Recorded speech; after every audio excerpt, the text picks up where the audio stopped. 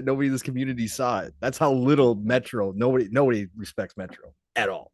Yeah, Metro has definitely kind of fell off the wagon for Right. some time since. And then, no, that Metro article that you brought up was interesting. Again, you gotta take those things with a grain of salt, but it was just like, yeah, but I just can't believe they went that hard on it, right? So I mean, to flat out say that because they've been Sony biased for a while. Like, hey, again, and the caption, I didn't even read this though, Steele. The caption underneath the picture of Jim Ryan and that says Jim Ryan must be watching the Bizarro World PlayStation Showcase.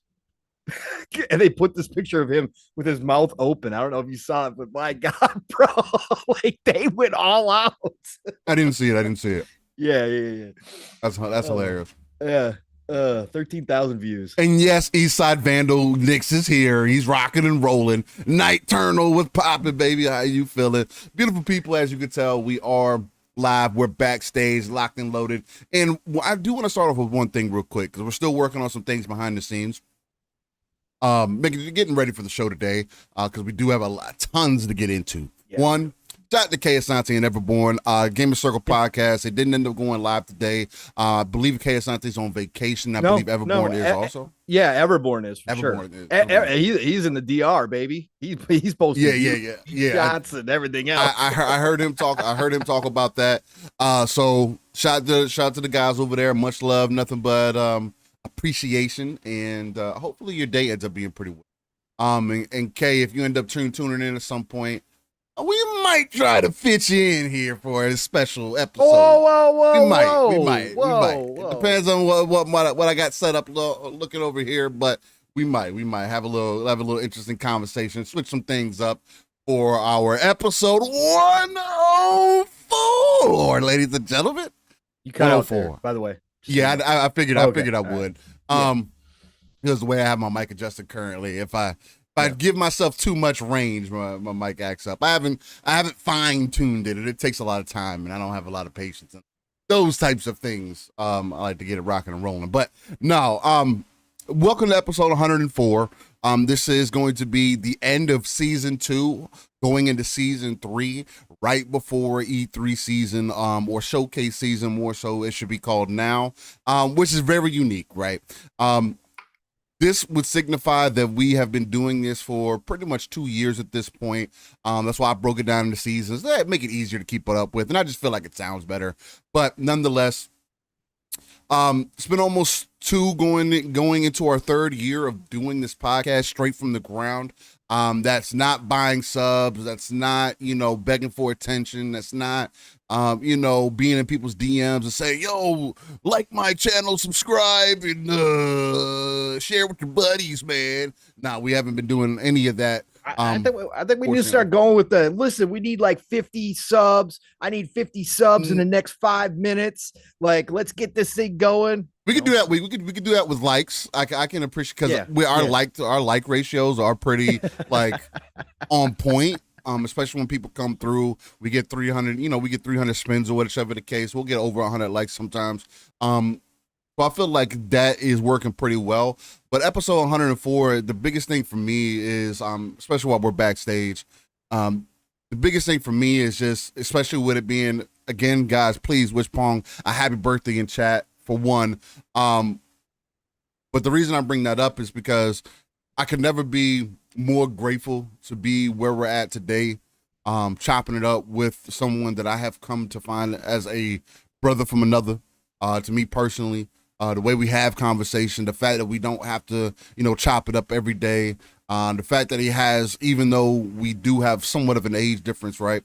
The generational differences still are able to come together, and we're able to have this, conversation for hours on end without any stop in between, right? It's natural, it's organic, it's fun fueled, it's, there's a reason we're the home of that RTS approach. There's a reason why we're non-console centric. There's a reason why when we get into the conversations that we do have here, it's as passionate as they are. It's because we're coming from the heart, man. This is something that we care about. We wouldn't have started this up. And I know it sounds so weird to say, but and maybe it's cliche, and a lot of people say these types of things, but I do want to let you know, as the audience, right? Because again, I approach this as we just walked into a gym, and I won't quite say a stadium, right? Because stadium can make it seem minuscule. But we walked into a gym, right? You got to start somewhere, and we got these people that are sitting in the rafters, in the bleachers, just hanging out and just waiting for Pong and Steel to hit the stage, and chop it up about the week and tell them what's going on. And I could never be more appreciative, more welcomed, more loved, I guess, in this situation than how I feel when I come here every Saturday, man. Again, we don't play when it says it gets that Saturday morning started for not only for you guys, hopefully, but it does the same thing for us. Even though it goes into the afternoon where I'm fueled up, ready to go and ready to get rolling. So, again, much appreciated to you, the chat. Much appreciative to you, Pong, for being on this trip and even hitting me up in the DMs and being like, hey, man, I'm thinking about some things. And to where we are now with Pong now being PCMR. So that's a fact, brother. Listen, while we're backstage, I gotta piggyback off what you just said, right? Because it is the end of season 2. The fact that we're even this far into it is absolutely crazy to me. Not that I didn't think that once we started it, that you and I wouldn't continue to do this, because I knew that from the beginning. That's why I hit you up in the first place, brother. Again, good people recognize good people find good people. And that's what it's all about. And that's what I've done ever since I jumped in this community, is find more and more good people. But you being one of the OGs, a brother from another, my family at this point, one of my best friends in real life, that's crazy.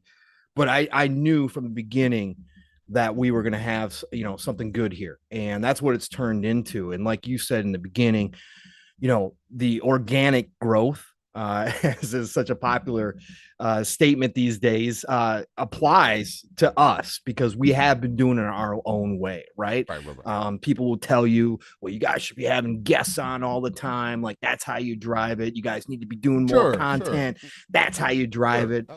But you and I knew from the beginning how we were going to do this. We knew with the family situation, with the real life situation, that, at least, for a while, for sure, that it was going to be the one show on Saturday morning. And you've been doing a ton in the background, man, starting to do shorts. You've streamed sometimes. You've done a lot that I haven't been able to do, and that's changing now. I got a lot to learn, but that's changing. But because of all that, we knew our growth was going to be slower than some other people. And we've seen it also doesn't help when you got, and I'm not going to mention no names. Everybody do what you feel is necessary. The game can be grimy in a lot of ways. It can be shady in other ways. Sure. But hey, man, sometimes you got to pay your way to the top. You got to pay your way to that first milestone. And I just don't believe in that, man. No. Neither one of us do. Neither one of us do. We never were going to be that way. So, but we got to be appreciative, again, to the community. And I always shout you guys out. And I know that a lot of podcasts do that. Some don't. Some just say, hey, can you subscribe to me more? Get me some subscription. Give me some gift subscription. Like, all that kind of shit I don't like personally. Yeah, it's business at the end of the day sometimes. But still, when I say all love and respect to each and every one of you that come out and join us, whether it is live or whether you're listening to us, 3 days after we go or a week after we go, I don't care. It's all the same. It is nothing but love and respect, because, again, the fact that whether it's 50 people, 100 people, or we wind up with 10,000 someday, I don't care. It's all the same to me. The fact that we found a community of people that want to listen to us each and every week and that show up consistently. Hey, again, that's just amazing to me. Like, Steele and I would do this if there was 2 people in chat. It don't matter. Steele and I do this on Xbox Live when we do game together. It's all the same. So it's amazing to be here at the end of season 2. Is an incredible achievement. The consistency that you and I have had, even though with everything that you and I both got going on, the fact that we've only missed a handful of shows, is really insane to me. But that's why I wanted to do this with you. That's why Saturday mornings are so special. They start my day off incredible. And brother, I do appreciate the birthday wishes, and chat, I appreciate all your birthday wishes as well. It's just another day at this point. At least for me, when you get to this age, it's like, it's another day. But But I still appreciate all the love for it, and I am thankful that I got to breathe another day today, as I do every day. So thank you all for being here, and we're gonna have a good show. And I want you all to, pay your respects to Steele too. As we found out yesterday that Factions has got one foot in the grave at this point, and so you guys all know, you guys that are here right now, you all know the epic rants that Steele has gone on when it comes to Factions, and yesterday was a rough day for my brothers. So I actually felt bad posting the news in the DMs yesterday. Never feel bad. Never feel bad. I have to, because it's the one game. Like you said, the one game you've been looking forward to, right? It's like from them, at least. Yeah, from them, right? That's what I'm saying. Like but it's almost the same as if Starfield, if Bethesda came out and said, "Yeah, Starfield just ain't working out. Like, yeah, we got to pull some team members off. We're gonna go do something else." Like, woo! It's definitely up there for me. Which we'll definitely get into part of the show. Again, I probably will hold back some because I'm not always that animated unless Pong figures out a way to kind of pull it out. It depends on how our conversation goes too, right? So yeah. I won't mind going on a little bit of a rant. I mean, I've been fighting going live on my channel at least, just to discuss what's going on, how I feel about it, my personal input. Because again, I do see a lot of that back-ended conversation that are going on, and just the way that people either dismiss things or make things seem as though, oh, well, I like the single player, so I was hoping the multiplayer failed anyway. I don't get that mentality behind those things, but neither here or there. Welcome to the backstage, everybody. Again, thank you for joining us for the ending episode of season 2, leading us into season 3 next weekend.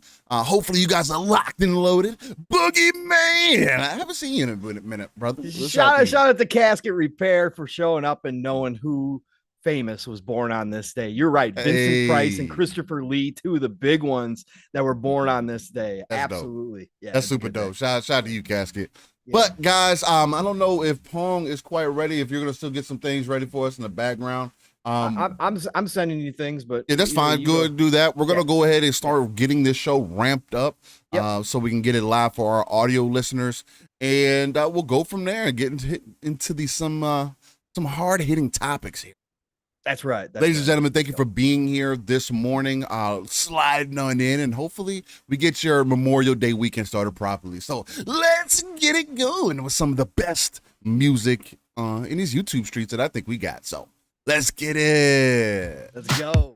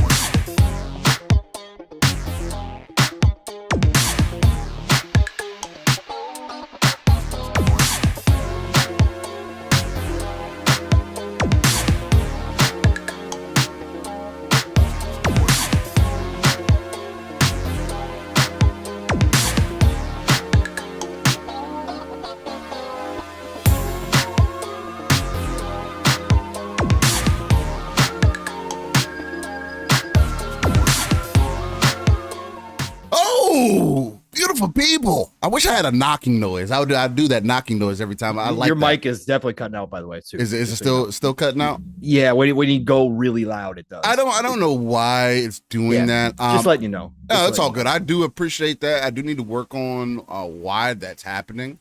I don't know. Anybody that's good with microphones, if you know how to get things refined in, and I probably just need to work behind the scenes on it.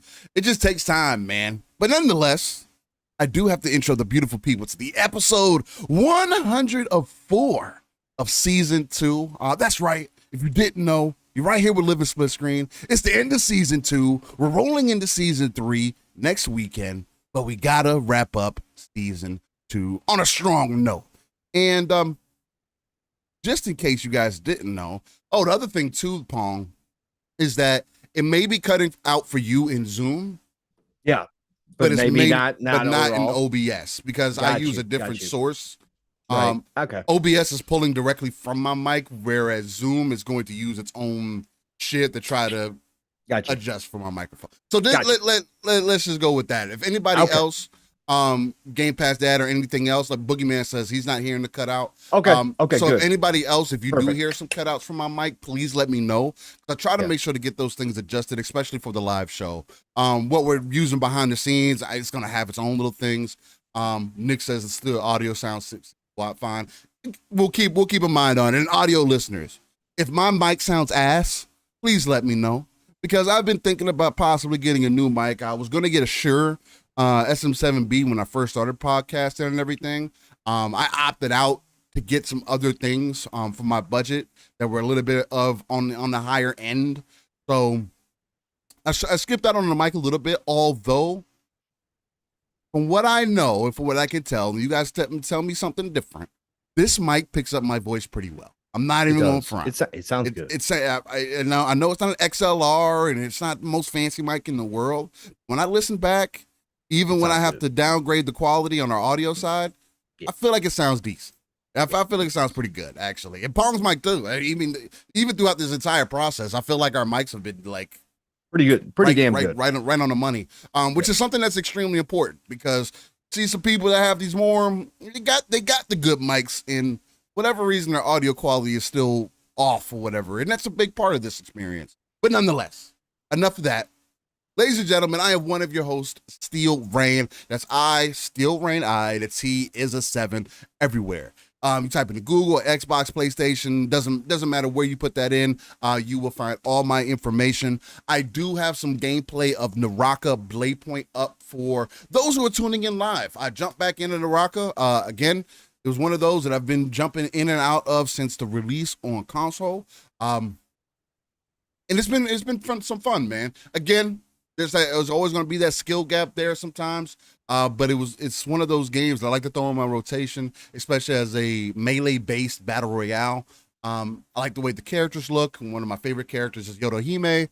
Some people, well, you would pick the waifu, and like that's not why I picked her. Yeah, that's why you did. But no, that's okay. That's not why I picked her. Yes, I picked her because I liked her moves. Actually, the first outfit that you get with her. The first outfit that you get with her is extremely ugly. But I liked her moveset so much, I grinded her out and was able to get some extra cosmetics. You got a good outfit right now. I'll give you that. You like that? You like that outfit? Yeah, I do like that outfit. I thought so too. I made sure when the outfit dropped that I went in and copped it. The only thing they're missing is a light skinned version. They have one which is like, she's more beach oriented, and it's like, why does she have to have shorts on? Short shorts. Like, I just don't because it's beachwear. I don't like that. Oh man. This put her in the beachwear. Damn it. I'm good. We all know how it. Listen, this isn't just anime, Steel. You know how it works in any type of one of these games, right? The less clothing a female has, the higher her armor. Right, that's how it works. Okay. That's how it works. I guess since I put more armor on, I got less armor. So. Yes, that's how it works. My fault. It is what it is. But yes, that's what's going to be playing for you guys in the background today. I was throwing some hands, so it feels so it's been feeling pretty good. So anybody, if you rocking the rocket, let me know. Hit me up. We can definitely get some runs in. Also, not much else that I have to get into. I'll get into what else I've been playing this week. has been a little bit of a handful. Been unfortunately or fortunately have been grazing. I do find myself in a weird predicament where there are some games that once I hear about them, I start feeling really jaded and I start feeling a certain type of way about other games that I have available to me now. Okay. So one, it's part of the reason why I didn't want to play Diablo, because now it's like, if I go play Path of Exile, it's not it. If I go play Last Epoch, that's not it. If I go play something else in that same vein, that's not it. Right. So it's like I'm waiting for Diablo. It's coming around the corner next week. It is next week, bro. We're gonna have a lot of gameplay next week. Yeah, and we're gonna be going. I'm planning on. I know Mav was talking about doing a shorter show. Yep. For you guys. For PM and the PM, we're probably just gonna go stream. And I'm probably going to end up being there. Yes, sir. You are. Maybe the faction tears did get into my mic. That's probably true, James. But no. But I'm also going to probably plan to live stream from the Liberty Splitscreen channel, just so we can have like a dual thing going on. Perfect. Day of release, additional content. I think it'll be really big. Especially with us being pretty passionate about the game overall. But that's one of them that's kind of thrown my feeling off about games here recently. And then also Armored Core, man. Armored Core 6 has me so hyped to jump into that I really want that sooner than later. And I know it's supposed to be coming out September or something like that. Yes, around that time. September 8th. So we still got some time to wait. But Diablo 4 is definitely what's on my main forefront right now. There's going to be so much time that's going to be put into that game. I'm still fighting what class I want to begin with. I want to do a druid, but then it's like I got the necromancer sitting in the back of my head like, still, no, you like the necro. You do. But then I got something else. Dead things. I got something else on my other shoulder talking about, I don't know, still, I know you like to be in front and be the little tank and do a lot of damage, but you could do that, maybe be a sork. I don't know, still. And so I've been fighting with a couple things. I've been seeing some dope things, and it's going to be really interesting to see where I end up starting. Nonetheless, I do have to introduce my brother from another, the uncanny gentleman himself. The X-Men who is not Cyclops and is constantly trying to get at Jean Grey. I don't know what's going on. I don't know if they got a good relationship yet, but he's working on it still. Yep. My guy, Pong Sao. How you feeling, brother, man? Bro, we were just behind the scenes and we talked about this a little bit, but man, so grateful to be here for the end of season 2, the beginning of season 3. It's unbelievable that we're this far in, man. Like I said behind the scenes, not that I didn't have faith that we were still going to be here, but it's still, when you see the numbers and you see the episodes just continue to climb, it's such a great feeling to be here with my brother from another. And again, one of my best friends in real life. Again, I'll just reiterate this. Yeah. You know, we're not paying for subs. No, we're not. No, we're doing this organically. Organic growth all by our lonesome. Take that how you want. Man, can you imagine we were paying for subs right now? Jesus. Oh, we were paying for subs. We would have been at 3K. We would have been at 3K right now. We would have been over. Listen, that doesn't matter. What matters is that you and I are here. You and I have been extremely consistent. Again, gotta pat yourself on the back every once in a while. And again, with as much stuff as you and I have going on in real life with families and everything else, it's amazing that we make this happen every Saturday. It is really tough to do for people who don't know. It's not tough from a standpoint. I love coming here, but it's a tough making sure that each and every Saturday morning doesn't have something going on.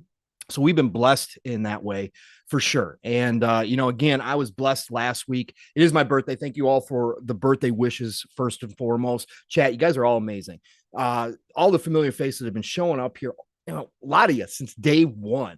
Like, it's crazy. And again, the fact that you want to come out here and listen to me and steal BS for 3+ hours about our favorite hobby, and you guys share that passion, unbelievable. Thank you all for being here. Thank you for the birthday wishes.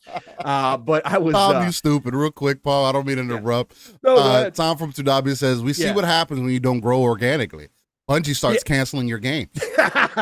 That is a fact, Tom. And we're going to talk about that for sure. But I was blessed last week to finally get a PC. And again, for you that don't know, it wasn't like I was rocking on some, older PC, gaming PC, and I just really wanted an upgrade. No. He was in dire straits, ladies and gentlemen. I've been podcasting for 2.5 years off a Surface Pro 4, right? A Surface Pro 4. That's been my setup. That's my only setup. It's not like I have a PC off the side and I chose to do that. No. Surface Pro 4, which was an awesome device for a lot of years. I got that from an old job of mine, actually. But it got so bad, the battery was bulging that the screen was popping off. I'm not one of those dudes who freaks out about that kind of stuff. I worked in cell phone industry for a while. I've seen bulging batteries for a long time. But it was to the point where I was telling Steele, look, if there's a flash and I'm gone, my battery blew up. Like, that's how bad it was. So I was blessed last week to get a PC. Yes, I know the PCMR jokes are out there. It is, very nice. It has been eye-opening, Steele. You and I playing Redfall together, you helped me so much, man. Yeah. I could have done it without you. Set everything up.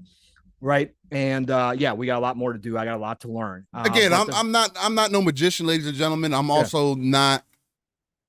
This is the one thing. I don't mean to use this as part of your intro, but again, I do know this is something that we do here also. Yeah. Personally, I am not someone who is part of the, let's just say, PCMR. Since a lot of people will probably end up considering me that. Since this is probably I'm not gonna say probably. It is the main platform that I always end up being on, regardless, because of how easy and seamless things are. But for me, I'm not overly critical. I'm also not overly obsessive with having the best, being the best, and making sure that everything is tuned to the best possibility. Because again, it's not saying that it's not doable or it's not good for you or that, but you run into a space to where, unless that's something that you enjoy, I wouldn't recommend anybody else to do. So anybody, whether it be Pong or anybody else that's jumping into it, if you're going to build a PC or you're going to get a pre-built, just make sure that you got somebody that you could talk to, to at least walk you through some things, help you get some set up, help you get your setup set up properly, I wanted to say, just so that you don't run into potential issues that you are unaware of, right? Again, PC can be a very daunting place, but don't get caught up in the conversation of how people say, oh, well, if you don't have this, and this, and oh, you're this, and or if you don't do these things, you're not overclocking your PC, you don't know what you're doing. And it's just like, understand that PCs are made to do more than just be gaming devices, right? Whether you're doing content creation or you're using it for your family or whatever the case may be, just keep that in mind, because I always see the conversation go to the opposite side, where it goes beyond being an enthusiast and people just bragging about spending money. Yeah, I don't get that mentality. Again, I won't lie to you and say how that the hardware is cheap, because it's not. But at the same time, the way that I approach the PC space itself is probably a lot different from most people anyway. I don't believe in the whole upgrading every 2 years, and I believe doing it when there's a necessity or a reason to do it. Outside of that, really no reason. Biggest message is just make sure, if you are going to get into it, that you do have people around you that can give you good information, and don't be shy to ask conversation. And not only that, but this is something that's I feel is lacking personally in today's society. Put your best foot forward, because nobody wants to help somebody that doesn't care or isn't going to put the effort in themselves. So there's that. Nonetheless, my fault, Paul. I didn't want to interrupt your intro for my outro. We're leaving already. All right, let's get out of here. No, it's fine. Steele, we do that all the time. It's fine. This is again, Jez and Rand do this all the time. It's just the opening. We have a good time. We sit here and talk about everything. So yeah, no, it's been eye-opening, Steele, for sure, to be on PC. I understand the draw of the dark side, as you would say, right? When we started firing up, you and I co-op some Redfall. We did what 5-6 hours into Redfall now. Yeah, probably. And it was real easy because of the PC I have, to sit back and go, what issues, right? What problems? And I was joking with you, but of course, you said, hey, whoa, be careful. But I understand why you can get that mentality very easy with a PC setup. Oh, yeah. Right. It's very easy to look at these games and be like, I don't know what everybody else is complaining about. Right. And I'm not that guy. I've never been that guy. Again, when I was out here praising Cyberpunk, I still acknowledged all the issues and came at CDPR for what they did. So I'll never be that guy, even with a PC. But what I will say is that it is a different world, obviously. And again, the money difference is apparent. Substantial. Yeah. It's apparent when you fire up these games. Again, when you spend that money, you expect to run into less issues. You know what I mean? You expect to run in less issues, and it also it gives you a skewed perspective. If I hadn't been the console player my entire life, like really, if I hadn't been the console player and understand the console side of things, if I had just been that PC person, like, again, that's where PCMR comes from, because there's a whole group of people who do treat it that way. Like they look down on the consoles, right? And playing it, if you've got the high end stuff, it does make a freaking big difference. It makes a huge difference. So far from just a little bit I've experienced, playing Death Stranding is unbelievable. Like the graphics are unbelievable, right? And like, it's blowing my mind how good they are. And you wouldn't need that strong of a PC to still prove that point to you. No, you wouldn't. But like you said, Steele, what I was getting to was, like you said, though, being in front of a monitor, something I haven't done in the 40 years. Well, okay, there was a period of time, but let's be real. Apple IIgs doesn't count as a real PC. Back in the day. It was top of the line back then. But let's be real. Like, we're talking about a different time, all right? We're talking about the Stone Age of PC, okay? But anyways, sitting in front of the monitor on the smaller screen, running games at 1440p, these games are more detailed than my 4K OLED. Right. That's like, they are a lot more detailed than what I experienced sitting in front of a big screen. And that's one of the big differences that I've seen. And some of you out there are going, well, of course, Pong, of course, like that's PC gaming. Like, but for me, like I said, why this is part of my intro is because this week, that's what I've been experiencing. That's something I have never experienced. I've played on buddies' computers, but those buddies' computers throughout the years were never necessarily top of the line. They were the average stuff, right? And I'm not saying I've got the best of the best by any stretch of imagination, but I've got it. Currently, you do.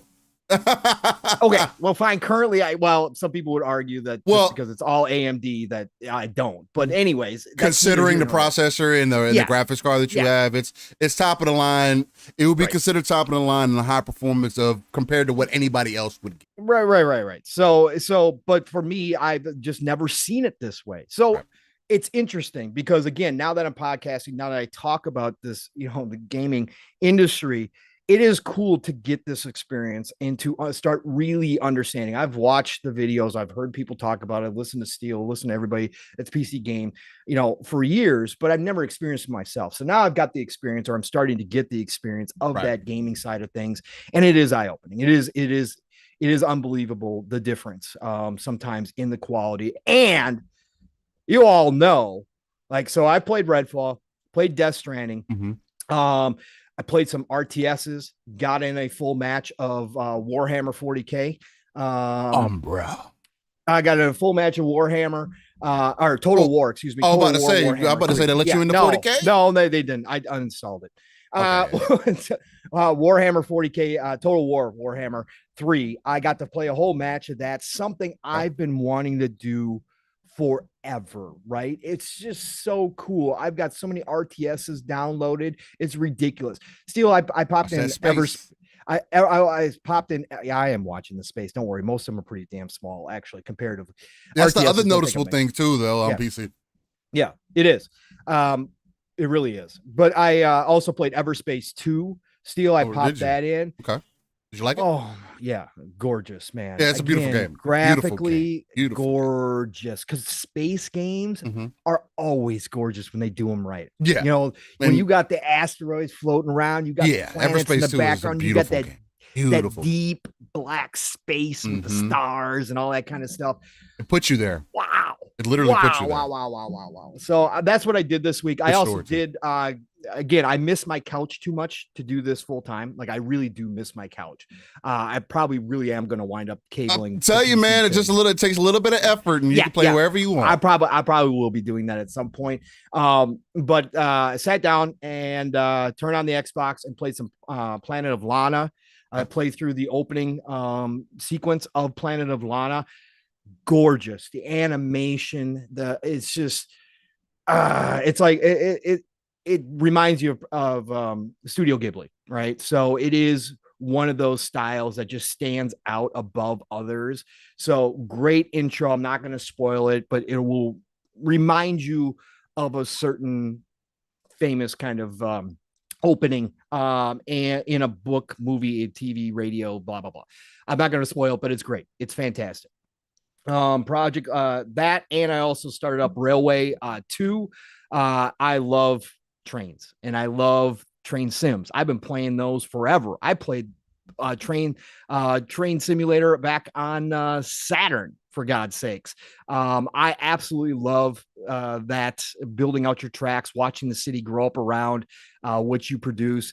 So I love that kind of sim game. And so I've been having fun with Railway 2 as well. I just barely got into it, but I popped it on and it just felt like going home again.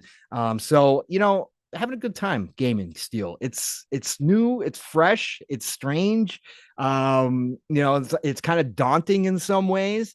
I had to call you up multiple times and say, Steele, why do I have to change all my settings for this game? Yep. And you just laughed and you're like, yeah, you got to do that with every game. And I'm like, what do you mean? And you're like, yeah, no, that's part of PC gaming. You got to adjust your settings sometimes on all the games. Wait till you hook it up to your TV and you find out what it really takes to run 4K. I won't run it. I'll run 1440. Yeah, I'll run 1440. Yeah. So no, it's been a great week. It's been awesome. I mean, again, couldn't ask for anything more. We're in showcase season still. Started off with a dud, which we're going to talk about, but it's still showcase season and we're still getting new games. And I'm still excited for some of the stuff that we saw there. My birthday weekend. Hey, things don't get much better. I'm here with my brother from another Steel Rain. Rain. You already kind of talked about what you've been playing. A little bit. Did you get anything else? Yeah, so Naraka Blade Point I put back into rotation. Still off and on Warzone. I haven't played it as much this week. I kind of feel that space with Naraka. Can only do one battle royale at a time, and it also depends on what's going on. I did try to boot up some Space Marine, but for whatever reason, I got about 2 hours in, and then I got to a point to where I kept getting a black screen randomly in my gameplay. I don't know why I was getting it. I tried to reset some settings, but every time that I would reload the checkpoint, like it was still working in the background, but it was just black screen. I did end up getting that copy from a good old buddy of mine that allows me to get games in ways that are previously unknown and I cannot speak on because I have to keep him him very hidden. That's right. But he has a good server and everything, but I can't talk about that. Nonetheless, so through that option, it just didn't seem like it was working the greatest. So what I may end up doing is put some ducats down.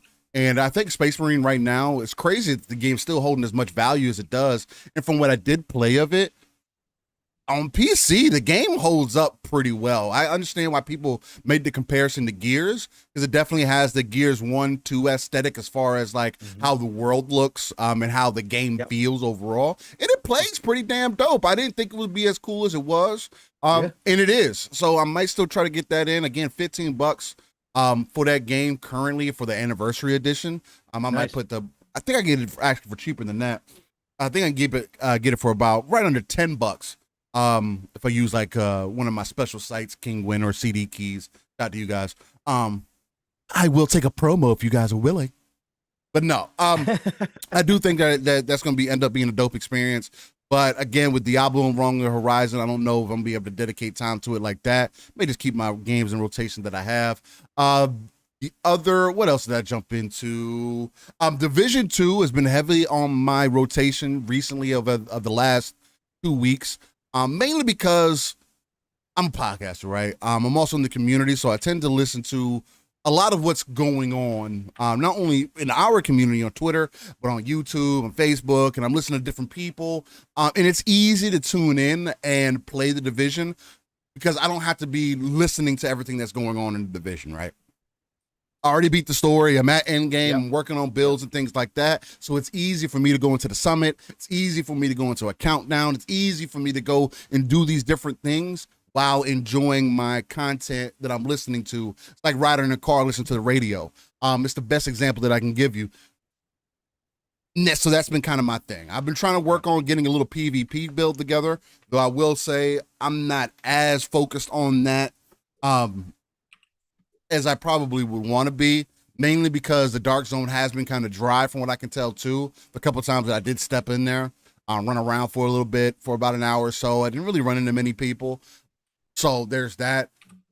Also, it just seems like sometimes it's hard to get a little group together on the division, although I know people are playing. There are some hype things coming out for the division. That's the main thing that got me back into it. So for those who are not familiar, there is a new mode coming to the division. I can never remember the name of it. It's always right there on my tongue, and I can never say it. But essentially, it's a roguelite mode that's coming in. Where the things that if you've played the division, the things and the gear that you've grinded for up to that point aren't going to matter going into this mode. Essentially, you'll be going through this to get additional things that you can bring back to your character. But other than that, you're starting completely, you'll be coming in this mode completely fresh. And you'll be getting your build together as you go, right? So if you've played a Hades, or if you played Death's Door or other games to that nature, you'll have an understanding of what you'd be looking for in this. But I was having a lot of fun with that, and I think people are going to have a good time jumping into that. That's going to breathe some life back into it.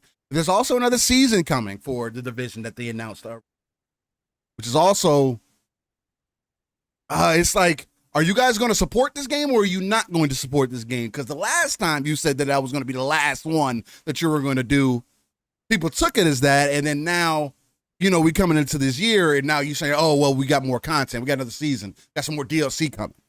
So it's like, okay. And then you also have Heartland that's right around the corner, which is completely separated out. So it's like, how are you going to do that?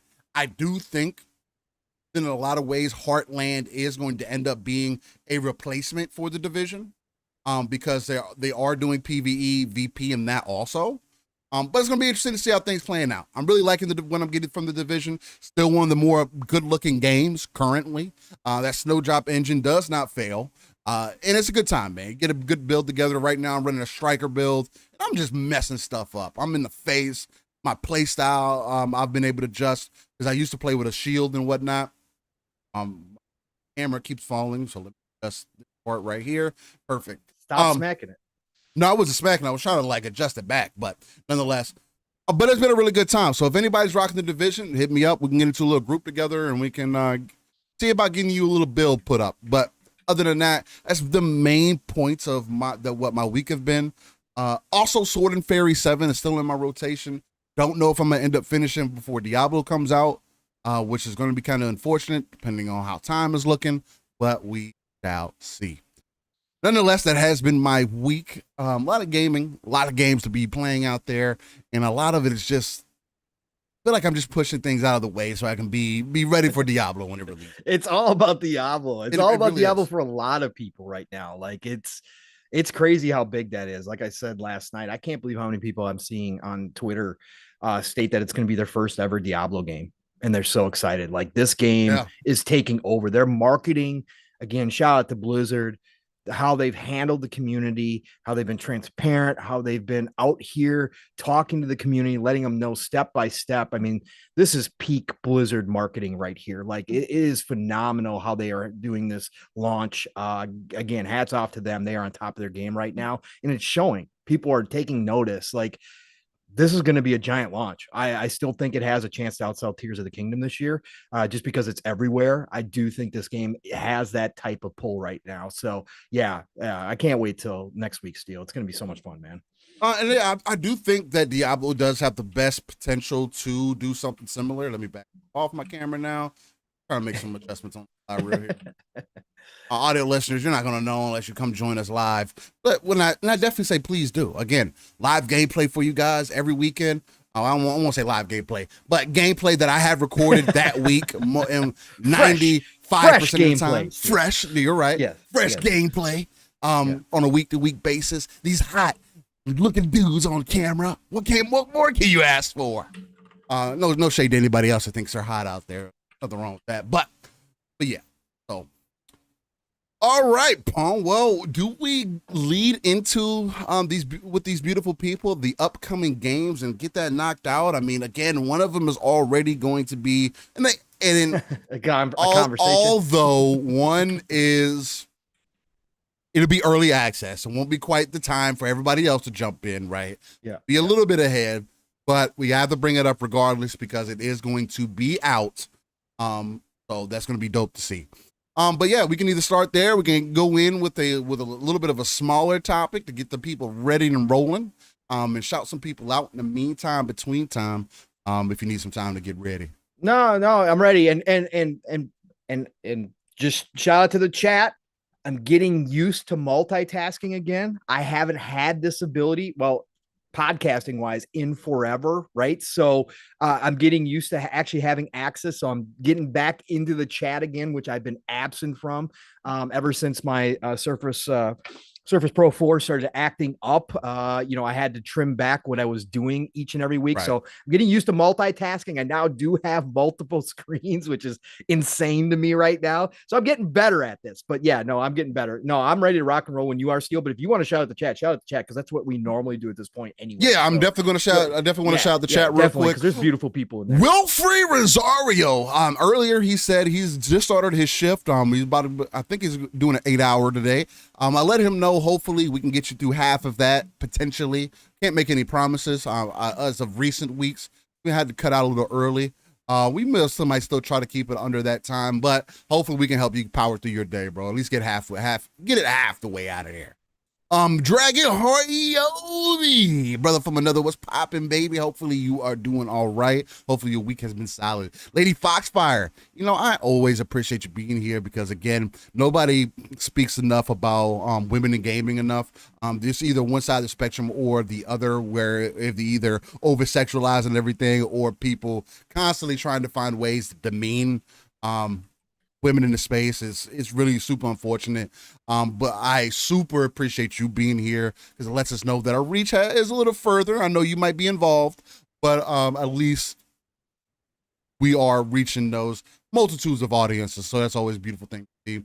Yes, it is Palm's birthday, so give him a shout out in chat if you guys would like. Show my brother from another some love this morning, so he can really feel that energy and hopefully it helps him power through his day. Hopefully it'll push him out of that PCMR space that he's in right now. Listen, 48 is the new 28. That's what I'm going with today. And so I don't deny it with as decent looking of a gentleman that you are. Don't deny. Well, thank you, sir. No, that's not true. That's not true. And the new camera is showing off the 48. Don't let the people don't lie to yourself here. You go. That's the one thing I like. See what he does. Pro right? 4. It had the Instagram softening filter just because. You see what he's doing, right? He's waiting for somebody to be in chat and be like, you know what, Pong, you look pretty good today. You look pretty good. No, I ain't fishing. I'm not one of those dudes either. Nah, I'm teasing. You know I'm fucking with you. OCD Gamer was popping. He says he's 43, so he's not too far behind. Boogeyman, shouted you out earlier again. We gotta catch up on some No Man's Sky or something before I get too knees deep in Diablo. Don't know if you're gonna be into that, so keep out for that. Dragonheart Yobi says you're 21, Pong. Stop it. Chio Walker. Shout out to the legend. The legend always comes. Chio, see, I'm gonna say this to you because you can relate. They say black don't crack, but man, Pong doing something right. He not cracking either. I'm just saying.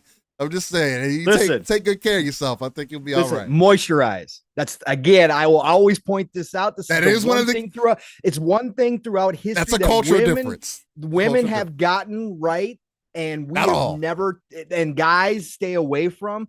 Moisturize all the time. Don't be afraid to walk into that. I know they got the guys stuff now. But listen, the women's stuff is still top notch. Go find the stuff that works for your skin.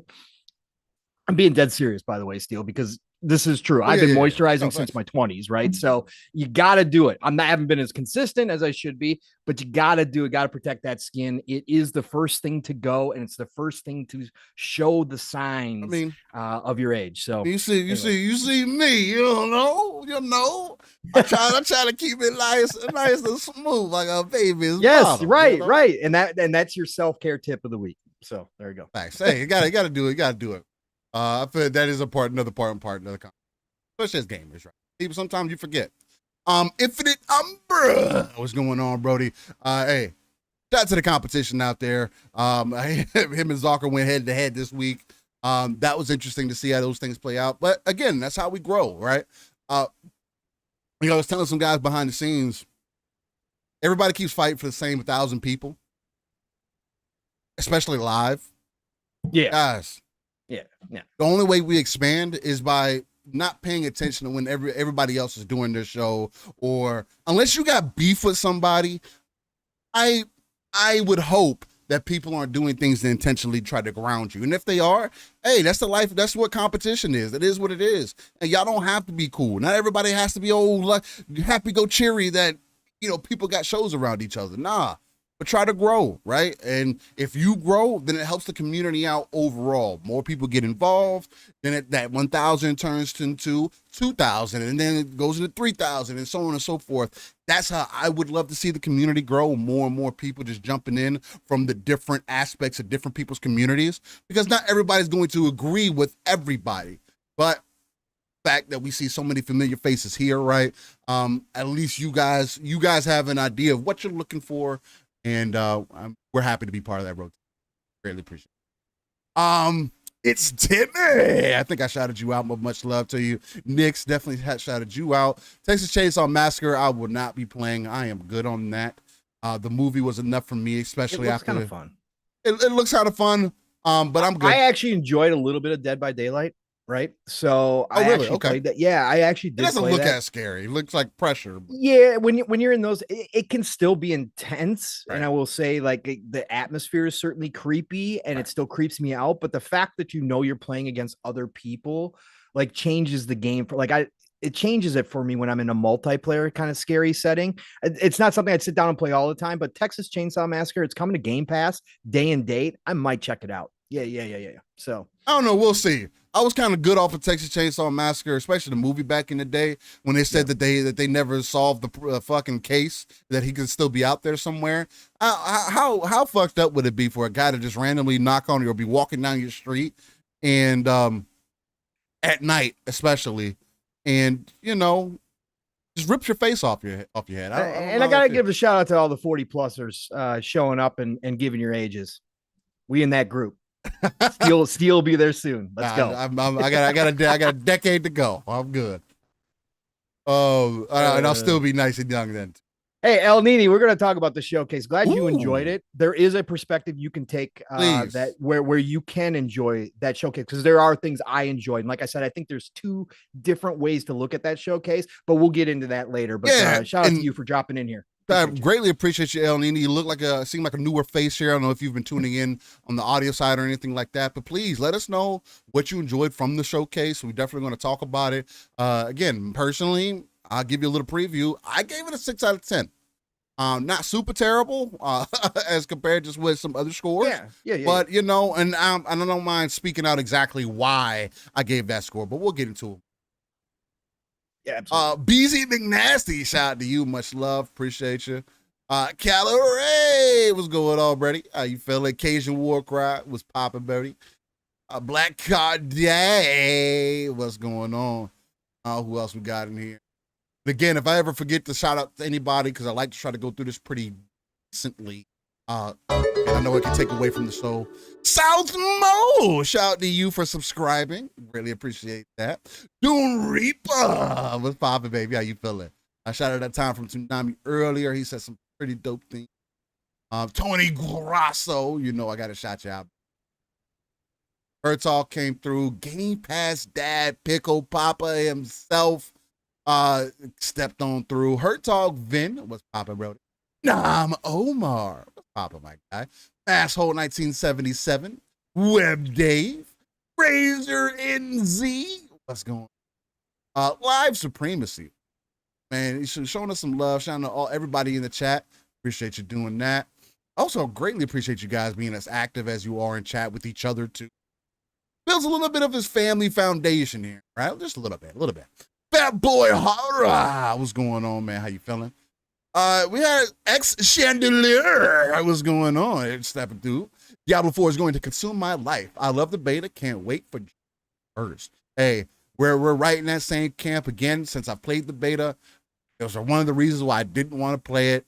One of the things that I've been thinking about ever since. And again, I got a hard choice to make come June 1st. I don't know what class I'm going to pick. I did take a picture of the build that I had, so I might just go back to Druid. I also like the way that I was looking.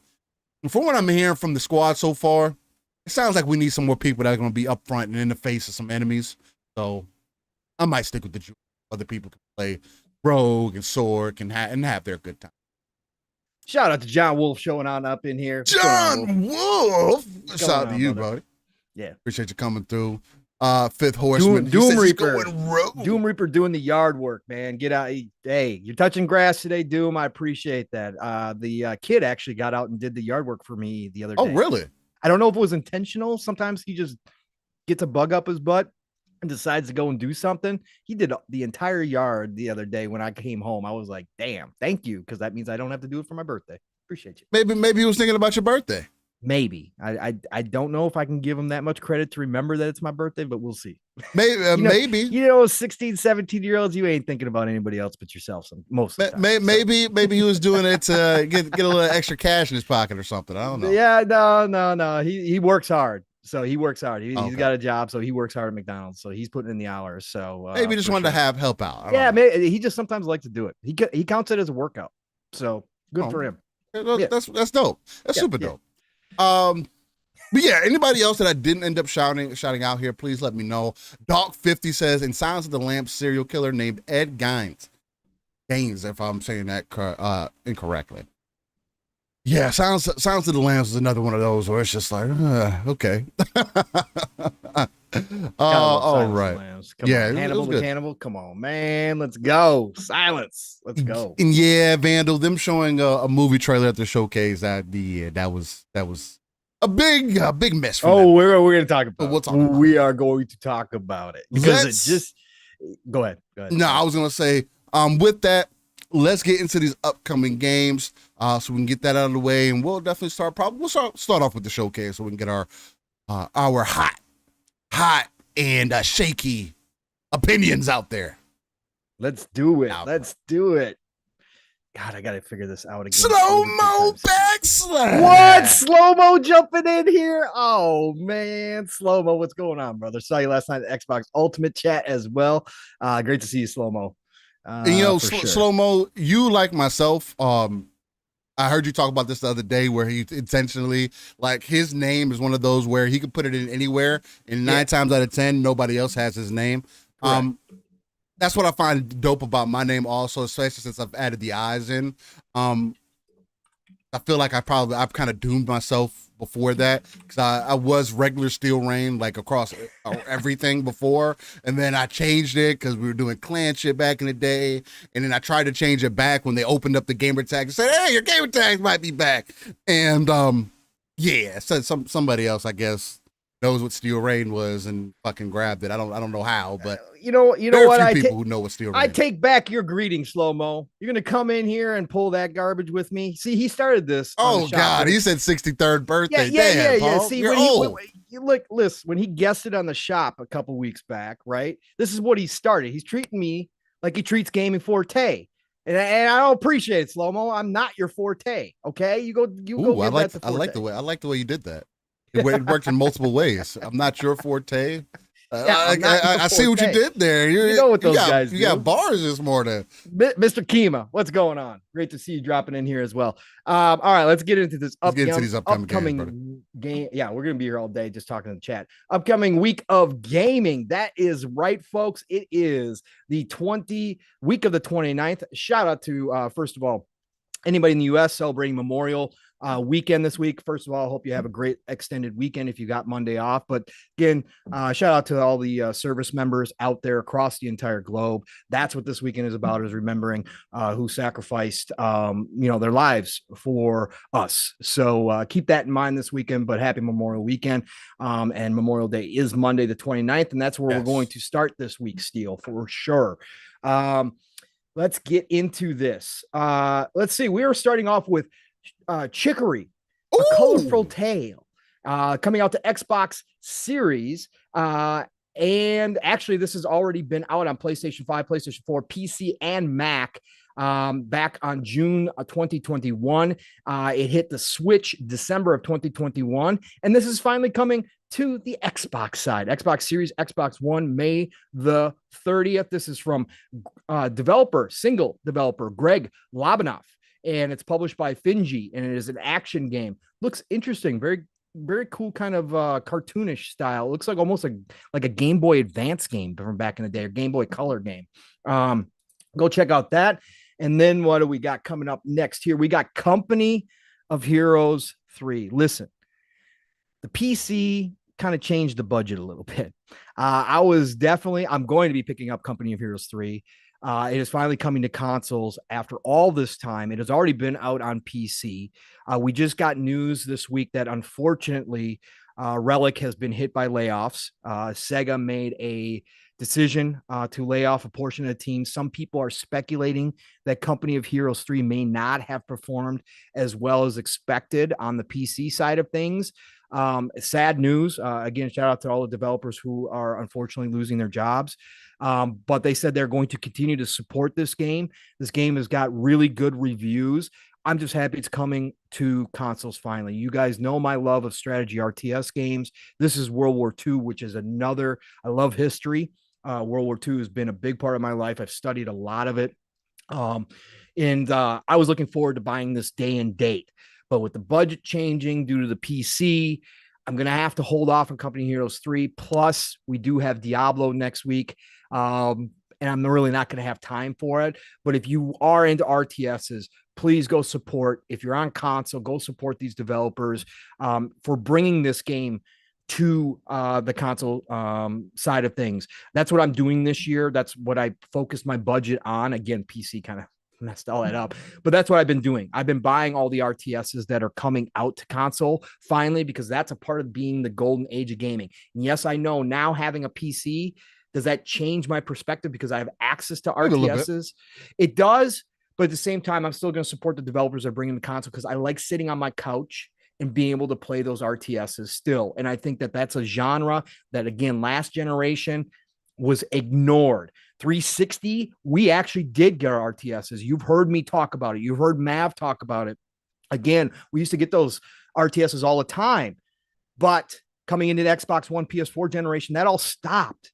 And it sucked for those of us that love it. And guess what? Phil shouted out Age of Empires 2 Definitive Edition as having a really nice player base on console. So it's a genre that can develop if you do it right. I can't wait to jump into Company Heroes 3 at some point. So if you are looking for that, please go support that over on PlayStation or Xbox. Huge shout out to that team for bringing it. And it sucks that we heard about the layoffs this week. But System Shock is coming to PC. This is the remake. Was looking forward to this deal. System Shock is the original BioShock. It's the inspiration, and this remake looks fantastic. It was supposed to be dropping 4 consoles alongside the PC version this week. Unfortunately, the console version was delayed. I think that was like a month or 2 ago. I want to say at this point we heard that, but it's still coming to PC. System Shock May the 30th, looking absolutely ridiculously gorgeous. I can't wait to jump back into that game. Even darker than BioShock. So it is definitely something to be on the lookout. Shout out to Night Dive Studios who did this and published it. I really want to jump in this at some point. Then we are into June already, Steele. My God, man. My God, bro. It feels like we were just talking January, brother. It feels like we were just talking January. Etrian Odyssey Origins Collections. Steel, you know my love for Etrian Odyssey. Every time we do this day in gaming and one pops up, this is a throwback to the original first-person dungeon crawler of your Might and Magics back in the day. One of my favorite franchises from back in the day. Etrian Odyssey. I stole my kid's Game Boy to be able to play it, Game Boy Advance to be able to play it. It has a special place in my heart. Etrian Odyssey is not for everybody. They actually have you actually have to make your own map as you go through the dungeons. It's a straight up dungeon crawler. And you actually they have a separate little screen where you actually map out the dungeons like we used to have to do back in the day prior to having like maps on the screen all the time. It is such a great game, great characters, anime style, gorgeous. And they're bringing back the collection. And I was bummed because it was only coming to Switch, but it's also coming to PC still. And so again, that is another thing that I love about this aspect. I've got another place to play and I don't have to worry about games not coming to one console or another console anymore. I'll be picking this up down the road here, but Etrian Odyssey Origins Collection, Switch and PC on June the 1st. If you like dungeon crawlers, if you like the anime style, if you like great characters, classes, classic kind of setup, go check out Etrian Odyssey for sure. It's awesome. Killer Frequency coming to PlayStation 5, Xbox Series, Quest, PlayStation 4, Xbox One, Switch, and PC, June the 1st. From Team 17, they put out some interesting games. I don't know what this one is about. Obviously, the cover looks like it's about a murder. I don't know if you are the actual murderer. I don't know much about this game, but Killer Frequency is coming out June the 1st. Then we've got Skatebird. Skatebird is finally hitting PlayStation. This game, I tried it out on Xbox. It was interesting. It's from Glass Bottom Games. You're a bird on a skateboard. Yes, that's exactly what it is. It's Skatebird. It's set up like Tony Hawk. It's got some really crazy mechanics to it. It's hard to explain. It's skateboarding, obviously, but it's done differently, at least from what I remember. So go check out Skatebird if you're looking for something new and you're on PlayStation and you haven't played it anywhere else. It's been out everywhere on Xbox One, Switch, PC, and Linux back in September 2021 and is now finally hitting PlayStation. So go check that out. Street Fighter 6 Steel. Mm-hmm. It's going to be a big release, man. It is for a lot of people. For a lot of people, not for me. I don't believe you're jumping in day one either. Nope. You're going to stay away from it. Excuse me.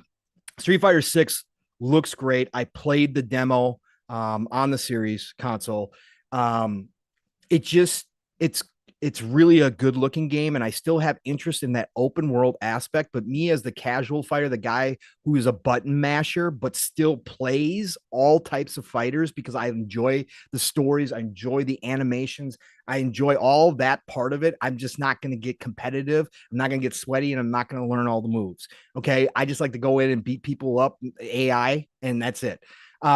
Street Fighter 6's open world kind of character creation, that side of things really does have an interest with me. But after playing the demo, I don't know, maybe it's because I went back to Tekken 7 and I had recently played Tekken 7 Steel.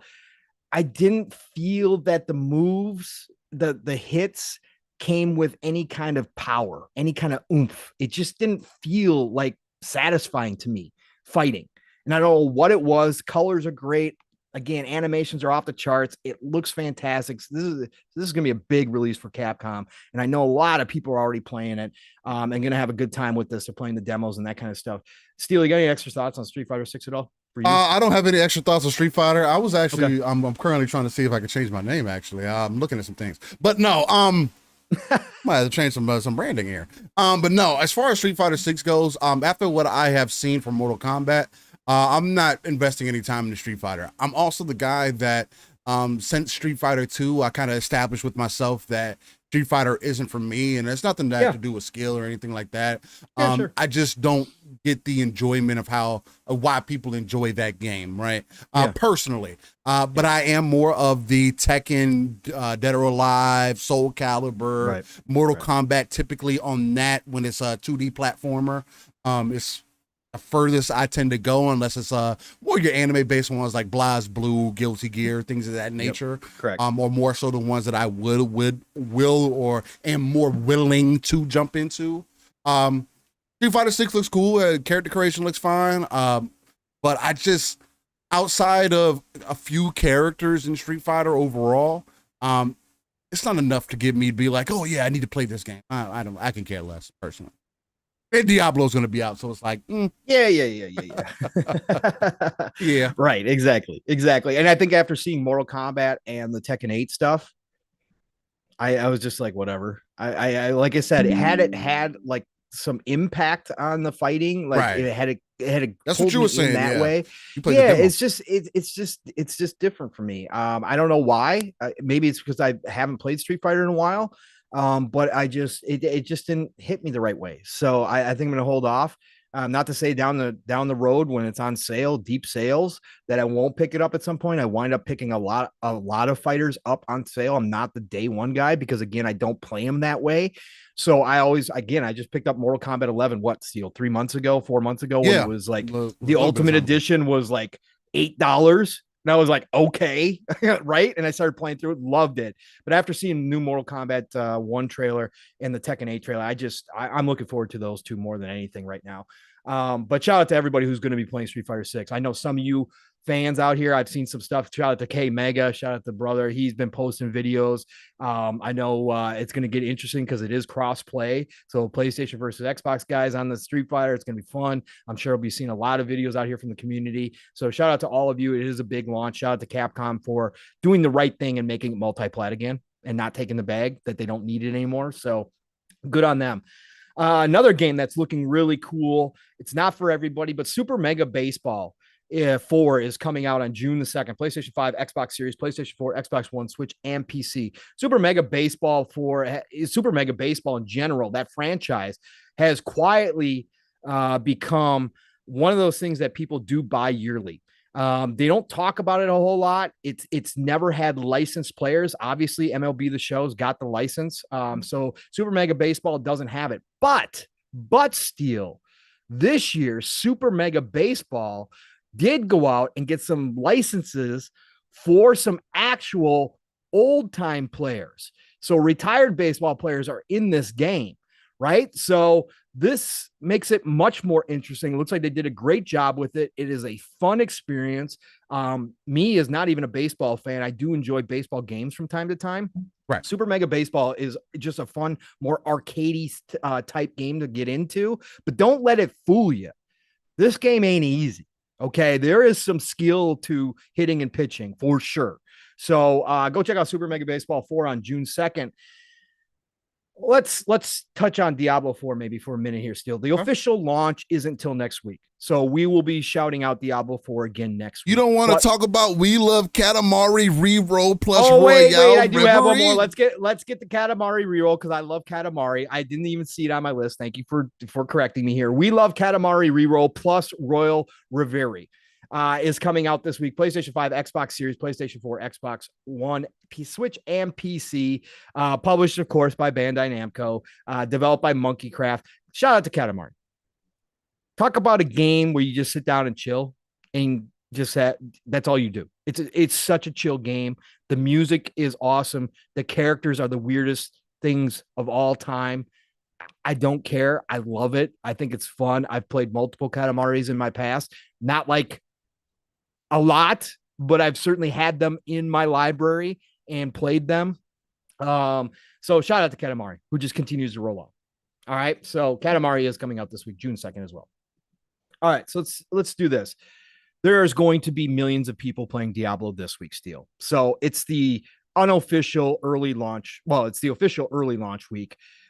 But let's be real. This is like launch. There's going to be so many people that went out and pre-ordered this game because most people who played Diablo 4 through the betas can't wait to jump back in. It is one of those games that the hype you can't measure right now has been sitting there. Again, every time a beta ends, it's not just me out here having fun saying, mother, come back, please.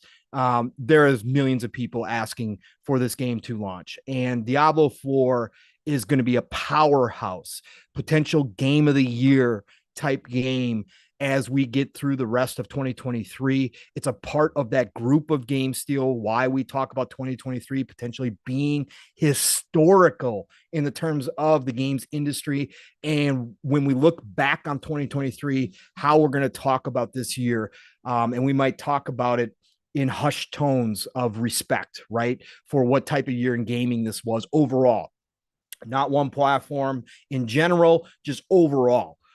Diablo 4 is going to take the world by storm here. They are doing worldwide marketing campaigns. If you've been following them on Twitter, they are putting up gigantic, those new 3D videos that they do. They've got them in Times Square. They got stuff in Vegas. They've got stuff worldwide. They're putting up these huge murals worldwide. They're going all out for this, and rightfully so. This is a game that's going to be around for potentially the next 10 plus years, as Diablo 3, which nowhere near had this type of hype behind it. Yeah, it had the Diablo hype behind it, but then it came out and shit the bed, and everybody was like, man, this is what we wanted.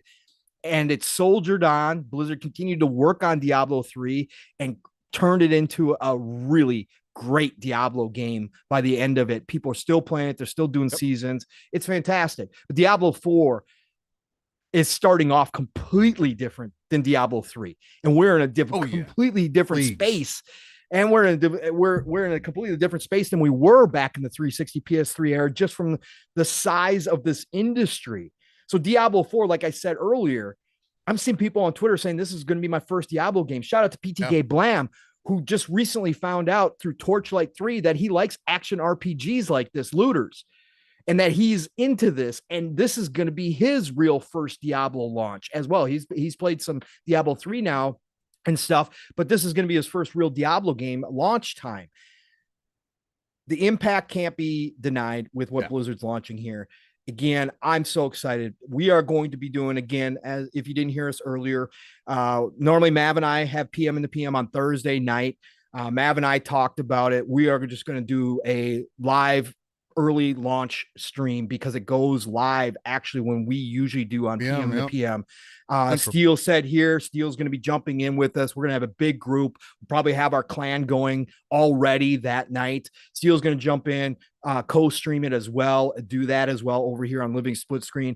This is big, Steel. What are your thoughts? I know you mentioned it kind of during this whole thing that, games are kind of like meh right now because you're waiting on Diablo 4, but do you think that they have set the stage for probably one of the best launches of the year? We won't know until they hit those servers and they go live, but they've done a lot of work, Steel, to try to get the best experience for everybody. Where are you at with Diablo 4 coming up? I'm sitting here trying to think of what's a good name for us is going to be.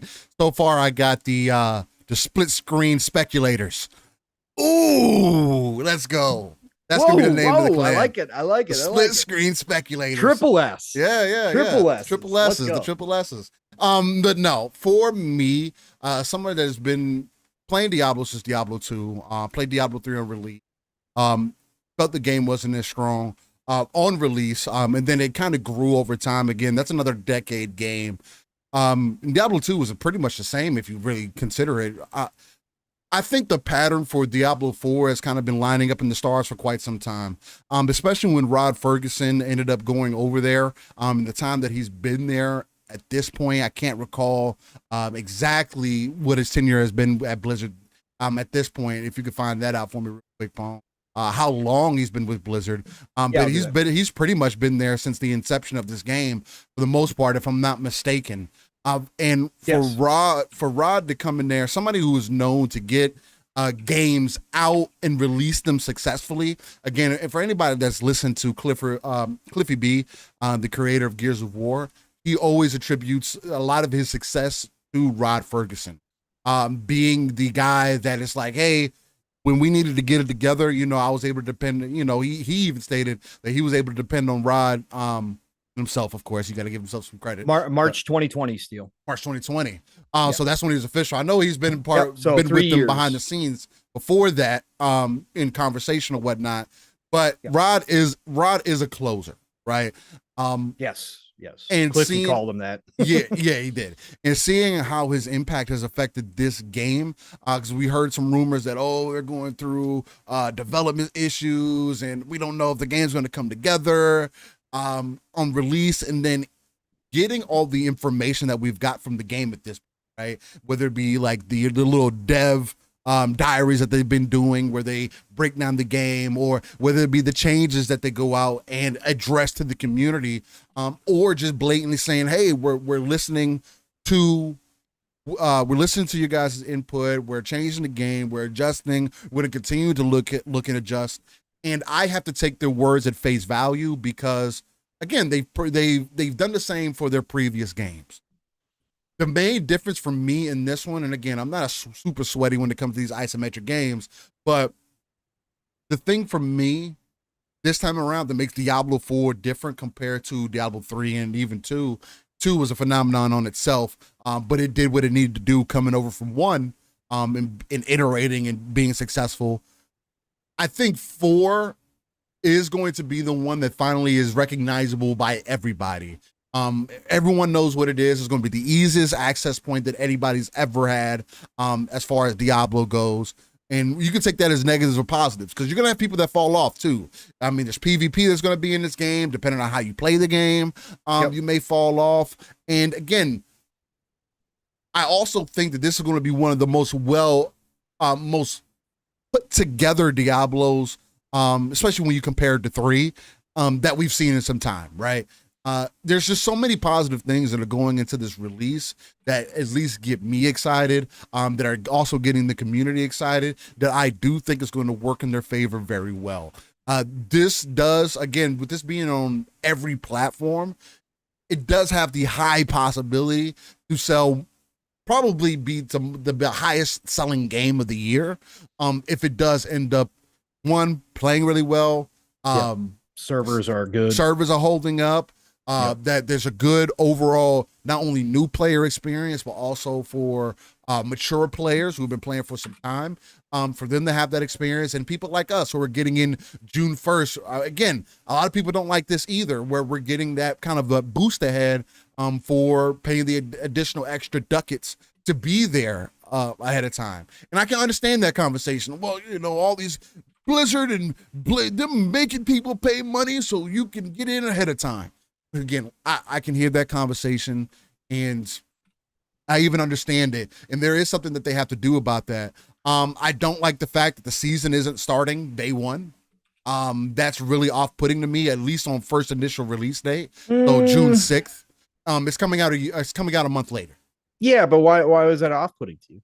It's off-putting to me because it tells me that the game isn't quite where they wanted to be. I don't get the point of you putting out a game and releasing a season later, leaderboards later. The leaderboards, I agree, right? But the leaderboards and all that should be coming in with the season, right? That should be all. They should be in tandem with each other, right? But the season steal, they want to give everybody a chance to run through the campaign, right? They want to give everybody a chance to get used to it, get that first character done. I mean, I think it makes sense not to have season 1 right out the gate. But you're assuming that people are going to play multiple characters, right? That's not everybody. And not everybody has time to be able to do that. The game is already rumored to be a 100-hour experience. Yes, It may not be that for other characters that you may end up making. But again, I like to look at it from the standpoint of somebody who is busy, not somebody who's going to play this game. It's the only game they're ever going to play. For somebody that has a life. From the average gamer, again, the average age is 30 years old, right? Correct. For most gamers today. Yep. It's above 30 now. So with that being the case, it's $100 to get into the day into the game day 1 on June 1st. Slow-mo. I don't believe the $80, $90 version has that. It's the $100 version. But I almost got the standpoint that you were saying you were taking it from the aspect of the older gamers that have a life that so what I was speaking to as far as that goes is you're assuming that these people a month later, when you do drop your season, that they're still going to have that same amount of time that they may have dedicated or set aside for this initial game's release, right?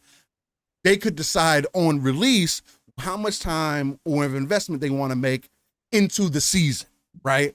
Whether they want to make a seasonal character, because that's the other thing too that you got to put into consideration. Typically, Diablo has that difference of seasonal character and your regular character.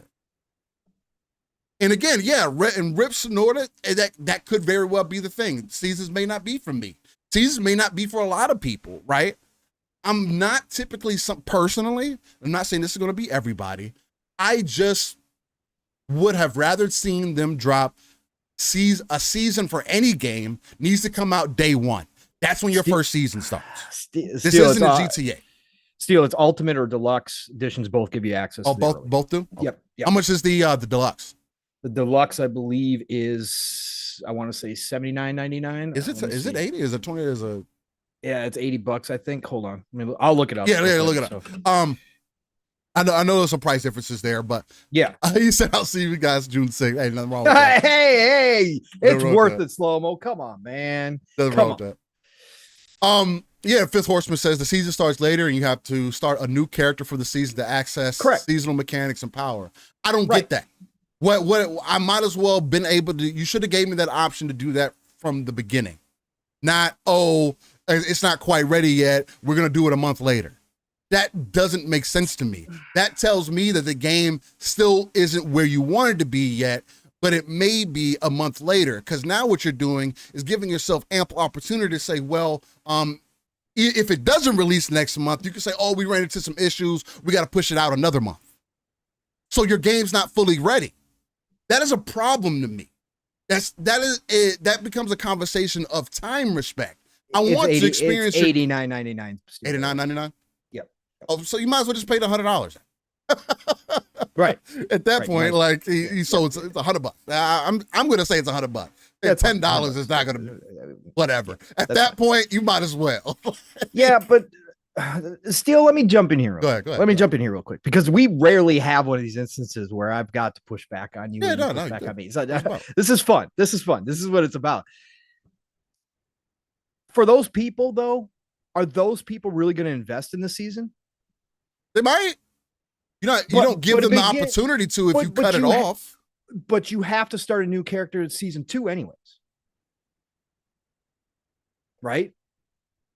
So what's the difference? I'm not completely sure how that ends up. Yeah. You have to start a new character each season, right? So a seasonal character, because they have a new theme for that season, right? They have a new theme each season. So why? I think for the people that you're talking about, which is definitely, again, it's something that we have to consider, right? Again, Diablo 3, I didn't go and play every season, right? Diablo 4, I have a bigger chance that I'm going to play a lot of seasons, but again, Starfield hits and I'm out, right? So I'm probably going to miss part of season 2. And Chia Walker, real quick, that's the other thing about this Diablo also, it is completely cross-play, cross-progression, cross everything. Yeah. So no matter where you want to buy the game, Chia, pick wherever is the best environment for you to buy it at. Like I'm considering getting it directly through Battle.net currently. Just so I could play it on PC, have performance, everything else, be as beautiful as possible. Although it depends, because if my brother wants to end up playing, I may get it, since we're game sharing, I may get it on console, so he'll be able to jump into. But yeah, there's not cross-buy or anything, but you do have cross-play, cross-progression, and all that goodness, so no matter where you buy it, you'll be able to play with anybody, have your progression no matter what, no matter where you. Yeah, and I kept my console version. Steel reminded me that I could think about the PC version, but it's an option. I kept it for the Xbox, so I'll be playing on my couch because I knew that's where I was going to be. Yeah, again, it's an option. Yeah, and I was going to have to wait for the rebate, for the refund and all that kind of. I didn't want to deal with all that. So, anyways, so no, I think it's still, it's a valid. Listen, I understand where you're coming from, and I get the perspective, but I really think that I don't think that it means to me that they weren't ready. I think it means that I personally believe that they planned it out this way the entire time, that they were going to launch the game and then give everybody 30 days to get into the campaign, get through at least level 50 with their character, push through to 100 if you're really that that person. But otherwise, for the average person, to give everybody a chance to jump into it and see what the game was, and then decide if they want to invest in the battle pass, the season pass. If they wanted to continue, because you can just continue with your normal character. You don't ever have to, invest time in. Yeah, but you don't get the seasonal stuff. You can't be right. You won't be able to be on the lead. Like what I'm saying is, for the person that you're talking about, though, Steel, right?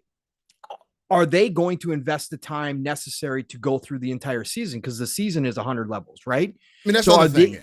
Right. So are they going to invest the time, right? Or are they just going to say, I don't need the seasons. I don't need to worry about the battle pass. But I feel like you're also taking it away from people, because what if you are that type of person, you're not going to get that experience up front. Right. But then you'll have to play through the game again. But you don't have to. If you beat the campaign in the regular, you don't have to. You can skip the campaign in the season. I'd imagine that you'd be able to carry over that character into the season, your same character into. No, you have to create like a regular character. You have to create a whole new character. You do, yeah. I don't start over from scratch. I don't know how I'm going to end up playing this out. The other thing that I know too is that the seasonal characters do end up, if it's the way that it has been previously, the seasonal characters end up by the end of it. You do get something to bring back to your main. Right. Correct. Or you can choose, you can pick whatever character that you want to use at that point. Right. The stuff that you open up during the season will be available to your other characters. Right. So I guess it depends on, it'll depend on how well this is done. Typically, and I do see that the stream is buffering a little bit, so bear with us if it is. I don't know why it's doing that. YouTube is hating on us. Seems like from what Risk it for the Biscuit jumped into Xbox Ultimate last night and said there was massive issues with YouTube and it caused an OBS crash and all sorts of stuff. So he said if it happened last night, you know why. So gotcha. All good. So for those who are still sticking with us right now, I greatly appreciate you being here. If it's a little off-putting, things seem weird, and I appreciate you tuning in. Come back later if you have to. I know it's going to be fixed on the back end, as far as YouTube goes and everything. The replay goes, yeah. We're going to continue to rock and roll. Hopefully it'll smooth out as we move. But nonetheless, I just feel like there's an additional experience that people would miss out on, and when you don't give them the complete experience day one, that you're missing. I feel like you're missing out on something, because you don't give people that option. At least to me, it just seems like there's something. It seems a little malicious. Not saying that that's their intent or whatever the case. I would just prefer for you to give people the full experience day one and let them choose how they want to experience the game. Whether that be through the season, whether that be through you just having a regular character, and you can decide right then and there what you want to do, what you're in here for, or maybe you can just get that initial seasonal feel up front. That's the main thing for me. I just refreshed Steel and it looks like it smoothed it out. So if everybody wants to refresh your YouTube, and it looks like on my end, at least when I did it, we've been solid now. Oh, that's kind of weird when it ends up happening. Again, YouTube is what it is. It's funny. Just refresh. See if it will help you guys. Please refresh and see if that ends up helping out. Nonetheless, I'm excited for Diablo 4 up front. I don't know how I'm going to end up playing through it. Again, me starting as a druid, using that kind of seasonal mentality, maybe I'll end up going through all the other classes too.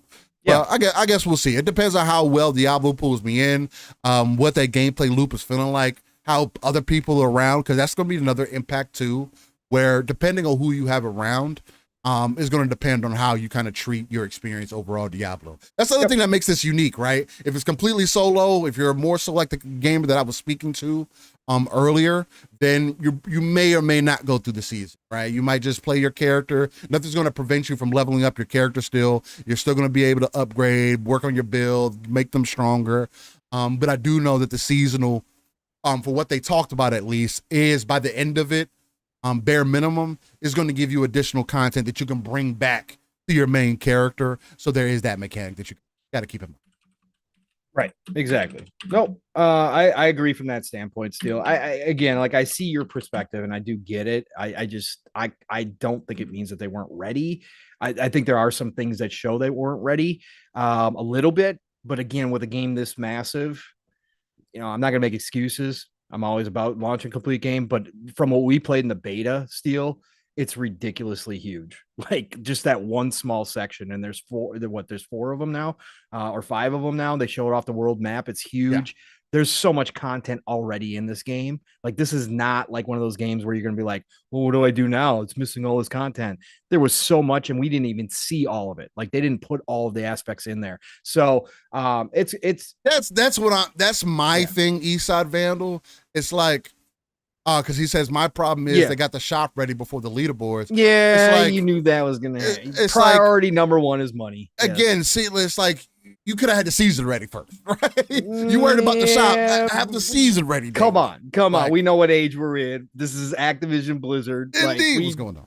Come on, we knew what was gonna happen. It's just that's just how I'm. That's just kind of how I feel about it. I know. I'd rather you have that day one than versus you doing it a month later. It's maybe I'm partially jaded too by kind of what GTA did back in the day. It was on a more technical standpoint for them, I think, for what they were going through, where they deliberately delayed the online for a month because they quote unquote said they wanted everybody to experience the single player.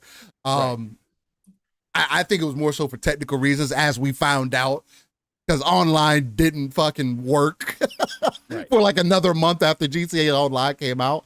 So maybe I'm jaded by that. I expect to get more upfront. Well, not upfront. I just, because fully complete games have been of a rare occurrence day one.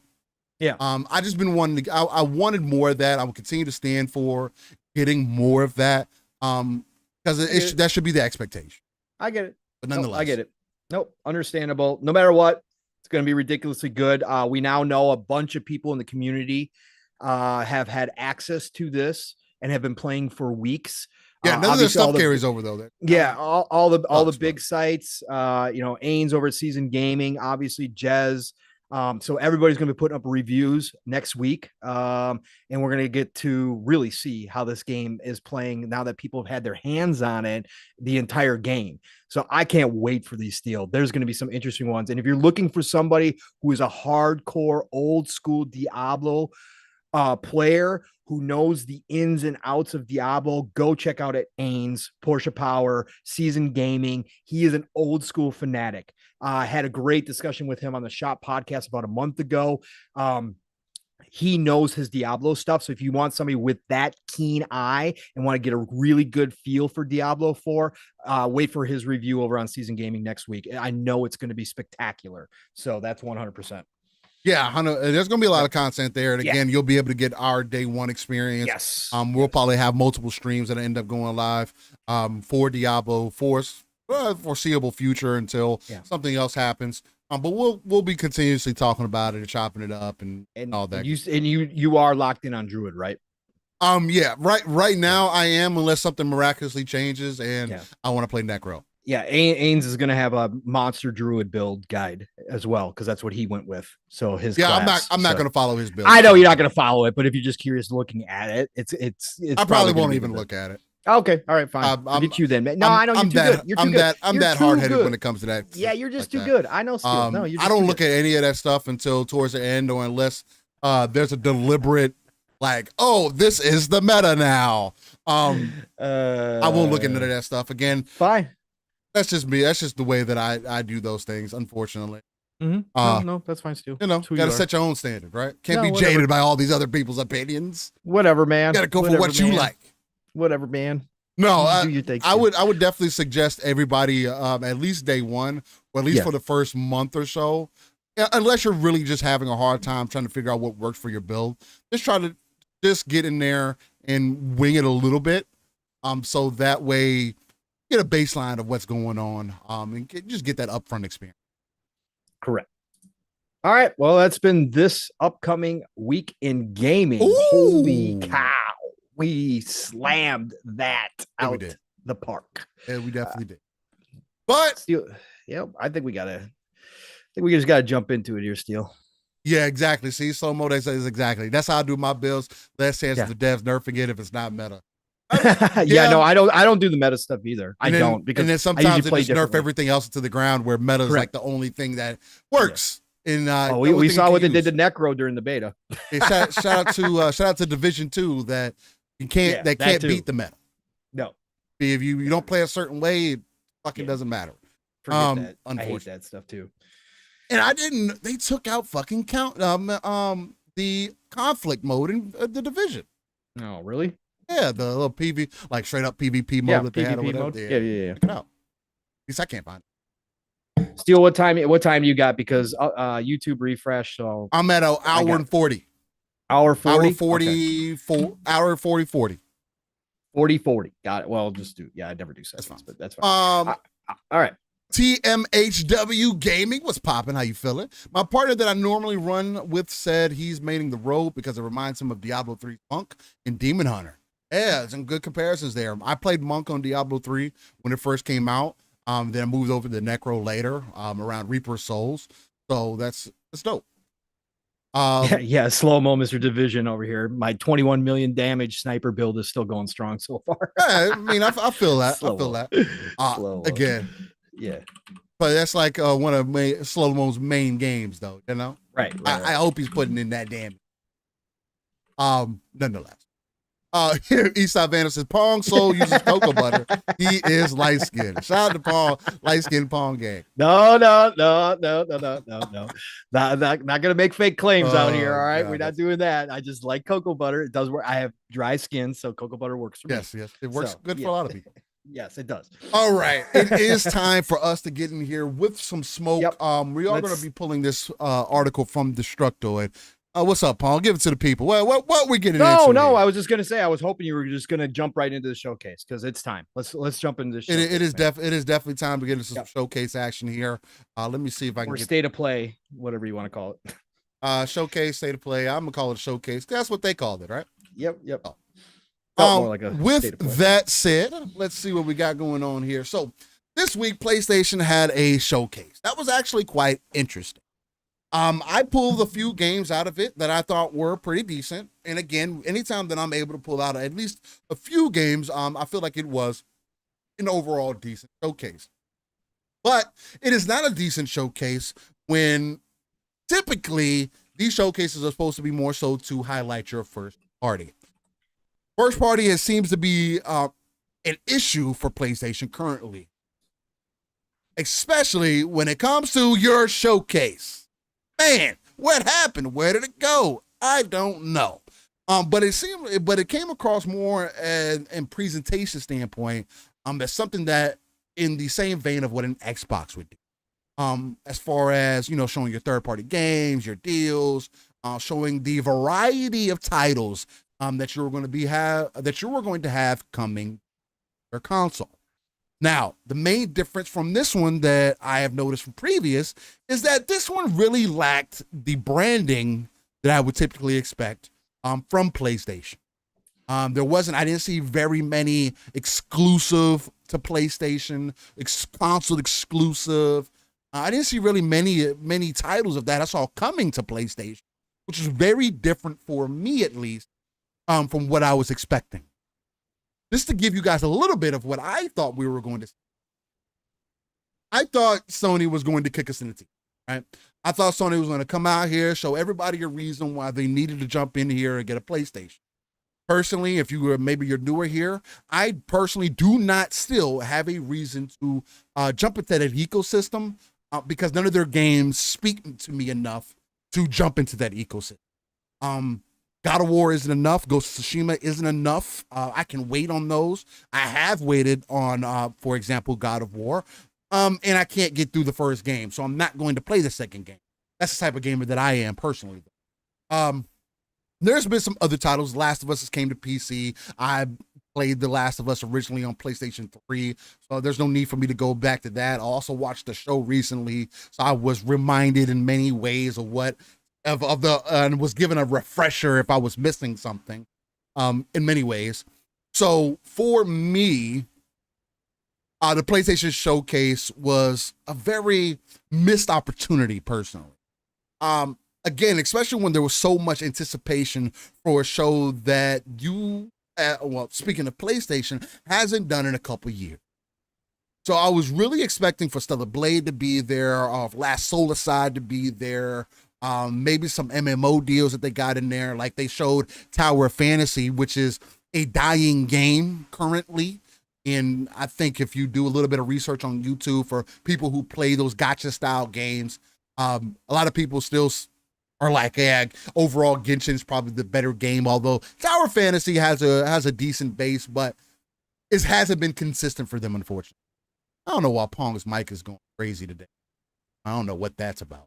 I'm gonna have to see. Let me see if I can adjust his bars real quick. Boom. I probably just need to redo his bars. There we go. Well, his bars are still going crazy. Hey, I'm talking all the time. I'm talking all the time. No, for whatever reason, your bars are just like, I know. I see it. I don't know why it's doing. It's gone away now. Whatever. That's weird. Anyway, so I was just expecting much more bigger news. Maybe even some games that you were bringing to PC, just to kind of get that ball rolling. Especially with them recently announcing the plethora of sales that they've gotten and the revenue that they got from the PC ecosystem coming into PlayStation this week. I think it was they've made about $3 billion since shipping their games to PC over the last year, I believe, if I'm not mistaken, or maybe it was since they've started doing it, which fiscal is year, yeah. Also over the last fiscal year. So yeah, so over a year time span. So obviously they're doing pretty well. I was expecting some more announcements in that vein, and we didn't really get any of that. Even Spider-Man, and I'll get into that towards the end of our conversation here,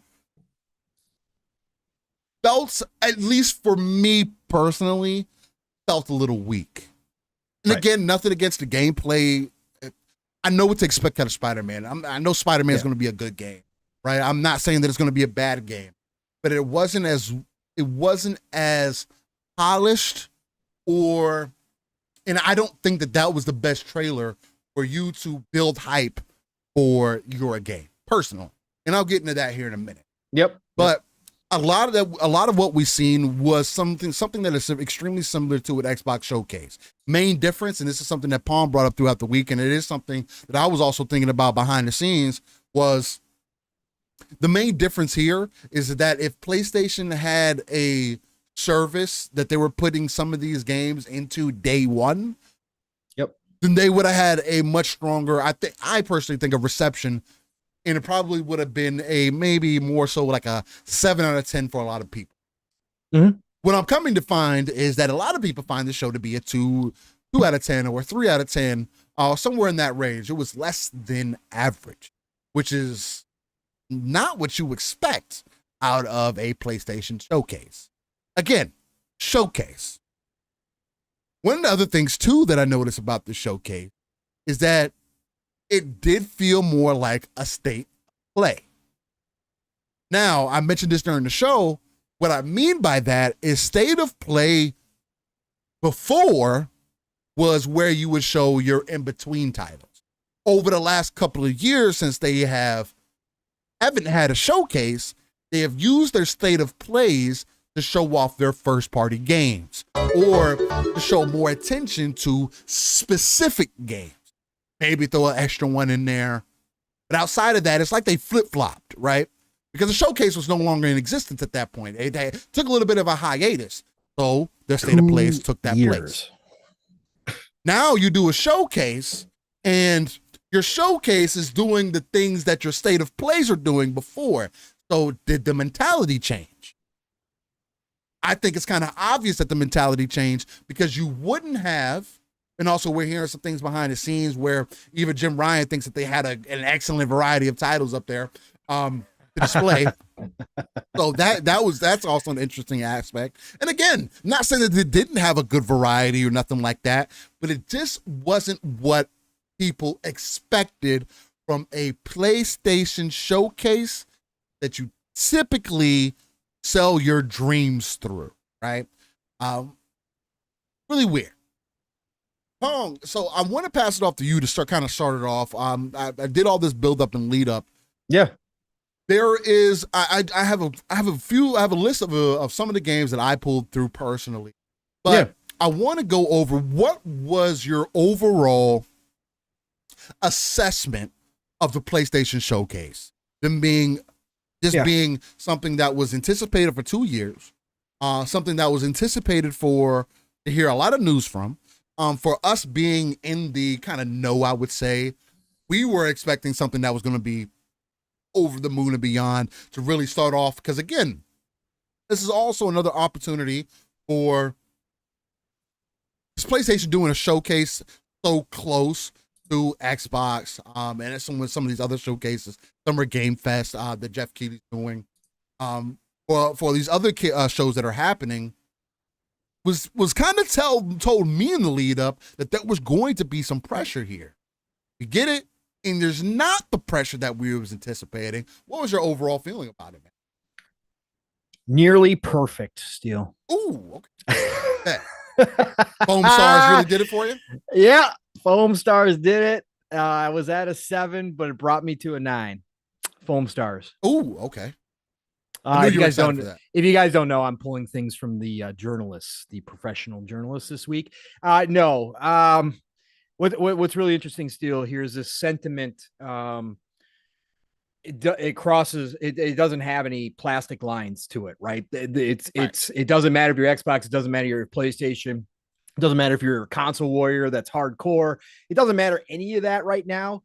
The overarching sentiment I'm just going to match here, and I think the nicest way to put it is disappointing, right? I think that's the nicest word I can use to describe this showcase that we waited on for 2 years. And again, folks, I know I don't own a PlayStation 5. I'm not in the ecosystem, not invested in that ecosystem for this generation, right?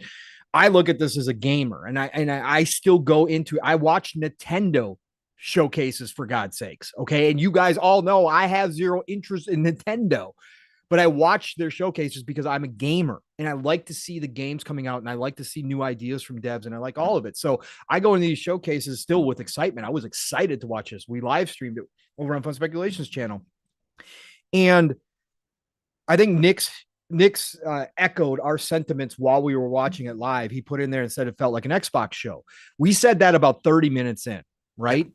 And that wasn't like slander at all, because you just pointed out the difference, Steele, the thing that I've been talking about. The difference is with the Xbox shows, we get Game Pass day and date announcement with those third-party titles. Usually it's like 90 to 99% of the third-party titles shown during Xbox are all Game Pass. So it feels different. And I think that would have changed the feeling of this had they had that type of subscription service to put these games into. But back to the showcase itself, it was just disappointing after 2 years.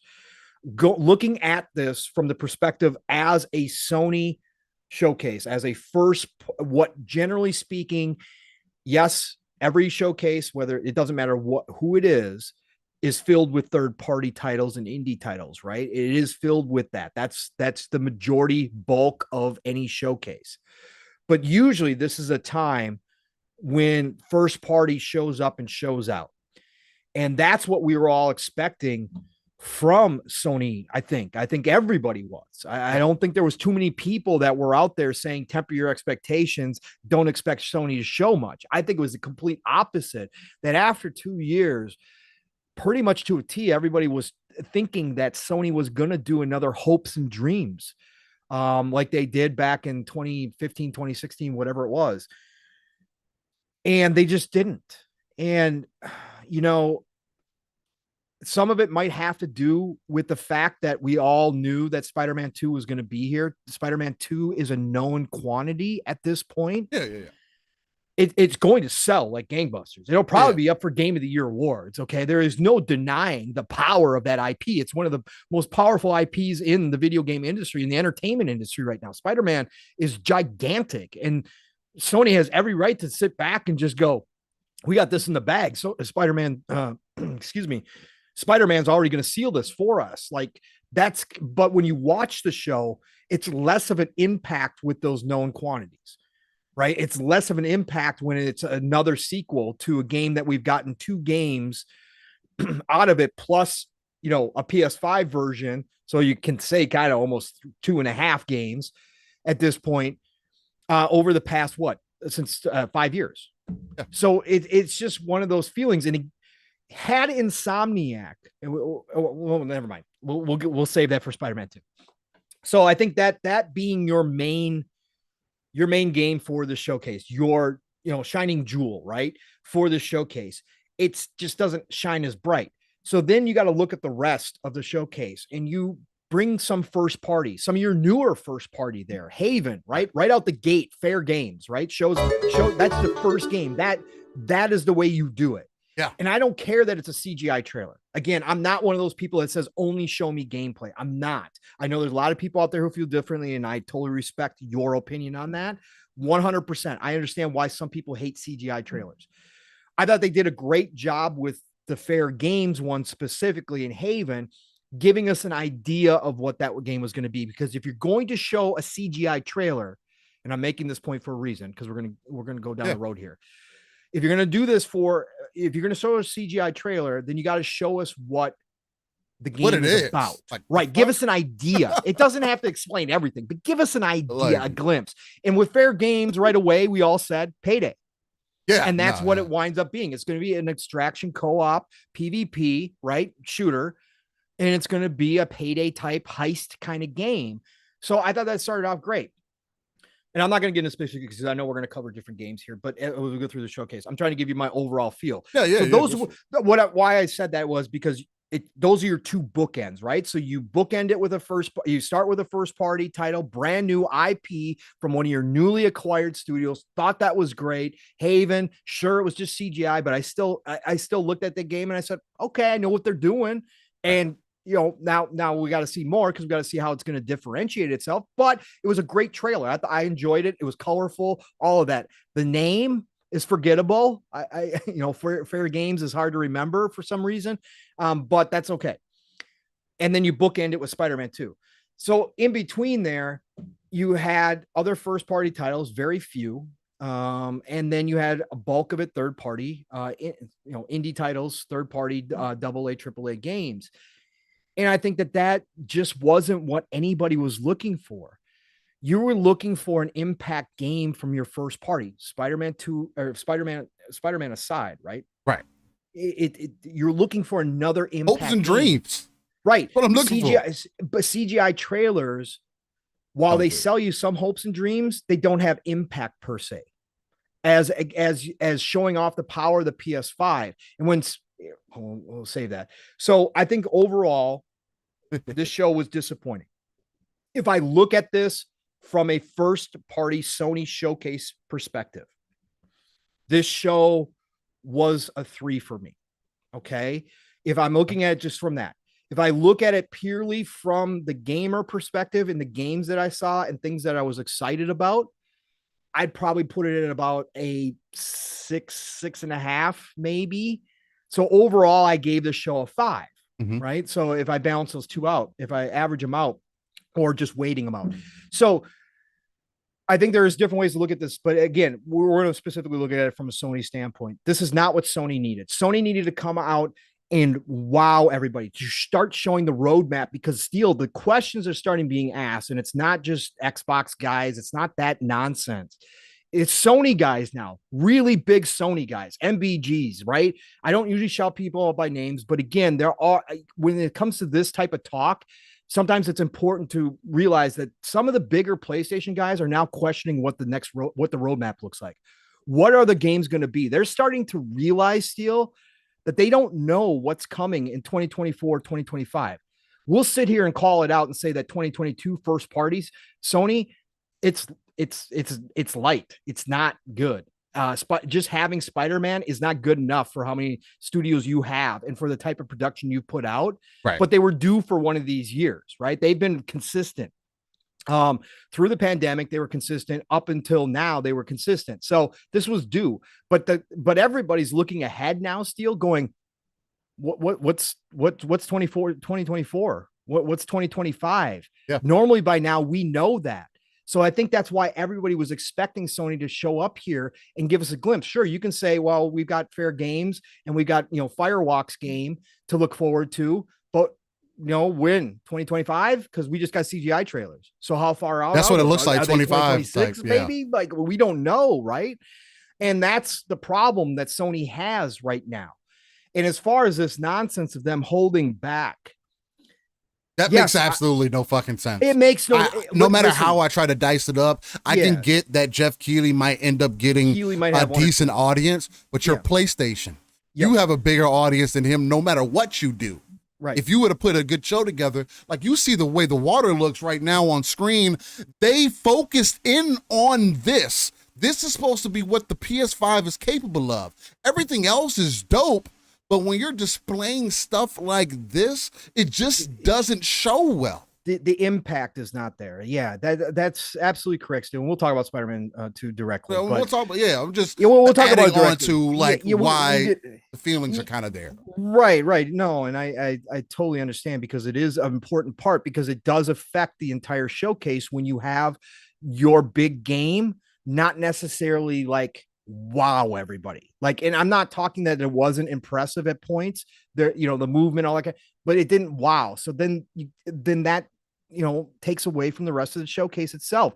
It's an impression that it's what you come out of it impression wise when the showcase is over, right? And everybody across the board was like, what was that? And then to have a movie trailer in your game showcase deal, like one of the biggest no-nos of all time. Like, you just don't do that. If Xbox did that, bro, we would never hear the end of it. Like, that is one of the biggest. You have a game showcase. If you want to show off new hardware like they did, fine. That can be acceptable. But a movie trailer during a game showcase, you're out of touch. Then you don't truly know. Now, here's what I will say. Oh, no, it's Alex. I heard him on another show yesterday. Mm-hmm. And I think this partly goes to what we can kind of talk about too, Steel. Is this the new Sony? Are we seeing a Sony that's transitioning into a new business model? Are we seeing a Sony that quite doesn't know how to do these types of shows without having all of their first party, home runs, their AAAs, their big narrative driven games ready? Is this a Sony that's kind of rusty right now? But oh no, it's Alex on the other show that I was watching. Vandal, you stupid. He made a point.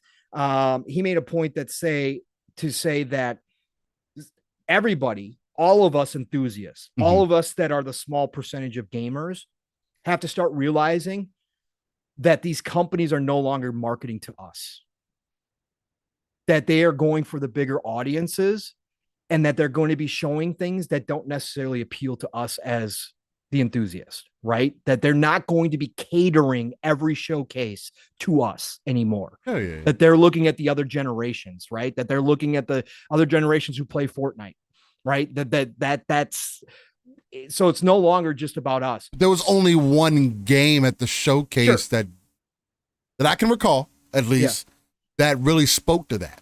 Like, and I get that sentiment, because that's a realization of fair this games industry. And Firewalks are both going to be games as a service, right? Well, but see, I don't think that games as a service is an age thing. Steel. Let me finish. Let me finish real quick. No, that's okay. But just let me finish, because I know where you're going, right? But this is the base that Sony has cultivated, Steel.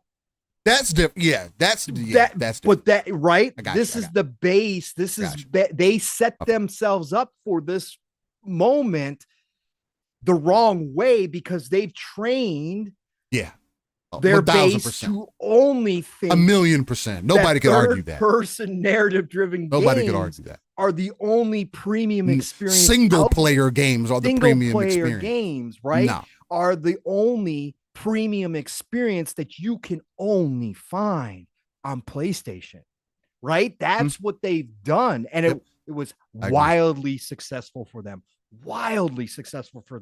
But they leaned into it so heavy that they now have a fan base, an enthusiast base that only expects those types of games.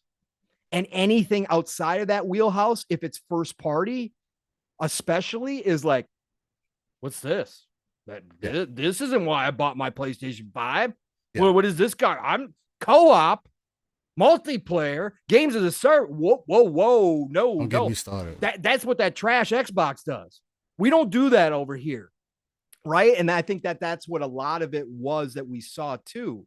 But again, even as somebody who's not in the PlayStation ecosystem, I look at that showcase and just say it wasn't the power move that I was expecting. No, from Sony after definitely 2 years. wasn't. Definitely. And for them to go first, Steel, with this, let me go back a little bit because I kind of lost my train of thought there for a minute because we kind of went off on different sides. If they were holding back Steel, it doesn't make sense to me. If they give Keeley a couple of them, it doesn't make sense to me. I think you can give Keeley like Kojima, like Death Stranding 2. If Death Stranding 2 is at Keeley's, fine. Like that's Keeley and Kojima's relationship. That's fine. I still would have put it in my showcase first and then give Keeley some extra time with Kojima. But be that as may, that's fine. But if they show any other first party titles at Keeley's, that was a mistake. And if you're going to do that, Steel, and you're going to come out the gates first, for the first time in recent, I can't even remember the last time that Sony went first during a showcase season. They always wait 2 gens after. At least. If you're going to go first, you better come with it because this is what you set up now.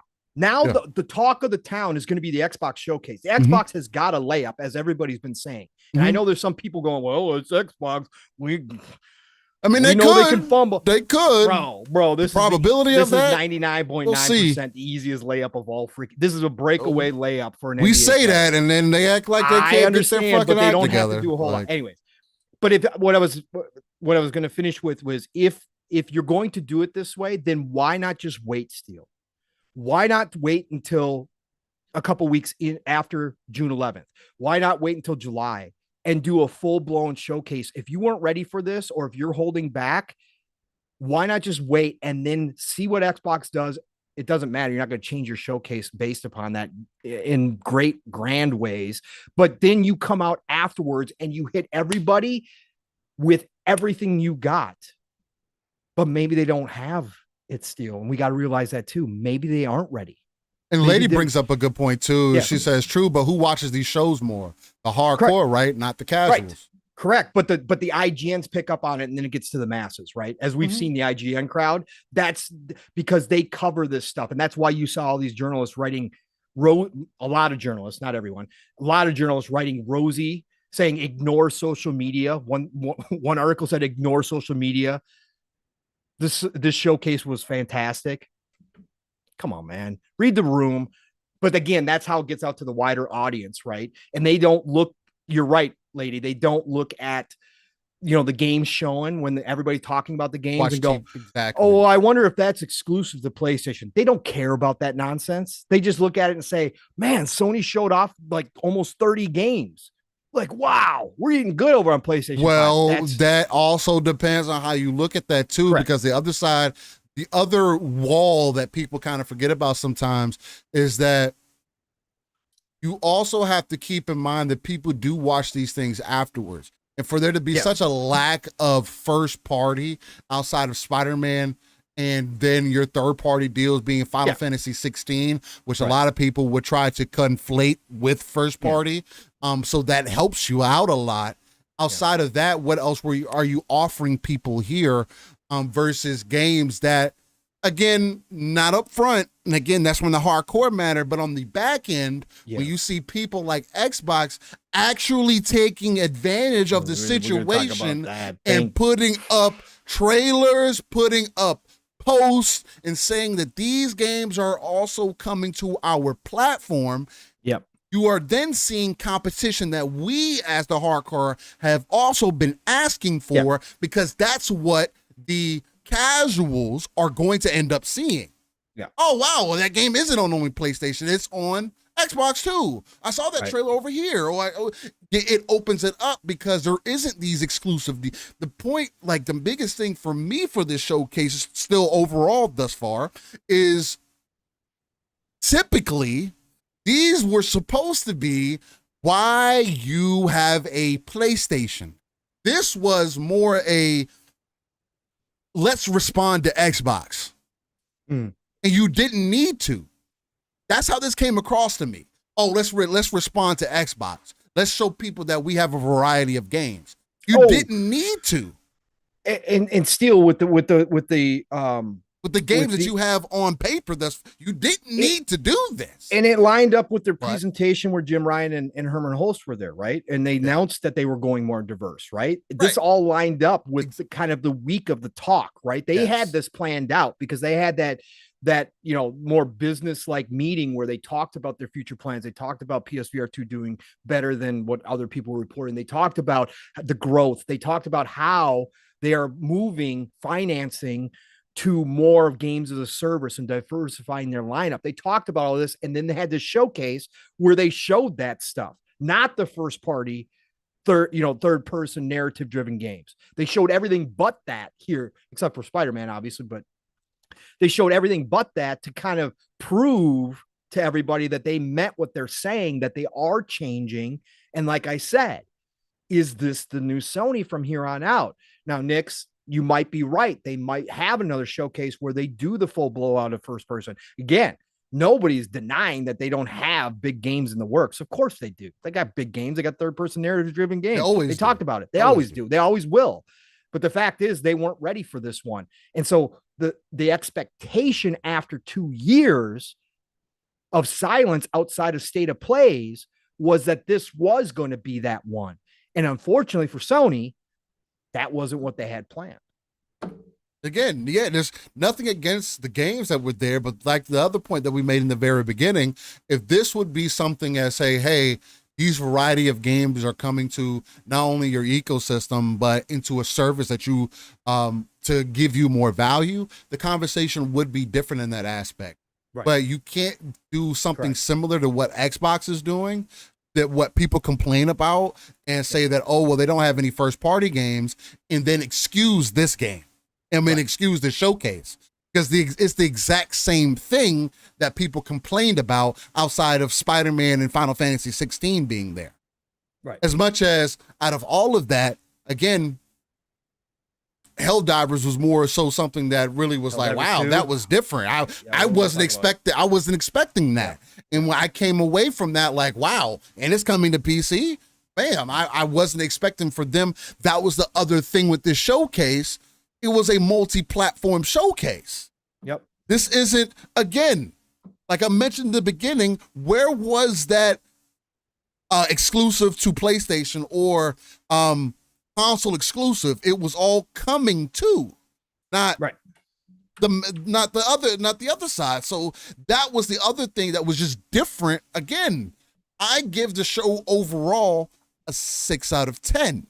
Right. Because again, I was able to come away with games like Helldivers 2, Phantom Blade Zero, which is something else. And with them rumor being, I don't care about them being a mobile studio. I've been playing games here recently like Phantom Raven that have excellent combat, the best combat that I've experienced in many games to this point. And I like the mechanics that they have. That started off as a mobile game. I'm nothing against mobile games with the potential. But when you have rumors that are now coming out that the game just started development last year, you showed us what you have thus far. Either you're the best studio that we have seen up to this point, and you're about to release one of the most, not only graphically impressive, animation impressive, but overall well-developed games that we've ever seen thus far, and you're about to start a whole new mark or in March for Eastern flavored games. Yeah. Or you literally gave us a vertical slice of something that's not actual gameplay. It's just what the motion looks, what you're going for. Indicative of what they're going for, right? They just gave us. And again, I can see how it's possible. I'm not going to jump on the ledge and say, oh man, none of that's possible. We have games that are similar.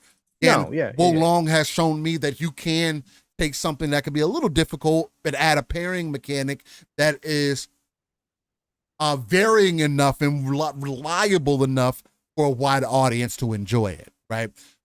So it's possible. But then you go to Assassin's Creed Mirage. It's Assassin's Creed. I know what to expect. Not your game, though. Showing it here doesn't really necessarily do anything, but I get why you get some marketing, put it in front of people. Grand Blue Fantasy Relink, again, another game that you probably could have used advantage of, but let's be frank, that attention isn't where you would probably want it to be. Dragon's Dogma 2 was one of the bigger announcements here, but even that wasn't, I don't think there was as much emphasis on that. Like, if that would have been released and say people would, it would have came out PlayStation exclusive, people would have lost their shit. That would have been people would have thrown that in people's face. Oh man, this great game. Yeah, or PlayStation Plus Premium day one. Or that, right? Right. That would have been astronomical, gigantic. right? Yeah. Because that's another one of those games that's heavily slept on. Dragon's Dogma, again, I'm not going to suggest it unless you can play at 60 frames, which is only available currently on PC. They did up-res it on consoles, but it's not 60, 30. It's locked. You're never going to get that upgraded for it. But with that would have been one to really define, like, bro, this is why you need to get this system. Regardless if it's on PC or not, hey, it's exclusive to this platform. You're going to miss out a year or two of that conversation if you don't jump in. Could have been an add-on, right? I didn't see that. And then Spider-Man 2 was my final one. Yep. And to get into like the crux of the conversation now. Yeah. If you want to jump into the games, we can jump into games here. So again, and I'm not going to run down the entire list. I'm only going to go. No. I'm also playing the trailers for us in the background too. So if you guys find any of that you'd stick out to you, drop that in chat. See, let me know what you were excited for, what you pulled out of it, while we get into the minutia of the conversation now, with how we felt about the main crux for me was Spider-Man 2, which I'll dive into, and also the lack of factions, which is probably going to carry a lot of our show. Won't even lie to you. So please, if you're here, hit that like button for us. Greatly appreciate everybody tuning in. Y'all are so involved in chat, chopping it up, having different opinions and everything. Really appreciate you guys, but hit that like button for us. But we're gonna get into the nitty gritty about the conversation. I'm gonna start it off with Spider-Man 2. We'll go from there. Personally, I do have a certain level of expectation for what this game, Spider-Man 2, is supposed to be, or what I would like for it to be. Nothing against what they showed. It just wouldn't have been what I would have shown for the Spider-Man 2 trailer, right? And they did show Cade coming. That was dope to Soy before that. But for Spider-Man 2, sticking with this, the biggest thing that I have with Spider-Man 2 is one.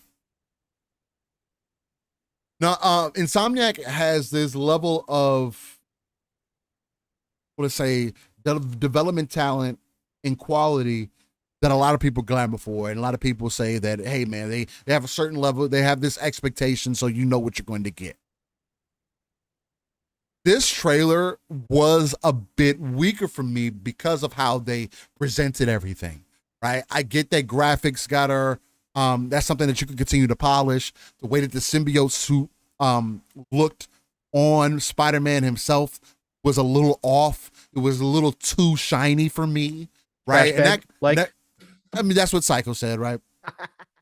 It was trash. Somebody else on Twitter did. It was very trash bag like, as far as how the wrinkles look and everything else. OBS disconnected for whichever reason, and it's reconnecting now. I don't know why it did that. I didn't see a blip on my side. So I've never seen OBS disconnect. So yeah, like I said, people were having problems. So. But anyway, get back onto it. Yep. The symbiote suit itself looked really strange. I don't know what was going on with that. But again, that could just be a lighting thing. Again, they're still working on the game. They still got 6 months before they release it, more than likely. Although it's interesting that they didn't put a release date. Although I think that's going to be coming at some point. Yeah, for sure. For me personally, I think starting it off showing Kraven was weak. Personally. Yeah. Mainly because Venom is more of a selling point for you versus Kraven. Kraven would have been perfect to end it with. And I'm also not going into this having Spider-Man like being washed out by Spider-Man or feeling oversaturated by it. That's not the case. I can be honest and say that I don't have really a want to play Miles Morales because, again, I did just recently play Spider-Man 2018 on the hardest difficulty to damn near 100% completion again, right? Right. DLC, and I couldn't even get through all the DLC even because I was just like, man, this is kind of monotonous at this point, and I got other games to play. Yeah. So I just want to kind of put that up front from my standpoint on it. The reason I say that Kraven isn't as impactful as Venom, and again, I know people have said that, oh, we know Venom is going to be in the game. Correct. Sure. Yeah, we do. They showed the first trailer was that, and they showed him in the shadows and everything. But Venom is the key piece that you have to show the level of maturity that you're going to give this game. Right. Because Venom is also the breaking point on whether you lead into the darkness that Spider-Man has in its world versus, and again, we also have like other examples like Web of Shadows that kind of dove into that a little bit back in the day. I didn't really play that game, so for those who kind of go back to that, I get what you're saying with that. I don't think Web of Shadows is rated M for mature either, though. So hopefully you guys kind of get where I'm going. Venom is that line that you can cross that can kind of play both sides, right? Because Venom isn't necessarily a villain, but he isn't necessarily good guy either. And it's not like they're going to get into those things up front either, but you haven't shown what his presence truly is either, though. So to show basically up front Spider-Man starting off with the symbiote suit, I think is giving me more at a gameplay level than what I would have wanted, right? I would have rather that been the thing that I actually experienced in the game than you showing that to me in a trailer. I knew that I was going to get that if you understand the Spider-Man story at all. Of course, you put Venom in here, I expect to get the symbiote suit at some point. That's the whole reason Venom is obsessed with Spider-Man. Right. He becomes connected with Spider-Man, understands what that power feels like, because Venom is not strong as far as his symbiotes go and his family and lineage goes in comparison. So Spider-Man was one of his first tastes of what power felt like. And he basically built his whole persona of seeking that power again and why he wanted to stick with him for so long and the beef that he kind of had and built off. I would have rather have seen, and again, of course, he doesn't really build himself until after that, but I would have rather you giving me that confrontation of what is Venom bringing to the story other than emo Peter Parker. I knew I was going to get that already. Right. I wanted to see, why is Venom going to be the menace here? And why is that affecting Peter Parker? Again, having this like common knowledge thing that these movies try to do or other IPs try to do, like everybody is just supposed to know. That's not the case. Like, sure, it is for your hardcore, but if Spider-Man is supposed to be appealing to everybody, why should people care about Venom who don't know about him? And showing Kraven as that, because they use Kraven as a threat more than they use Venom as a threat. I don't get that. He's as of right now. Right. As an additional threat, yes, Kraven is perfect.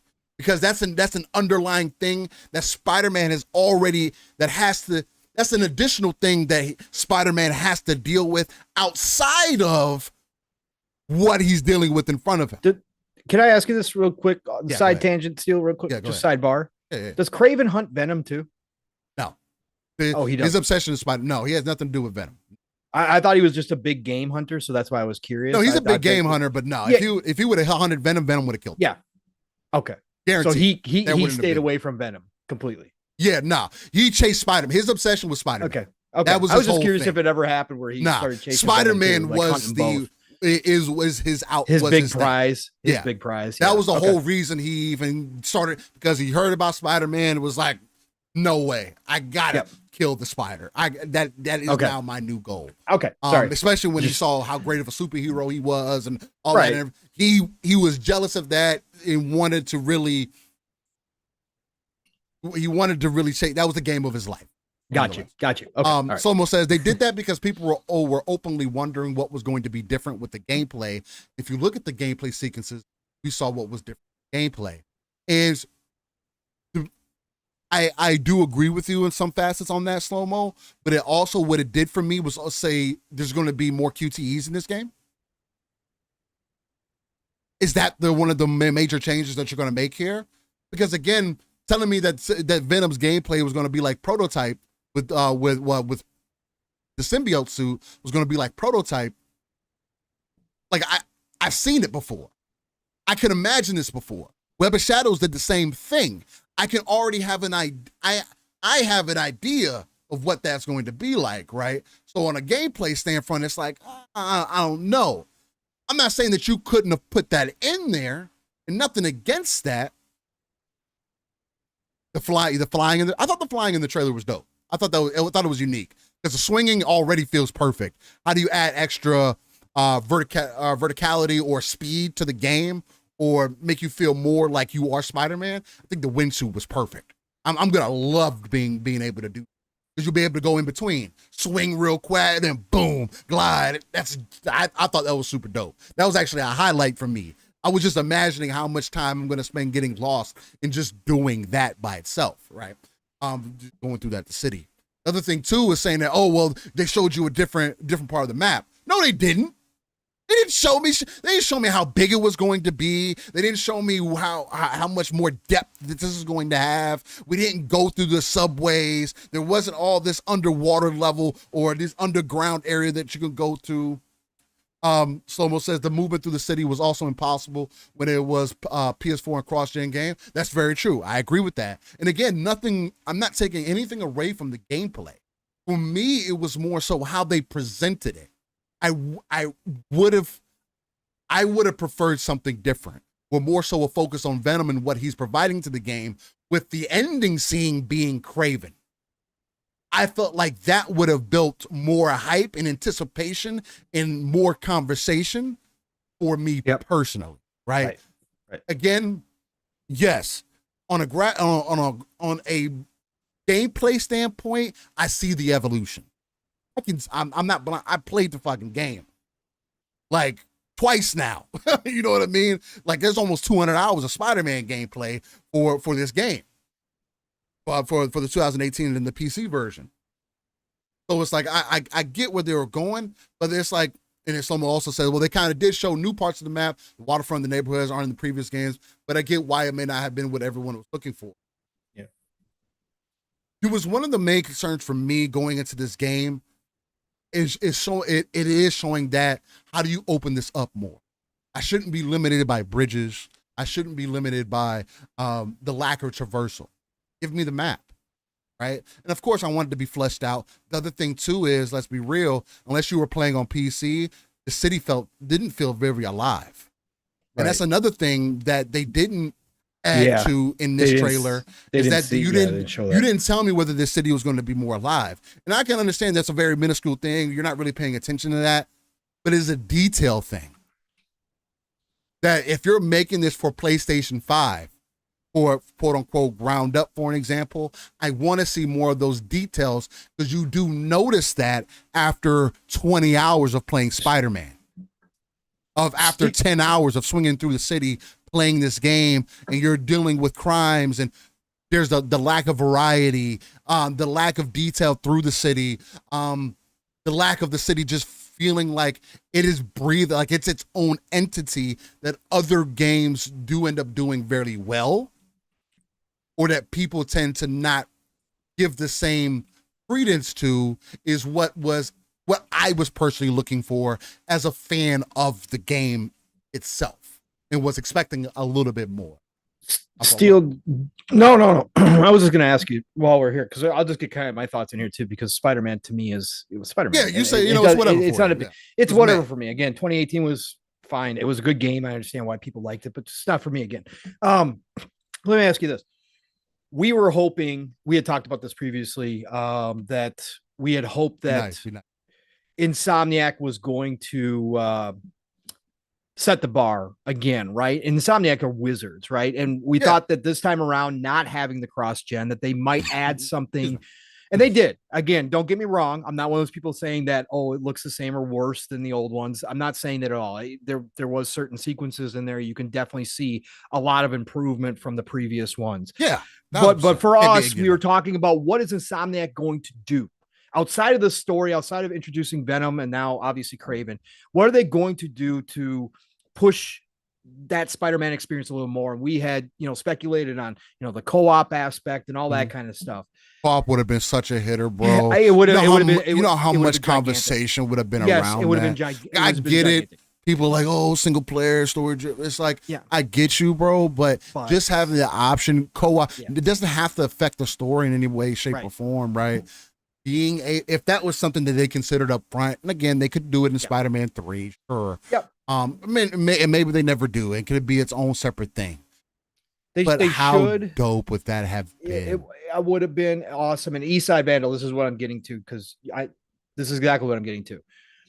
This, and I want to get your impression on this deal. Yeah. I said this the other night too. And this is not in any way slander whatsoever at all. Okay. This is just straight up conversation of peace here.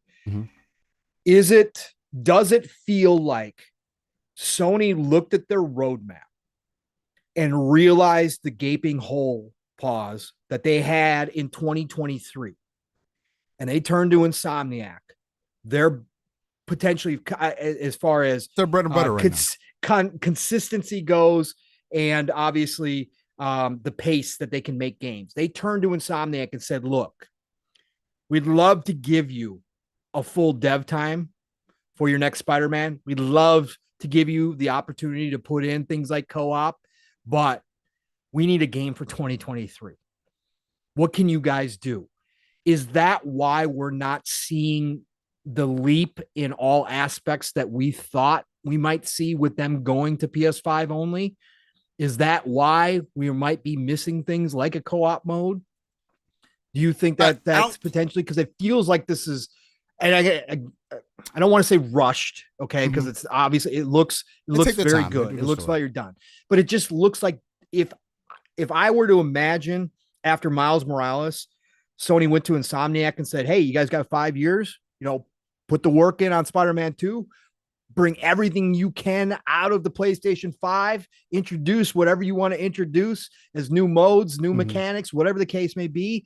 I can imagine this game being what we're speculating it potentially could be, instead of, hey, no, this is great. It's Spider-Man, looks great. It's giving people what they want. It's going to sell like hotcakes. It's just not that leap that I thought we would see. What do you think, Stu? It's real quick. I've watched the Spider-Man 2 trailer 6 times, Nick. On every, from 1080p, bitrate enhanced to 1440p to 4K. And it hasn't changed the way that I feel about it. I still feel like they didn't show enough of how they expanded New York, right? For me, personally. But to answer your question, Pong, I don't think so. Mainly because there is a probability, right, that could have been the case. I'm not going to say that I think so, mainly because this game does feel well put together, and it's not like they're lacking on. And if they're able to get it done currently, Insomniac would be the ones to be able to get it done.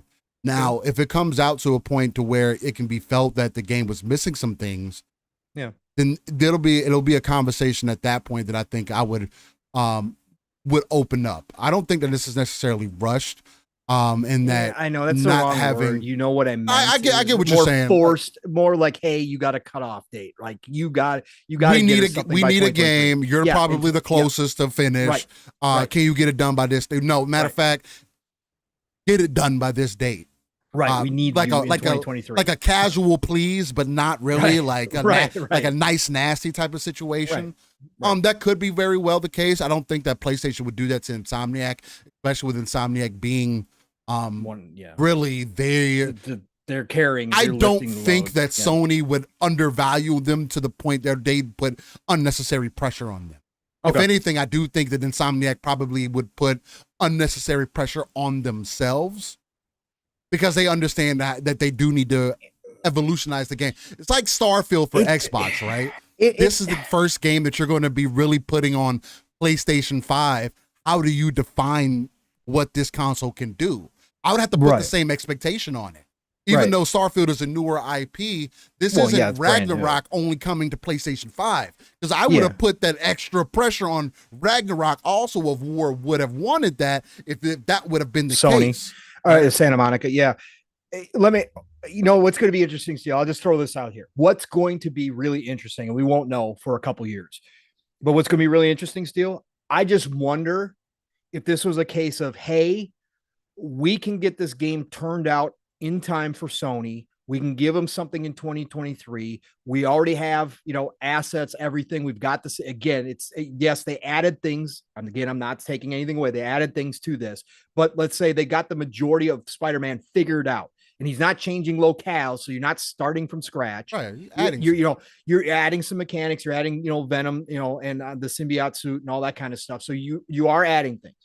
But they said to themselves internally or to Sony, hey, we can get this done by 2023. No problem. We'll get this done. It's going to sell like gangbusters. It'll probably be another 20, 30 million seller, maybe even more, depending on how it turns out. We'll get this quality product out. It's Spider-Man. It sells itself. Let's get it out the door. We got Wolverine in the wings. That's a new IP for Insomniac. What's going to be interesting, Steel, is to see what Wolverine looks like when it shows up a couple years from now, PS5 only, and see, comparatively speaking, and yes, it's going to be a different game. It's a different character, but it's still Insomniac. And devs will be of the same graphical quality, though. Devs still have that certain flair that shows up for their own. You can tell different devs, right? Yeah.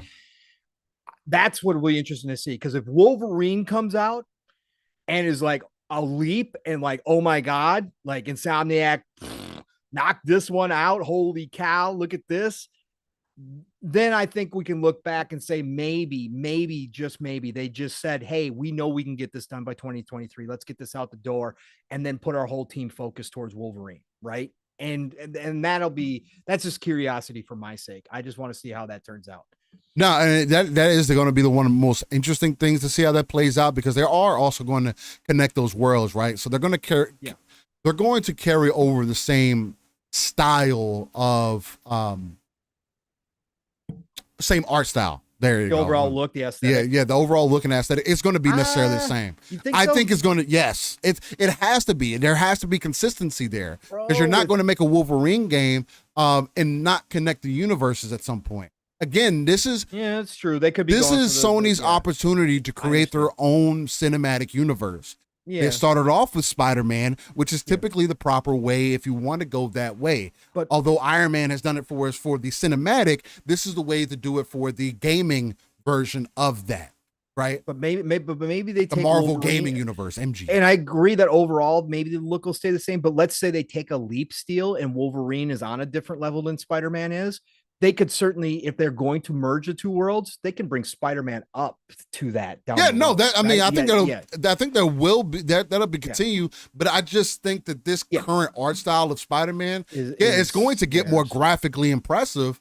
As far as it's already graphically impressive now. It looks really good, and it's also one of the best optimized games with ray tracing that you can experience on PC. It's beautiful. Yeah, but the only other thing that you can do to this game, again, this is where the conversation between graphics and details start kind of going into each other, because you can only go so far with graphical fidelity. And this art style that they have chosen, has a ceiling. It has a ceiling, especially on console. It has a ceiling. Once you have reached that ceiling, the ceiling currently for console is to get it to how it looks on PC. With the ray tracing, in some facet, right? It's never going to look as good because, again, there are differences. But nonetheless, that's the first ceiling. Beyond that, I don't think that Wolverine is going to push that next boundary for them.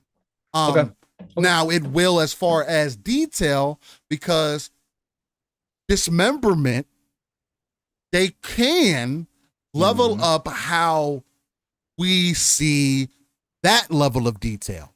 And that's going to add its own level of graphical fidelity, because once you start seeing Wolverine bring out the adamantium claws and he's literally slicing and dicing fools more so in more detail than even the most recent Wolverine game did, and it's over the top, And that's the other thing that they can't miss out on is that opportunity, right? To have the gaming industry kind of be on notice of like, look at the level of detail not only that we have in our game, like you saw Spider-Man, but now look at how we treat dismemberment in games.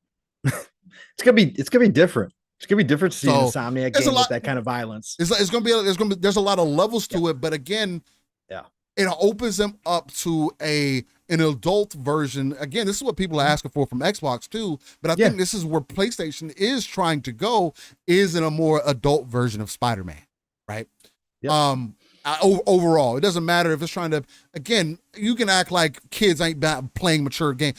Kids are playing GTA. Come on, man. Like let's ended long ago, brother. Let's get out of that. Yeah. That's where I think PlayStation is going. I just wish that it was presented a little bit differently. That's the only thing for me, especially for this to be your end piece. I was expecting something different. That's a me thing though. I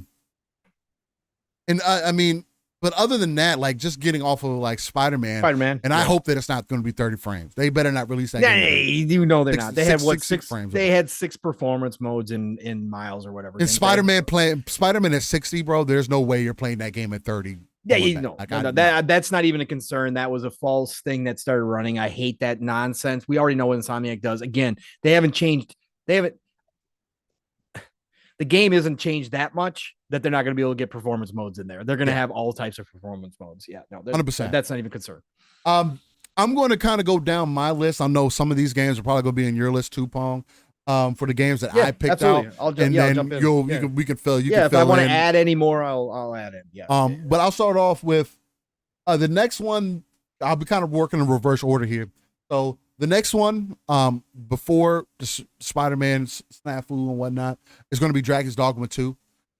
Dragon's Dogma 2 for me was extremely impressive, especially as somebody I haven't played through it through completion, because it is an older game and you can feel it. And I lost some progress, especially with me modding the fuck out of my game and whatnot. Although it is worth it at 100%, I lost progress, and that's always a negative for me. And this was something from the game itself that caused me to lose progress, not from a mod. So I hadn't been back to it, although I was having a good time. And again, the game, no matter what mods that you drop in there, it does still show its age in many ways. So I was just like, I can be honest and say that I'm jaded by new age, how we move forward in games in a lot of ways. Gameplay means a lot to me, right? It does. But nonetheless, Dragon's Dogma 2 did a lot for me because I have played Dragon's Dogma here recently, Dark Arisen. And Dragon's Dogma has shown me things in games that I hadn't seen up to that point. For example, like the pawn system, having the AI be as intrinsic to the experience, where as you don't good as the AI was. Well, I mean, that's why I'm saying they're intrinsic to the experience, because it's like it's really essential to it. If you don't understand what that pawn system is, you can really lose out on a whole other, really, I would consider half of the game that maybe you didn't pay attention to, because it adds a lot of value to where, you don't have your co-op experience there, but it feels like you do, because you get you build up your pawns, you level them up, you can choose what they essentially look like. Right out of, you go into this world, you have all these different ones to choose from. And the other thing too that's dope about that adds a whole nother level to it is that these are other people's pawns, right? These are pawns that people around the world has created. So it's like you're adopting them in, and now they're becoming part of your team, and you could release them back to their original owner if you wanted to. And then their owner is like, they get them back and they're like, bro, fucking kind of journey did you go on? Look how you're dressed. Like, the concept of that, not saying that will happen, because maybe you keep them forever, but it's just the initial concept that, man, I didn't create this dude or gal. I found them on my journey. They had these abilities. I think it's cool. And then they also come with me and they understand the game at some level to where they'll call abilities in at the right time. They'll heal you in the right time. They just play a better support role than I've seen in many RPG style games of that in that same vein. Yep. Also, Dragon's Dogma does something of combining the best way that I could put it, Elden Ring and Skyrim together. It really does. And Monster Hunter in some ways, right? Because you can jump on the monster. You're more, climb them. Again, you're more interactive in the game. That's why I say you can compare it to Skyrim, because also the characters have that underlying element, and you feel like you are affecting the world. Although I'll be real and say, yeah, Dragon's Dogma is not like Skyrim in that way, because it's not as random and varied. There is still a central story, and you'll move through that central story, but it's still the exploration vast as Skyrim, for an example, right? While still being give you that sense of momentum like an Elden Ring does, and make you want to push through.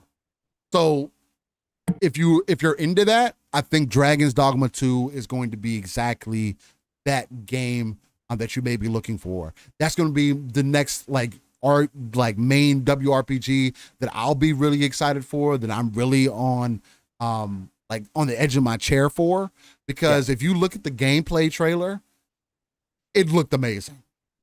It looked gorgeous. The RE engine in full. The Capcom has really something.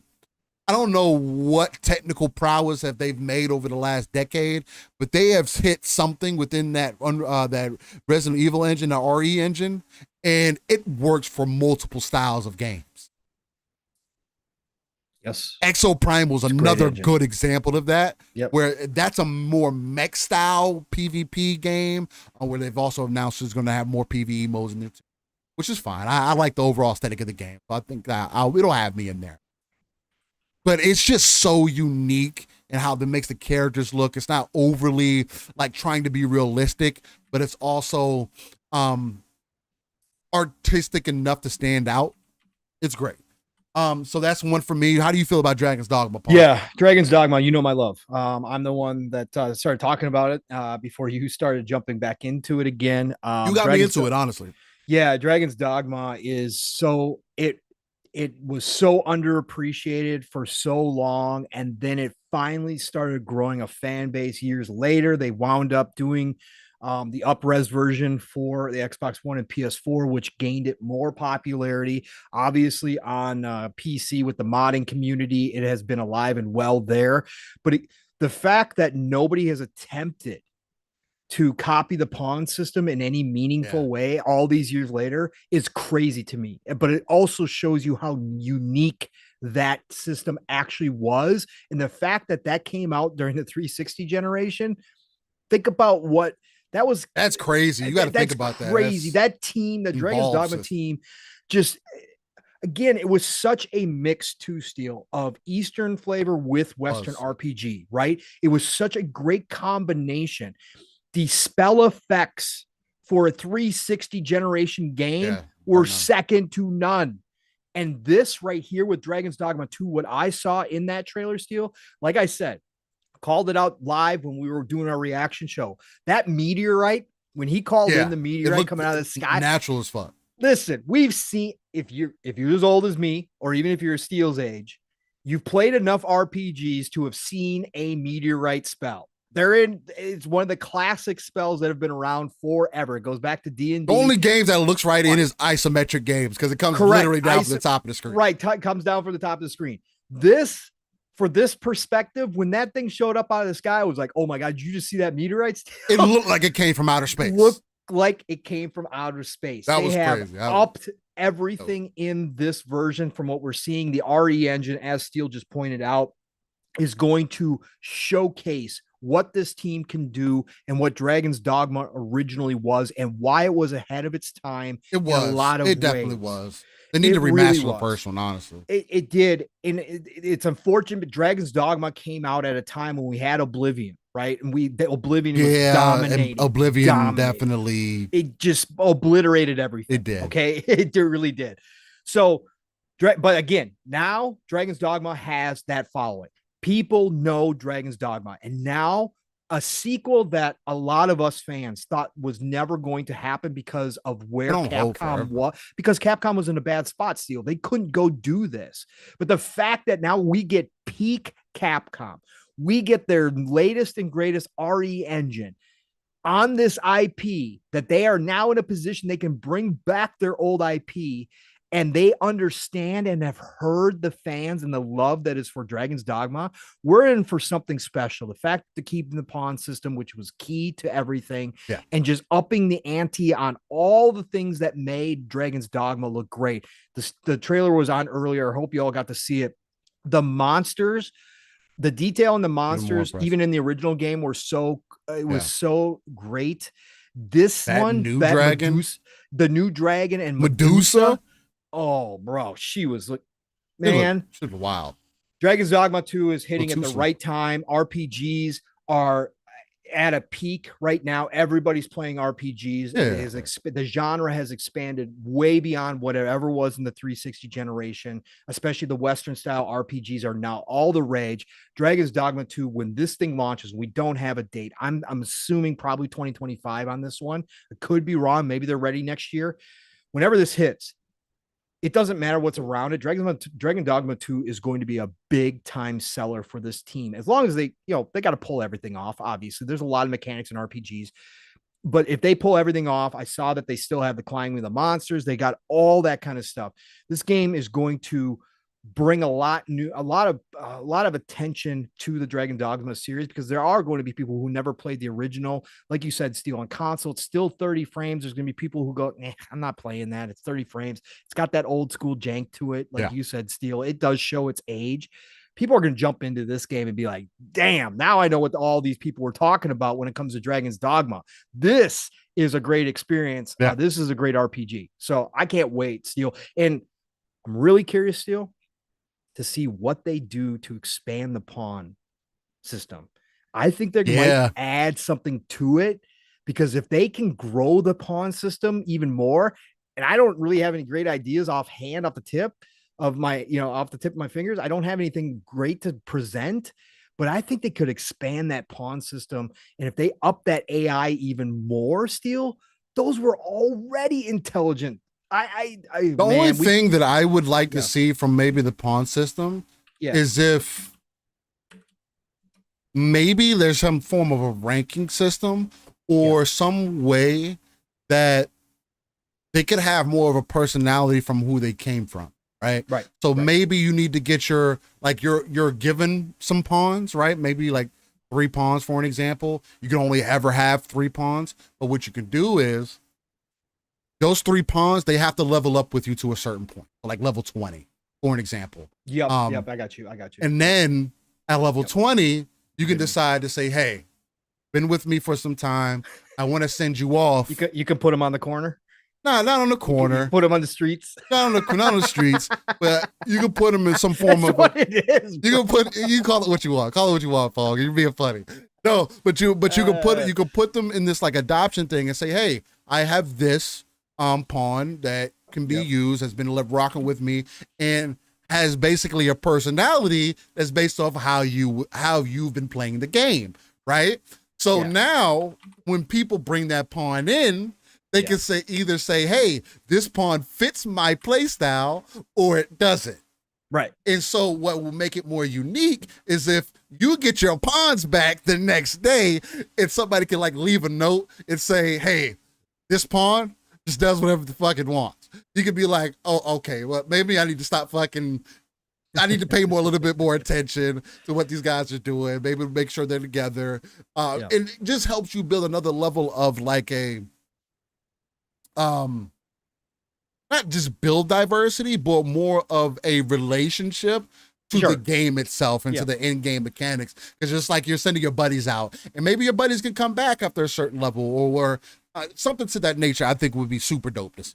What if they give us co-op? What if they give us co-op? If they're able to give us full co-op, bro, that would make the game perfect. Bro, can you imagine us running through that world together? Monster Hunter might as well put their books down, because there'd be no point. If we go co-op and then we can each have one pawn a piece. Yeah, because you could have a group of 4. Yes, that's what I'm saying. Group of 4. So it's like that would be so.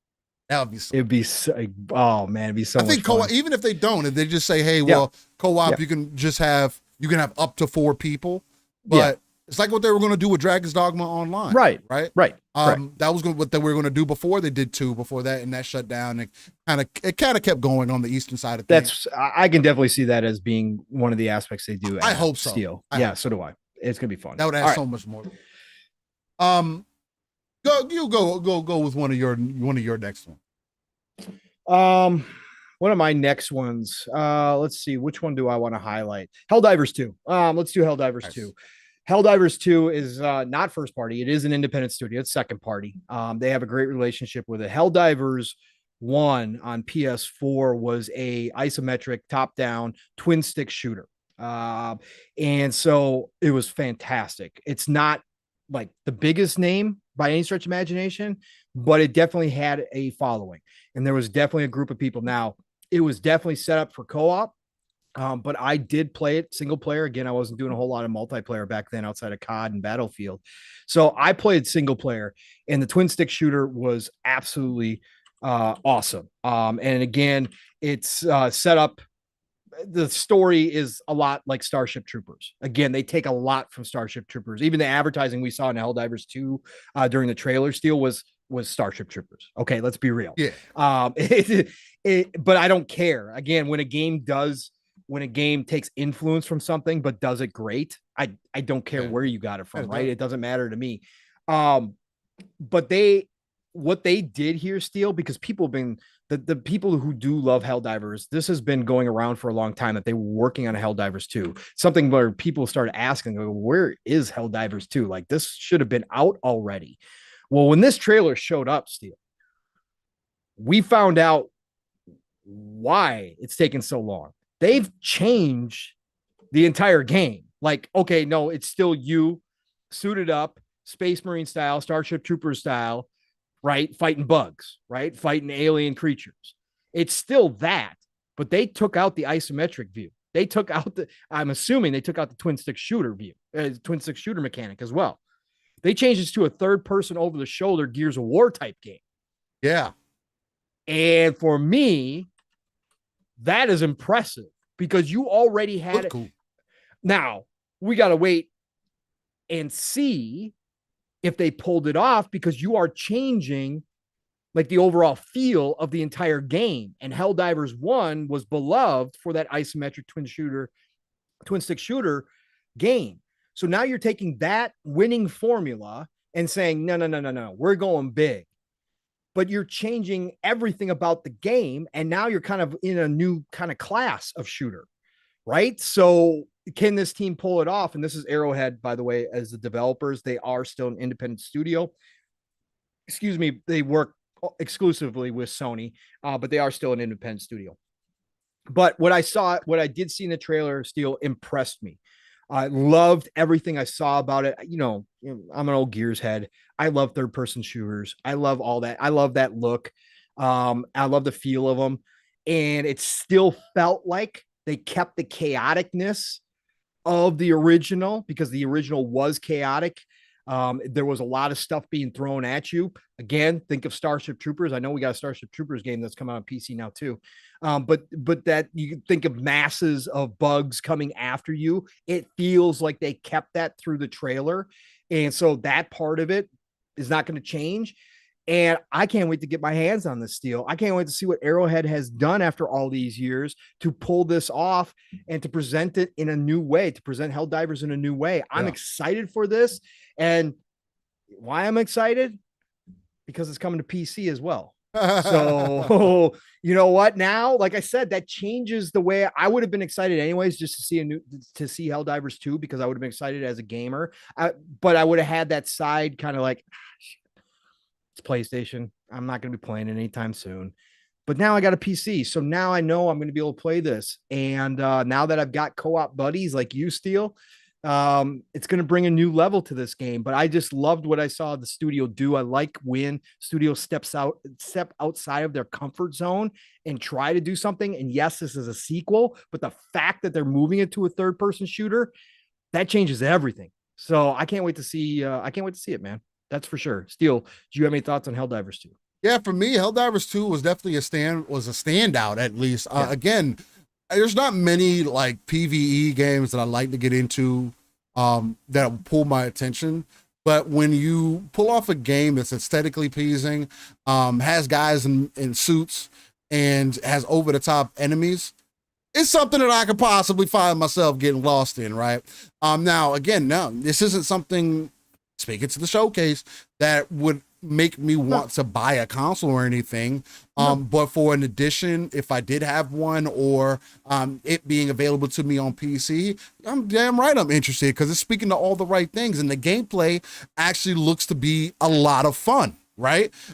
Especially how it feels. Again, I'm big on, and again, I'm one for one currently as far as like being in the community and putting my, like, staking my namesake out there for it. Redfall. I said the gun mechanics weren't going to be great, and lo and behold, the gun mechanics aren't great, but it's not a terrible game either. They're not bad either. But I was pretty much on the head as far as what I thought, it was going to feel like, right?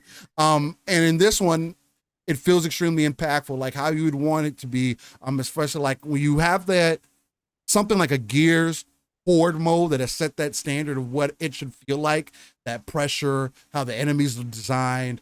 And then you take it from the studio who has taken a well-known IP like Starship Troopers, those alien types, at least I should say, more so than anything, that's known to be chaotic.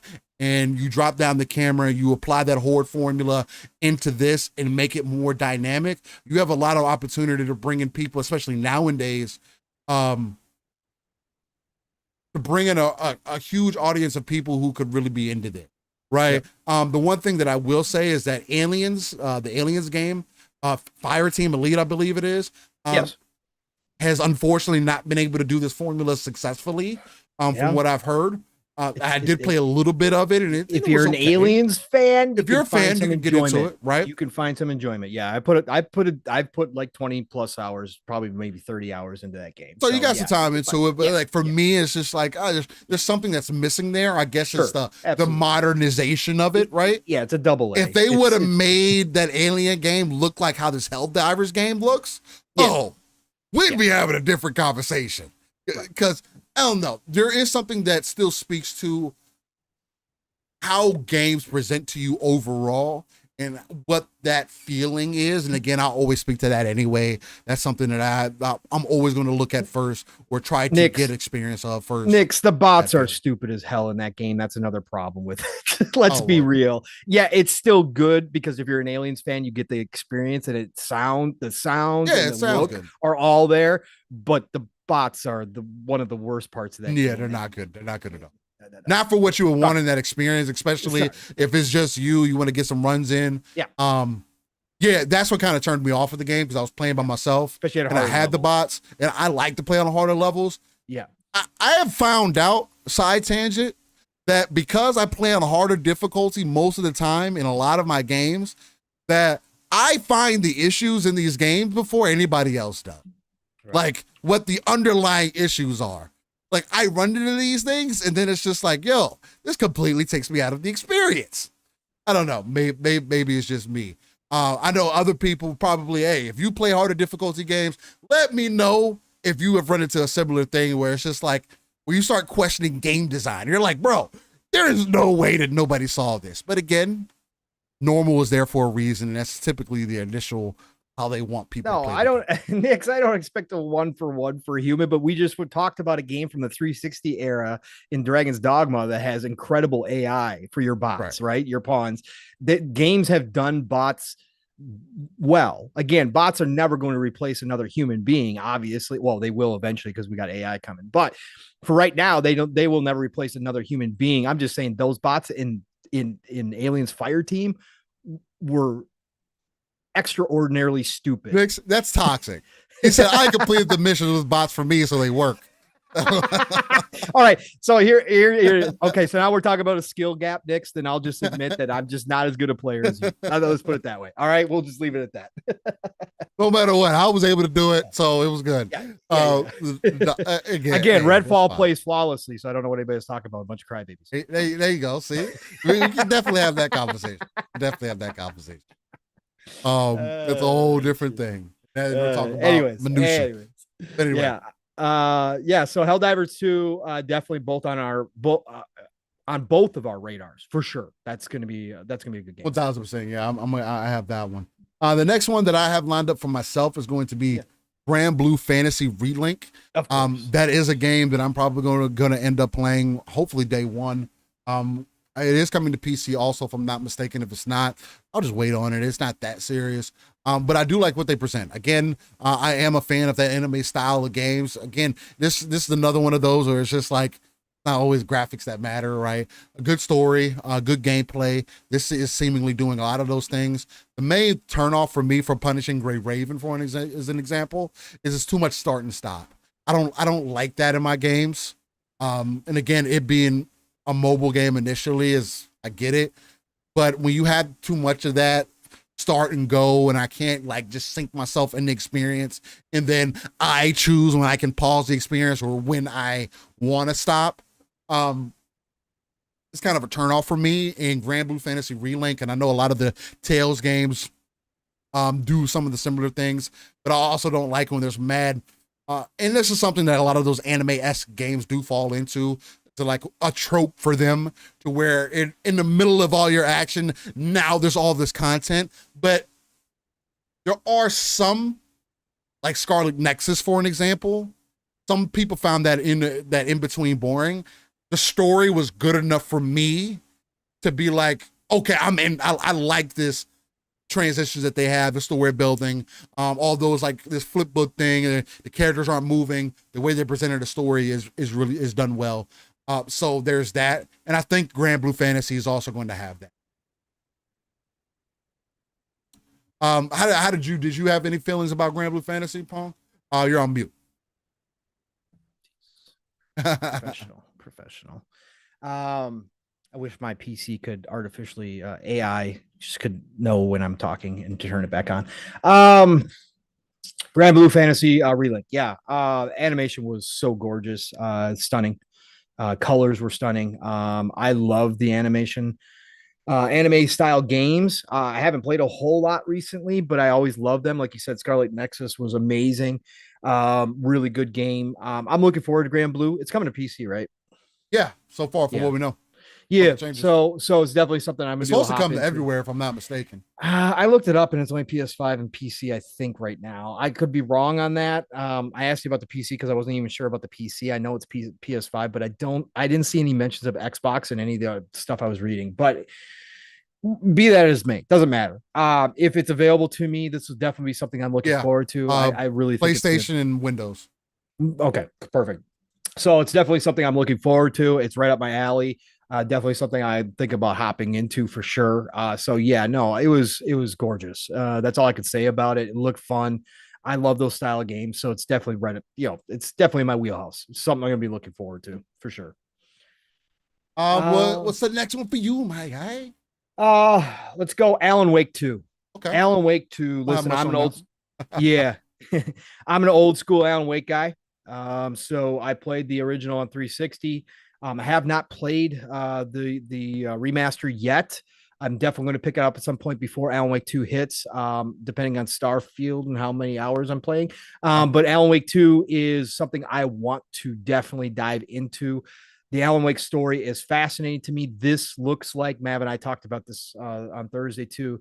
This looks like the game that Remedy originally wanted to make. Mm-hmm. It looks like they're being able to go full out in this one because they've got the time, they've got the resources, and they are putting their heart into this. Alan Wake was, man, just a gem during the 360. So phenomenal.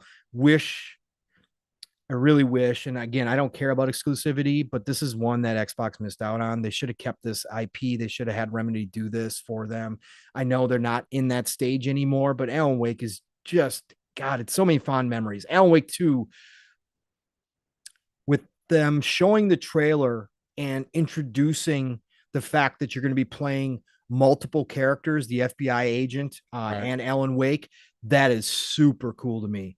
Like that is, I'm looking forward to those. I love when they do stories from different perspectives that kind of link together. I want to see that story. I want to know, I forget the FBI agent's name now.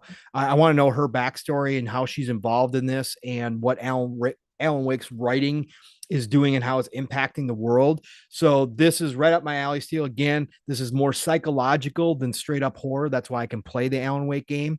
And this one doesn't look any different to me. It looks like it's definitely going to be psychological again, not so much jump scares. So this is an anticipated game for me for sure. This is one I've been waiting on to see. Happy for Remedy that they got the IP back, that Microsoft gave it back to them so they could do this, because this is their creation. I hate that almost worse when a big publisher hold on to an IP, even though they have no intentions of purchasing. Puts it in limbo for some time, right? Yeah, or doing anything with the IP. I hate that. Like right now, I hate Sega's holding on to Alpha Protocol. Sega's never going to create another Alpha Protocol game. Give it back to Obsidian. Like that's Obsidian's IP. Like work out a deal, get Alpha Protocol back to Obsidian. Obsidian said that they want to work on it. Sorry, side tangent, side rant. I hate when that happens. I was happy.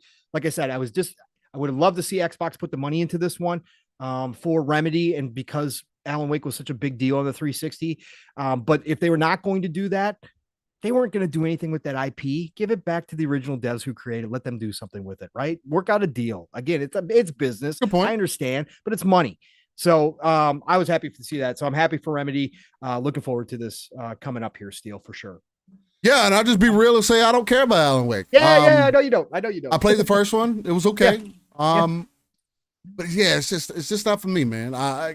There's a lot of those games. It just has to do a lot for me. Alan Wake, I'll be honest and say I don't get why people even.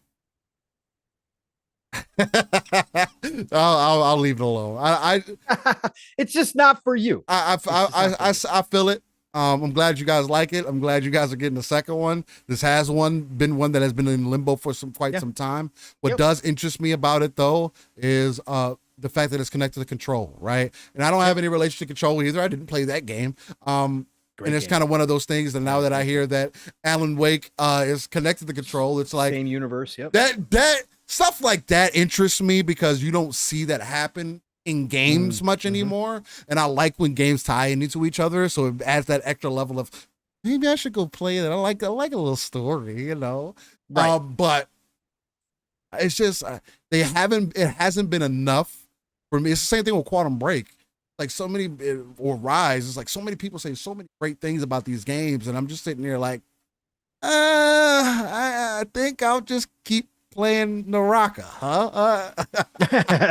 Or no, that's you. It depends. It opens up, and I do have a very jaded sense of what I want to play, and I have to have a feeling for certain things, and I'm very open about it. The fact that you've even opened yourself up to single player games, the fact that you went out of your way to play Mass Effect, right? The remake, the trilogy, and find out that you absolutely did love it. The fact that you're starting to do that at this point is a testament to you, Steel. Again, everybody's got their preferences. I still to this day, even though I've had the most fun I've had gaming with other people ever since I jumped in this community with you and the whole Fun Speculation family, I've had a blast multiplayer playing. But if I had to choose, my heart would still be single player all day long. Right? I would literally, no, there's not. And we all have those preferences. But like I said, the fact that you've opened yourself up to those when you were a diehard multiplayer guy, like to the point where, again, you and your crew used to think that single player gamers were casuals, right? So, the fact that you've done that, testament to you, man. So the fact that not every game is going to hit you like that, or not every game is going to have an interest to you when they're single player like that, it's okay, man. It's no big deal. Not a big deal at all. And again, if I also come from the perspective that if you could do single player, you can do multiplayer. You can do it. Sure. You can do it. Absolutely. I did both. I just preferred single player experience. So that's just how it always be. Fifth Horseman V, that is the dream, sir. If they pick up Sega, I will be daily on Twitter reminding Phil that he now has the Alpha Protocol IP, and that Obsidian has tweeted out publicly that they would love to work on another Alpha Protocol and do it right this time, because they weren't. Sega cut them off from money. Sega cut them off from time, and they ended that production, and that's why that game came out janky. Alpha Protocol, to me, to this day, we do not have a spy RPG. Alpha Protocol has a place, and I want to see Obsidian go back to it. 100%. The most recent thought, because after trying to get into Space Marine, and again, I'm still going to try to see if I can jump into that. Yeah. I need that studio to make a StarCraft game with their Marine. Yeah. Because aren't they called Space Marines too? I swear, I feel like they could be. No, chat, let us know. What are the fucking the Marines that were in suits that in StarCraft? Weren't they called Space Marines also? And I swear, because of that, I always thought they were Marine. They were called Marines. They were called Marines. StarCraft Marine. They were more just Marines. They didn't really have. Just called the Marines. Yeah, the Marines. I feel like they called StarCraft Marines. StarCraft Marines. I think that might have been why I always felt like Space Marines was based off of that, and like I always found the Marines from StarCraft. I mean, I'm not trying to mix them. They're just called Marines. Yeah. Them motherfuckers is dope. Yeah. I like that they have the same aesthetic too, as far as like how the suits go. Except the Marines in StarCraft, it was more like Buzz Lightyear style, like they could flip them on. Yeah, and Eastside Vandal James Bond is coming from IO Interactive, but I expect that to be more like Hitman. I don't consider Hitman an RPG. Alpha Protocol was a straight up Western style RPG. Hitman's not open world. Hitman's a sandbox. Yes. Correct. It's a sandbox game, and I expect James Bond to be that way. Now, if IO surprises me they throw in a bunch of RPG mechanics, I think it's going. I think the 007 game is going to be more RPG. Yeah. I think it's going to be an action. I think it's going to be an action game. Really, you know what I'm saying? It's going to have a good story for it start to finish, because you can kind of put whoever you want in that. It's not like the movie. Space Marines would laugh at StarCraft Marines, maybe. From what I've experienced so far, they wouldn't laugh. They wouldn't laugh at the Warhammer 40K Space Marines though. That's Angels. Coalition. If they did the StarCraft Marine, they did a story with them. If they had a crossover, Terran Marines. If they had a crossover between Halo and 40K, that would be dope. No, Halo needs to be doing crossovers with everything. Yeah, there should have been a Star Wars. There should have been everything. There should have been a crossover with everything by now. Anything that you could fit into Terran Marines. Thanks, Psycho. Terran Marines. Yeah, that was StarCraft Marines. Yeah. They need to make a game based. Anyway, Assassin's Creed Mirage, of course, is another one of those I got to throw in there just because it is going back seemingly, especially from what we saw from the trailer, back to its roots.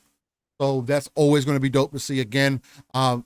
Assassin's Creed hasn't been the same since about that time, the Ezio trilogy or the collection more so, and it'll be dope to see them get back to that. Anything on Assassin's Creed other than what we kind of I'm excited. I am thrilled. I am 100% on board with what Ubisoft's roadmap for Assassin's Creed currently stands. We had a big showcase last year, and they did a fantastic job of showing the roadmap. And they're going to do one, small game, smaller Assassin's Creed. They said that the rumor or the word is this is about 15 hours long. They're going to do a small Assassin's Creed, then they're going to do a big Assassin's Creed. The next one is Japan. Is supposed to be the Japan one, right? Yeah, the ninja one. Yes. Which the next one. I'm not gonna lie, I'm hype as fuck for that, bro. You know me. Yeah. I love Ubisoft games. I love Ubisoft games. Yes, they've gotten too big. Valhalla was I will be obsessed over the top. But yes, if they pull that off correctly, Steel. Because they're not doing the standard samurai. We've gotten tons of samurai games. The fact that they're doing a ninja style game. Go look at Tenchu. Go look at fucking Origami. Go look at all that, and Ubisoft apply all that shit to that game. And the brutality with a co-op. The brutality of Valhalla Steel. Yes, I agree. You put that in with ninjas when you're assassinating. Slicing and dicing, baby, it's gonna be fun, man. With a good skill tree too. that'll be a good way for Ubisoft to also like up the level in traversal too. Yes. Ooh, that sounds so juicy and spicy. Yep, give me those grappling up. Oh God, it's gonna be it's gonna be a beautiful game. Anyway. That's probably the most excited game. Yeah, Assassin's Creed wise. Yep, absolutely. Phantom Blade Zero. We talked about that at the beginning of the show a little bit. But that was another one that stood out. Again, the game looks really dope. I do expect for it to play more along the lines of Jedi Survivor and Wolong, just because the style of the combat. I'm not gonna say it looks simplified, but there's no other way that you'd be able to pull off a lot of those moves, unless it was simplified in some way, especially like the dodge mechanics and things of that nature. Because once you start getting the Devil May Cry territory, where you have stances and different combos for the stances, able to combine things on the fly and different weapons and things of that nature, it becomes extremely complicated, and that's not for everybody. Though there are games like Final Fantasy 16 that are coming out with more accessible play styles, I should say. Although it's whatever to me. I think it takes away a little bit from what those experiences are trying to be, at least on a combat standpoint. But again, accessibility is accessibility. There's nothing wrong with that, and I'll always will stake my pride in making things more accessible. Like Final Fantasy 16 is you're able to, you change the option. They also got a ring where you press one, you can press a couple buttons and it'll easily do a lot of those more extreme combos for you. And this game could be somewhere in that aspect too. Again, them being more of a mobile dev from what we're hearing. Again, there's just a lot of rumors that are behind the scenes currently. And then also hearing that they just started development on this game last year. Does not bode well that this game is going to come out anytime soon. No. This is at least a 2025 game. If we're going to hold any value to what they just showed us. We've already got examples of this, right, Steele? So Black Myth Wukong was shown how long ago? And we still don't have, right, 2 years ago, and we still don't have it, right?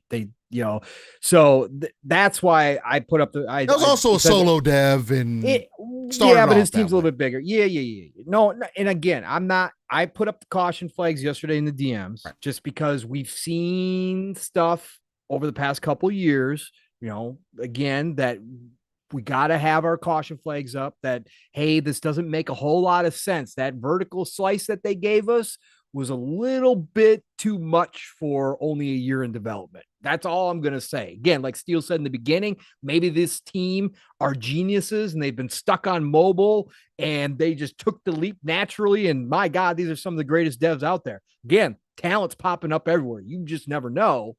But I'm just going to raise the caution flag and say, let's wait and hear to see more, right? Let's have some actual real gameplay from the devs and say, hey, this is where we're at. I just want, and it's going to be a while. Chances are it's going to be a while anyway. So this will be down the road. And for anybody who still has questions, they did talk about the exclusivity factor. It's not exclusive. They just currently have a deal with PlayStation and with PC. So Xbox has an opening still. Sony did not sign this team exclusively for console. So there's still an opening there that if Xbox believes in this project, they can jump in and get it for Xbox as well. So we'll see. Yep. But it looks great. It looks great, man. Yeah, for sure. That's pretty much the end of my list. Okay. The only other standout that I do tend to end up, it comes up in the back of my head every now and then, every time that we see it, and especially since I'm seeing it now on screen. That's going to be Immortals of Avium. Although we know that game is going everywhere. The game is interesting. It's cool. Looks dope. Has a lot of interesting concepts, and it's supposed to be a game that's has a start and an end. So is this game coming to Game Pass, Paul? No. I don't know why I felt like that's for some. Yeah, no, it's not been announced for it, but it's set for July 20th. So July 20th is the release date on that one. So definitely looks great. I'm going to give, if you're done, Steele, I'm just going to give a couple quick shout outs on some of the indies. Obviously, Metal Gear Solid Delta, big announcement. But again, it's a CGI trailer. We'll see, what Konami does with this, but it's exciting. If they do this right, then I'm going to be all back. Again, I like Kojima. I like Snake. If they don't change everything, if they don't if they don't mess with the Kojima formula by doing this and rip out things that are classic to that franchise, then I'm cool with it. And I'll definitely be interested in playing and going back for sure. 100%. And obviously Marathon was a big announcement, but we got to wait and see what that is. It's Bungie, but it's going everywhere. So I love the aesthetic though. The CGI trailer from that, if that's dope, giving me a glimpse of what the game's going to look like as far as the colors that they're going to use and the tone that they're going to use. Reminds me of Destiny. It does in a way, but it reminds me of a minimalized Destiny, right? It cleaner looking Destiny to me. So that's what I like. I like those style games. So I'm interested in that. But a couple quick shout outs to the indies because we got to give the indies some love too. I always do this. So Sword of the Sea from Giant Squid, Pathless, Abzu, other games as well. This game is where you're riding around your sword, and it looks like you're going to be doing Tony Hawk in a half pipe in the sand. It was dope. It looks. These are one of those chill games. It's a palate cleanser after playing some hardcore gaming that you just throw on. The graphics are gorgeous. The style is just, it's calming. And you know you're going to have great music and you're just going to surf on your giant sword across the sand dunes, right? That's what the type of the game that this is. I'm looking forward to Sword of the Sea. And then I also want to shout out Neva.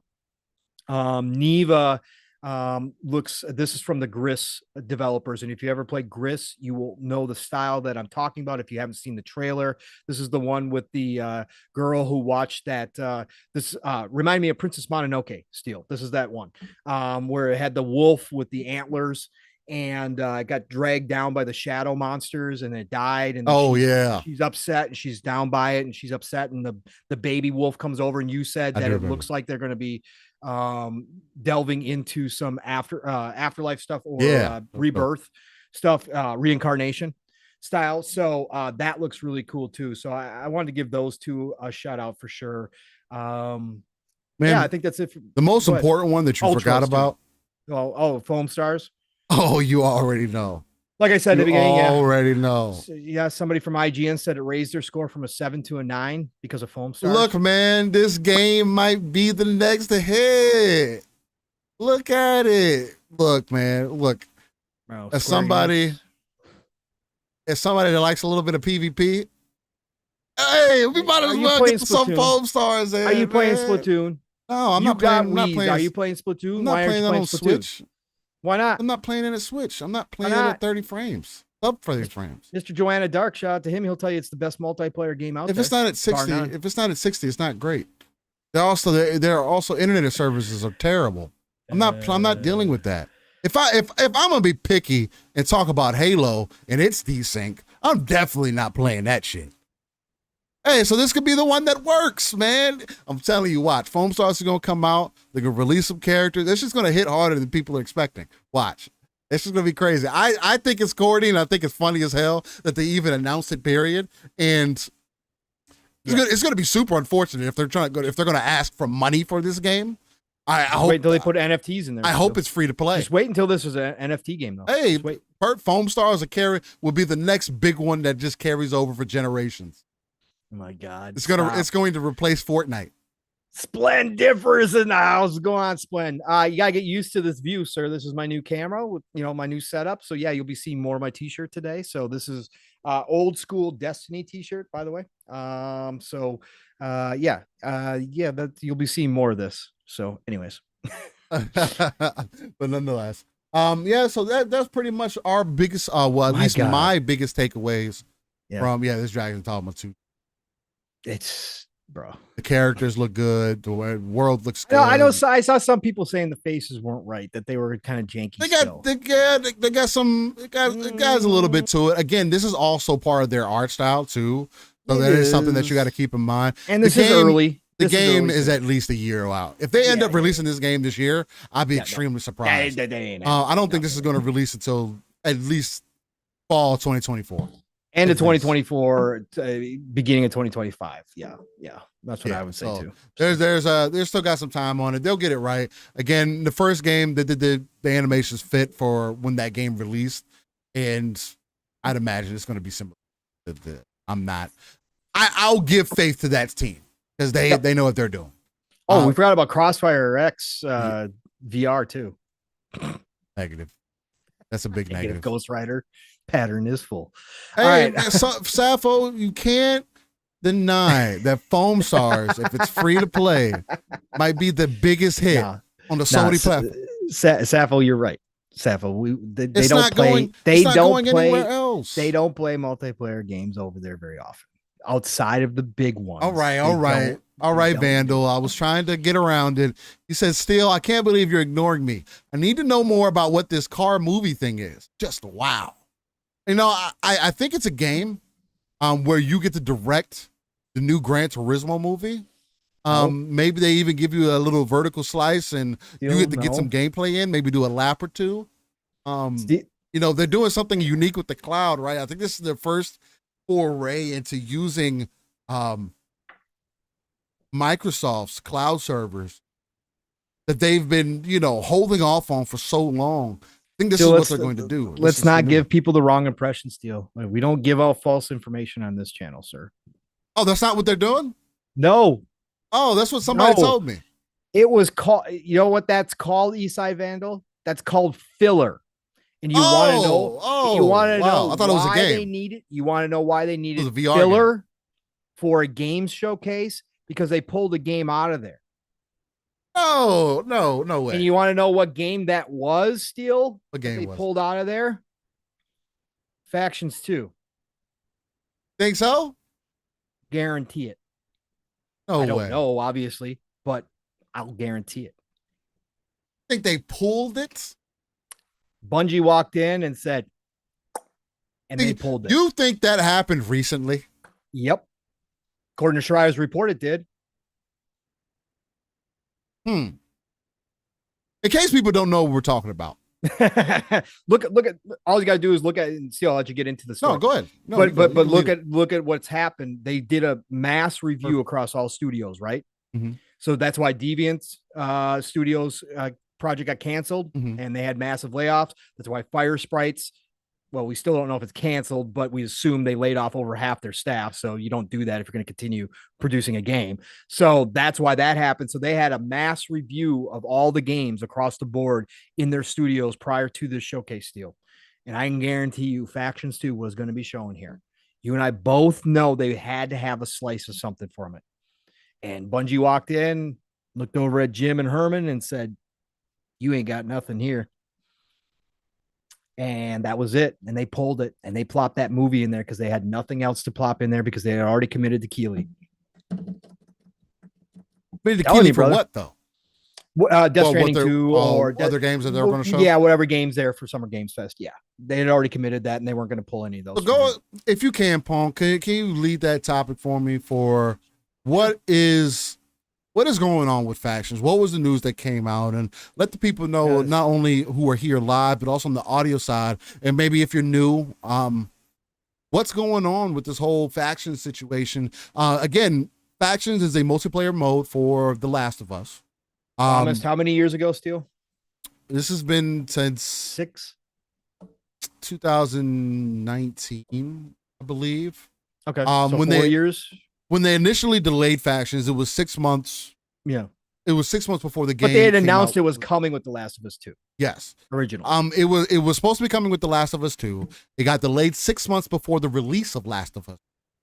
And I only say these and put emphasis on these things to give perspective on why maybe I feel as passionate about it or why the situation is so, and also in my personal opinion, eye-opening or what is to expect coming out of their on the multiplayer side, on the live service side of things. Factions originally were released with The Last of Us 1, right? Mm-hmm. It was its own mode. I don't even think it was called Factions. I don't remember. Nonetheless, nonetheless, it was the multiplayer mode for The Last of Us that you had availability to play. It was great. And in my personal opinion, it was one of the most unique experiences that Sony had at that time as far as opening it up to the third-person shooter genre, right? Mm-hmm. I heard people say great things about Uncharted, but obviously it didn't do enough to pull my attention during that time.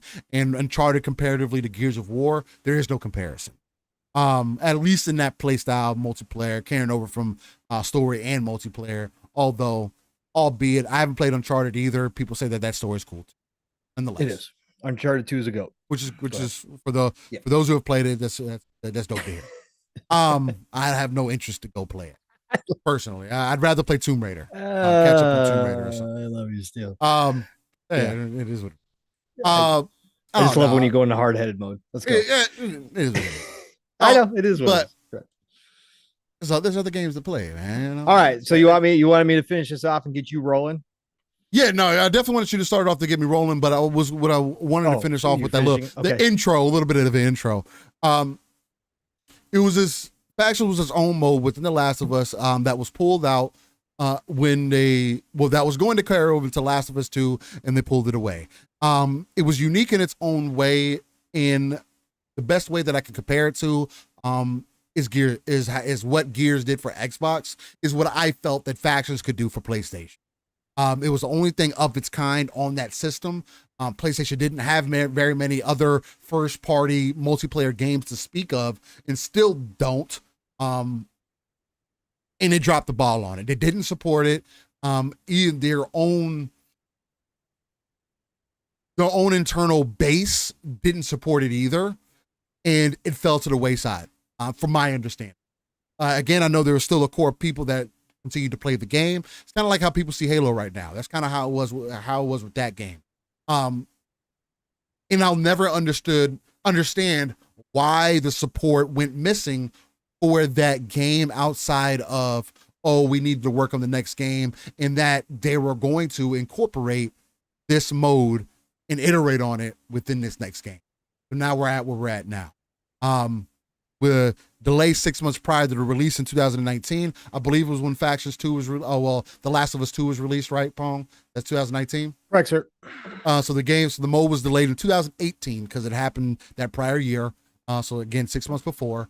And then we haven't heard anything about Factions since then, outside of, hey, it grew to be something bigger. So again, Factions isn't something that you stopped supporting the game in 2016. And that's when 2020 was when Last of Us 2 dropped. I just double checked myself. Last of Us 2 dropped in 2020. Yes, that is correct. Yeah. Okay, so they announced the 6 months delay, the 6 months cutoff in 2019. So perfect. Yep. They dropped supporting Factions they remastered The Last of Us for PlayStation 4. Right? And the multiplayer came with that game. It was available. They stopped supporting the game in that mode in 2016. Okay. It is now. You say 2017, 18, 19. 6 months before release, you all of a sudden say that, it grew bigger than we expected? It did, Steel. It became it took a life of its own, Steel. How come in 18 or 19, why didn't you come out with something to say, hey, here's a little slice of what we're going for. Here's what to expect. Hey, it grew bigger. They didn't know the greatness they had. But this is what you can expect out of what we have garnered so far. That didn't happen. You came out in a letter and said that, it's just not going to be coming with The Last of Us 2. At that point, I was already talking to myself about it, saying, hey, they haven't been fucking working on this shit. They have literally just started developing this mode. No, Steel. They had a team on it. Do not have a single slice of this game mode to display. Come on. Neil Druckmann loves multiplayer. Come on. But at the same time, every other game that has a single player and a multiplayer has to do everything completely perfect, or it doesn't matter.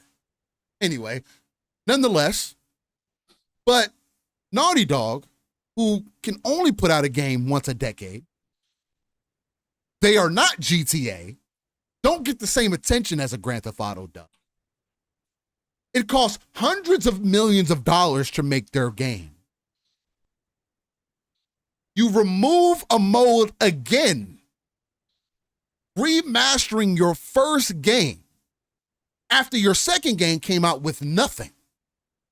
You had the base game and nothing. Base game was good enough, Steele. No sign of hope that this additional game mode that you had, that this other base was interested in. Don't need it.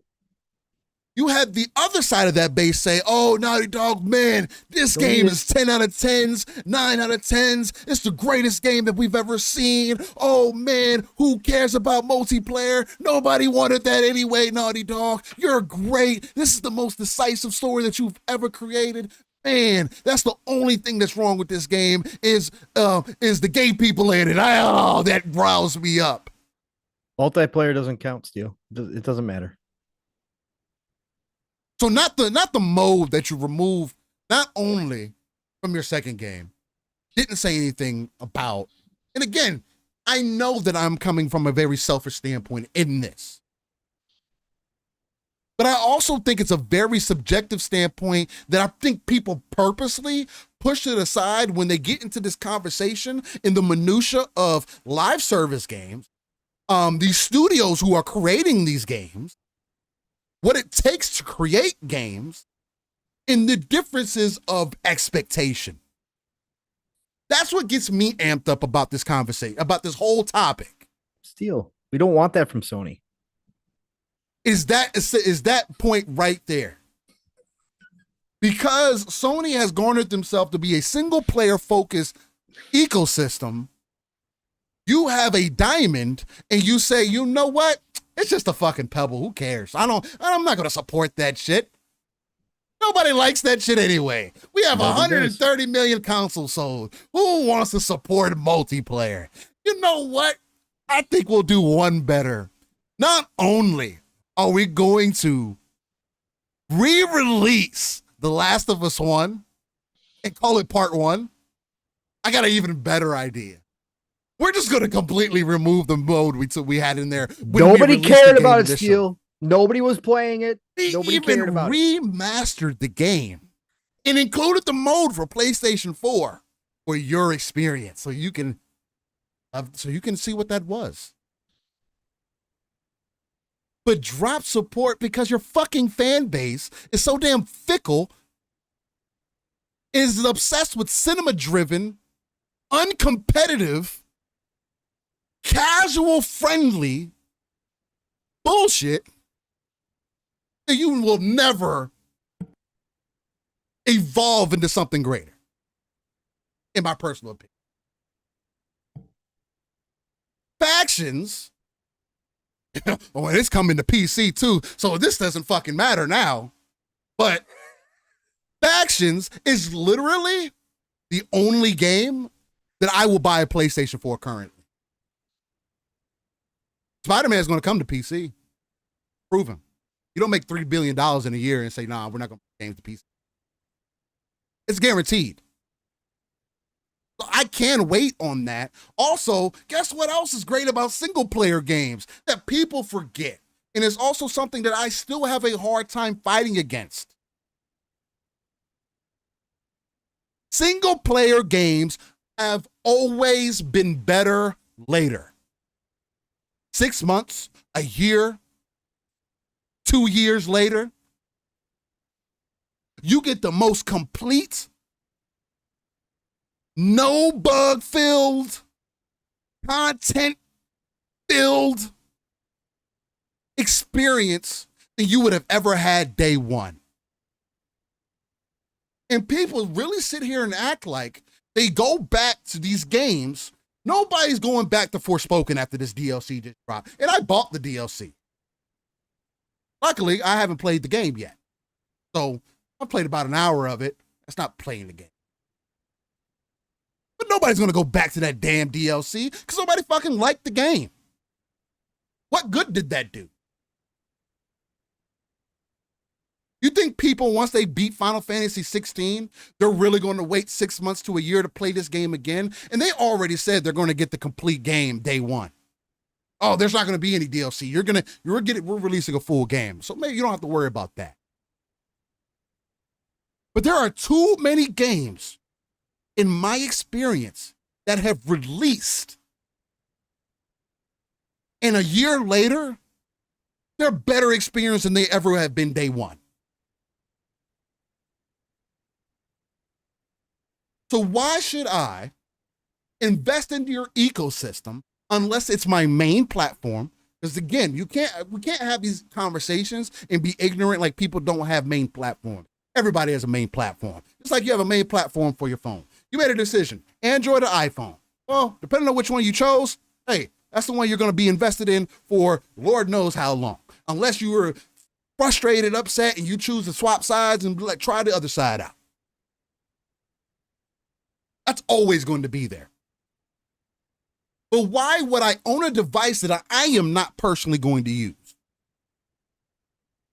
Oh, for their exclusives. I don't give a damn about their exclusives enough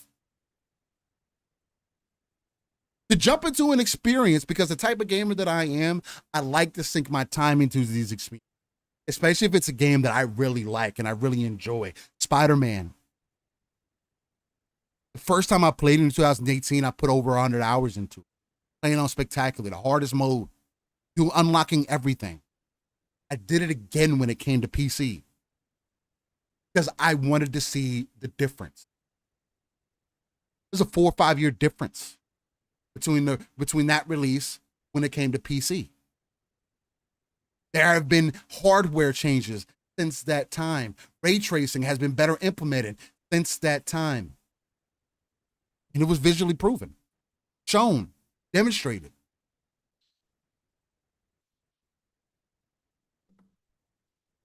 But why does Sony not get the point of your retention rate is complete garbage for a platform that's as popular as it is, that have an issue keeping people engaged in their ecosystem? And again, anybody can sit here and say that numbers don't matter, this doesn't matter, engagement doesn't matter. Yes, and again, I will tell you it does.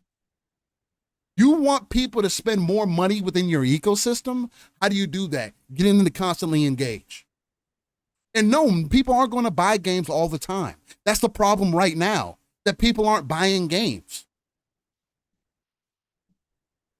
You can get them to buy DLC, though.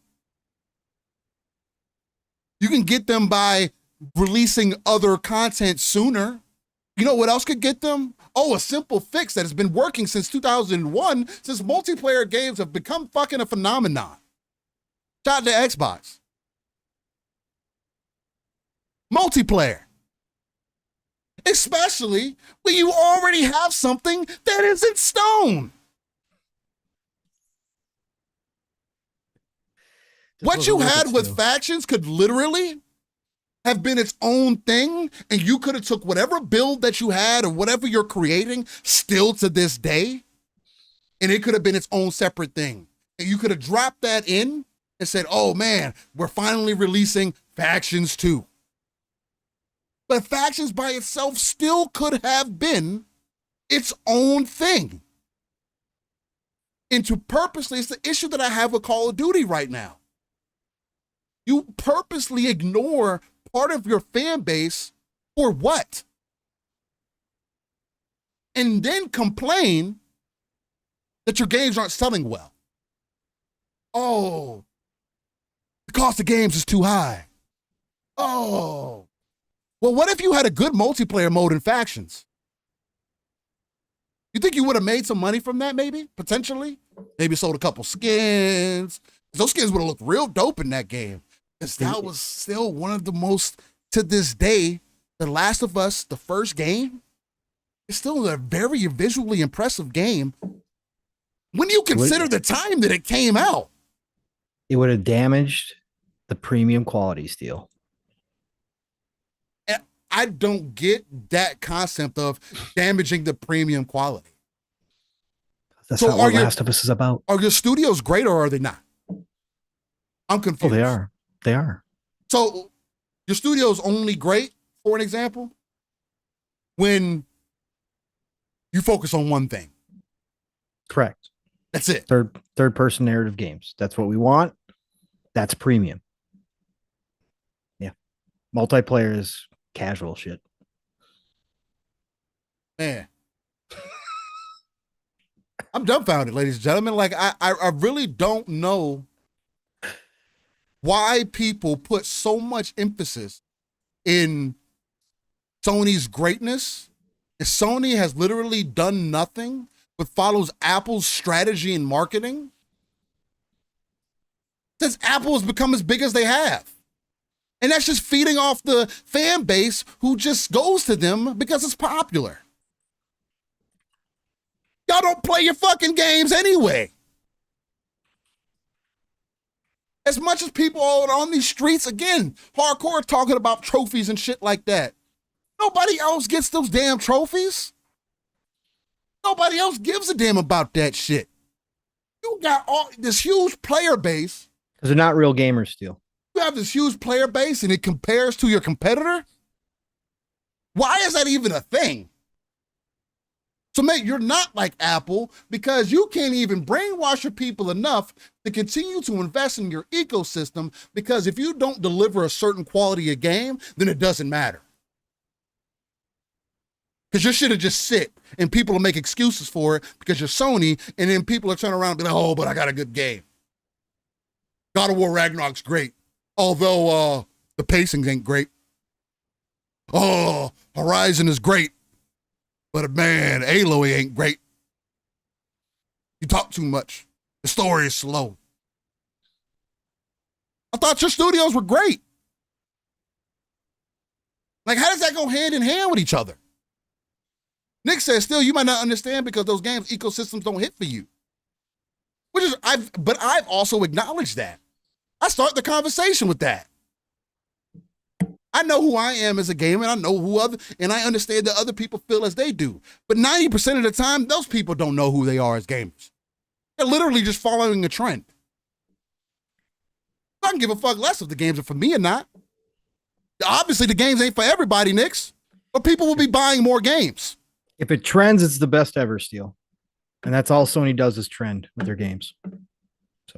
And you can't say that I don't understand. I obviously understand. I have a podcast. I've had a PlayStation since the beginning. Only one I haven't had thus far is 5. I bought a PlayStation 4 for Gundam Breaker 3. So I can be very honest and say that, hey, yeah, those games don't necessarily, that's not what I'm looking for. What we should understand is that we don't represent the average consumer. The average consumer loves PS. It's the truth. The average consumer loves PlayStation because it is a brand recognition. Popularity. That's why the average consumer goes to PlayStation. Yep. There's no other reason. Popularity. Literally. If you were able to put value in their face, they would go value. But why would you look for value when you're comfortable? Why would you look for value if you're not that type of gamer? I'm not saying that these people aren't happy with their purchases. Right. But the company isn't happy. So that's what I'm speaking to. Why is the company coming out and saying that their player base isn't enough? But y'all still want the same games that you're getting, right? Why does the company, again, the company, this isn't Steel, the company, not Xbox, PlayStation, Sony, why do they come out and state that we have to do things differently? Oh, that we're not going to be able to sustain this forever. Oh, game development costs more than ever. You know how you subsidize that? Having successful multiplayer. Yes, sir. If Factions had a successful multiplayer and they would have grown that, not just looked at, oh, we need Bungie now. And then Bungie come in and tell you don't know what the fuck you're doing. What if somebody else would have been able to come in?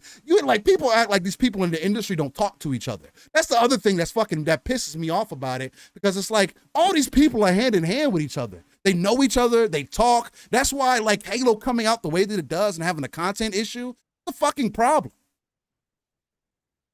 How blind are you? Destiny's the same thing.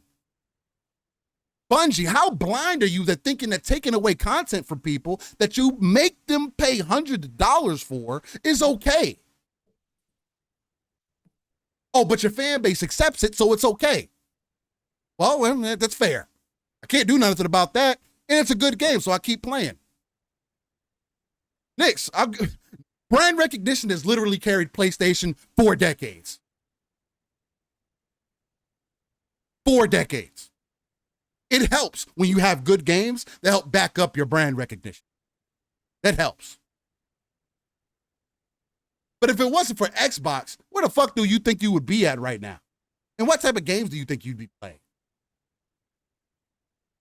Sony would be busting you upside the head with their consoles right now. Telling you they're giving you the best experience.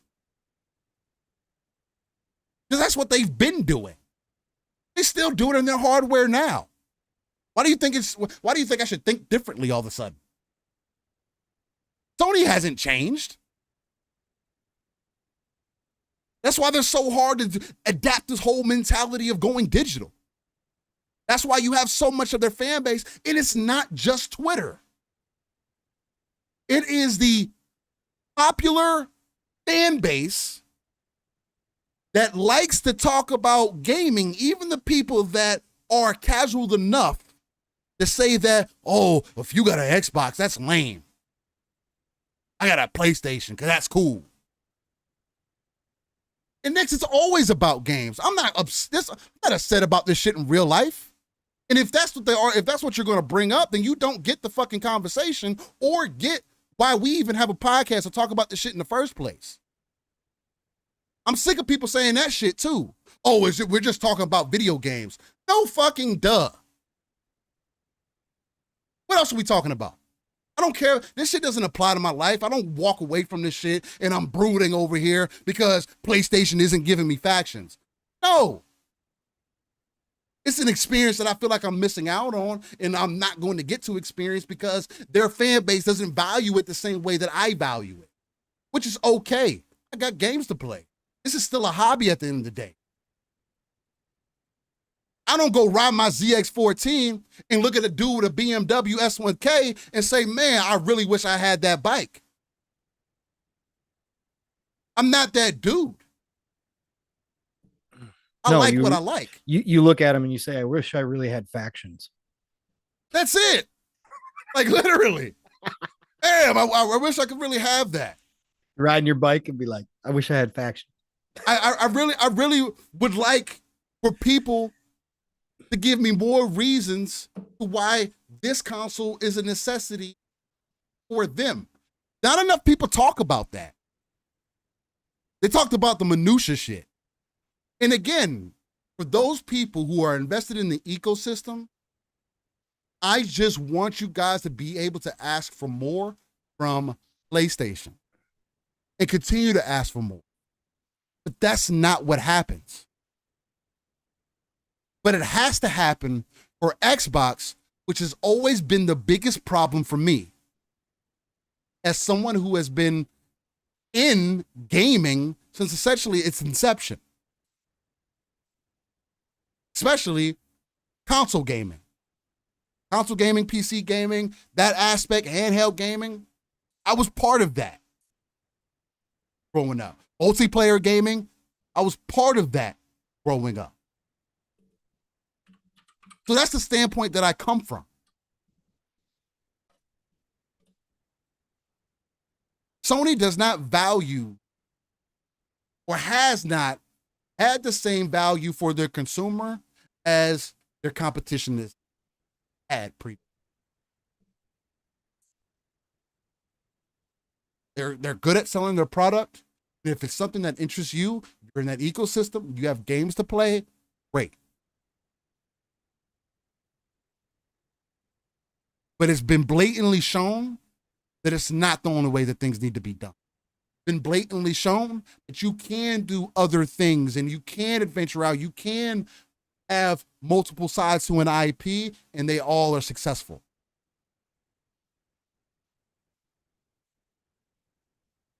I am always going to ask for the things that I would like. But I will also like to be reasonable and be consistent in what people use in their conversation. And that is always going to be the main point that I am going to speak to because we are on a podcast. I am giving you my opinion. But it doesn't mean that doesn't mean that two things can't be true. You're not speaking for all gamers right now? Nah. Okay. Everybody's different, which is dope. I respect that and I love that about this entire industry. I'm not expecting for people to like what I like. I'm not expecting for everybody to be on the same competitive sphere that I might be on either. I'm not the shit talker. Talked about this the other night with the guys. I'm not the shit talker unless somebody starts talking shit to me. Whereas when a lot of times in multiplayer gaming, that's the first thing you see. Right? That's not what I get out of it. Competitive nature is what I get out of it. That seek to be always at the top or in the top 3. That's what I get out of it.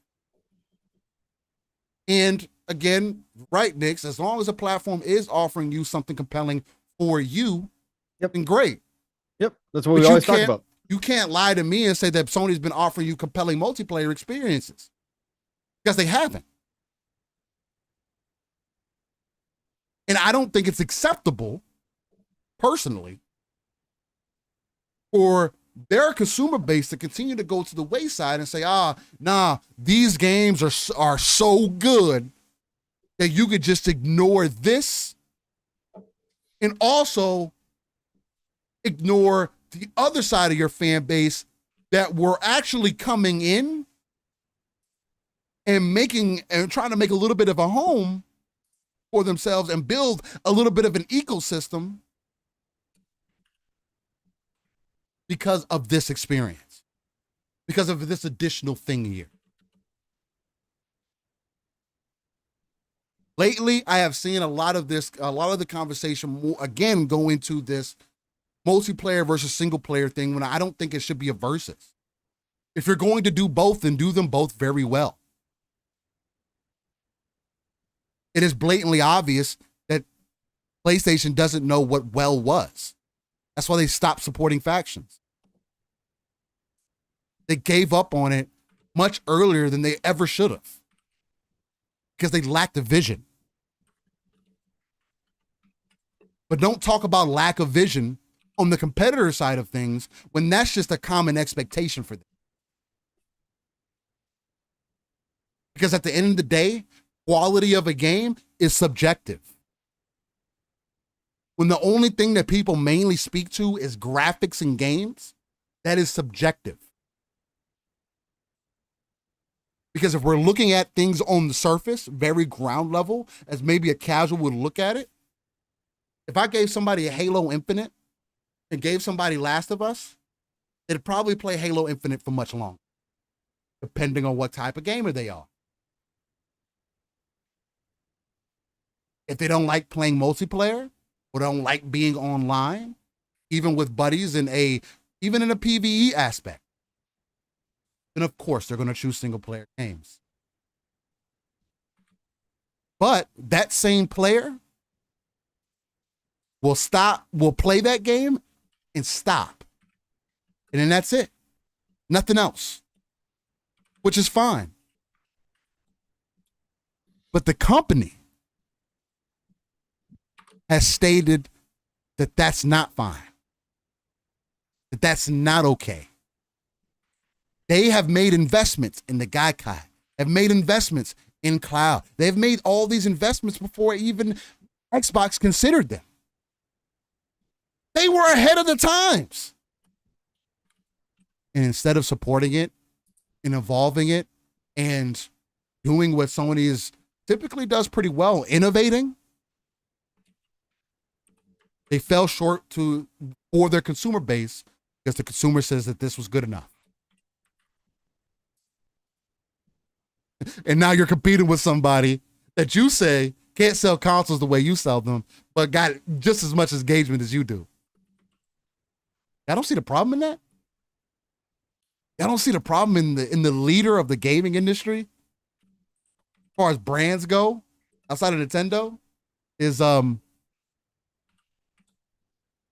competing with Microsoft. Still, what are we doing? I thought they were great. I thought this was greatness was bred.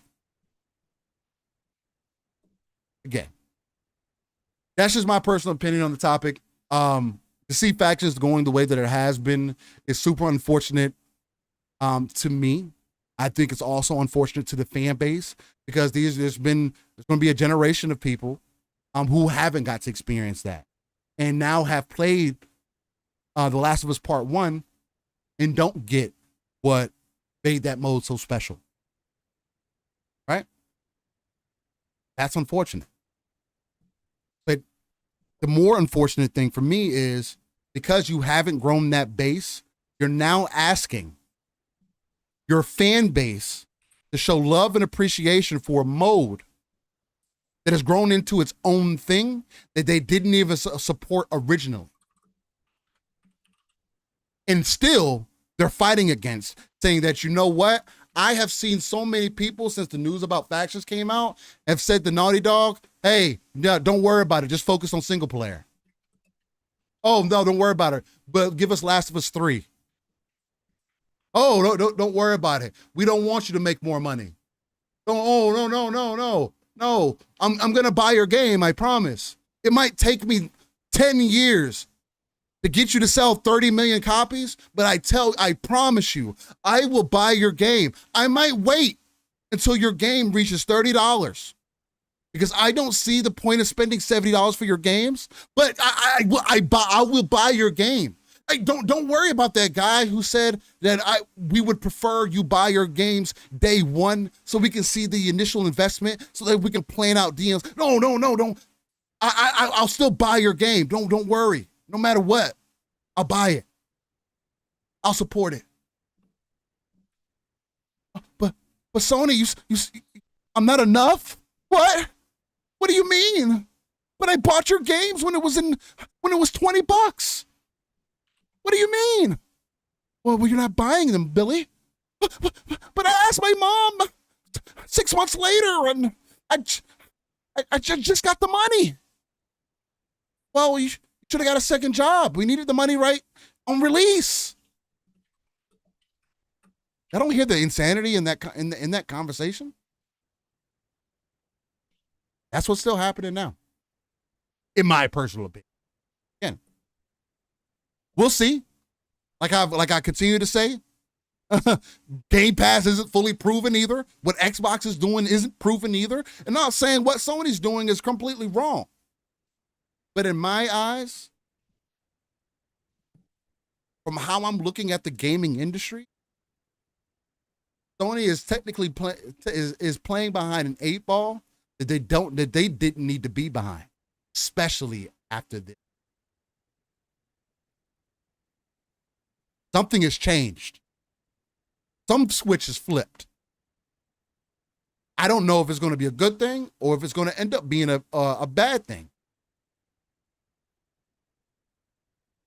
I want for people just to be able to be more subjective, not only about the things that you favor, but also just about the totality of the industry overall. Looking at things on all facets and all sides and evaluating what are missed opportunities. Looking at the situation for what it is and saying, damn, man, that is a missed opportunity.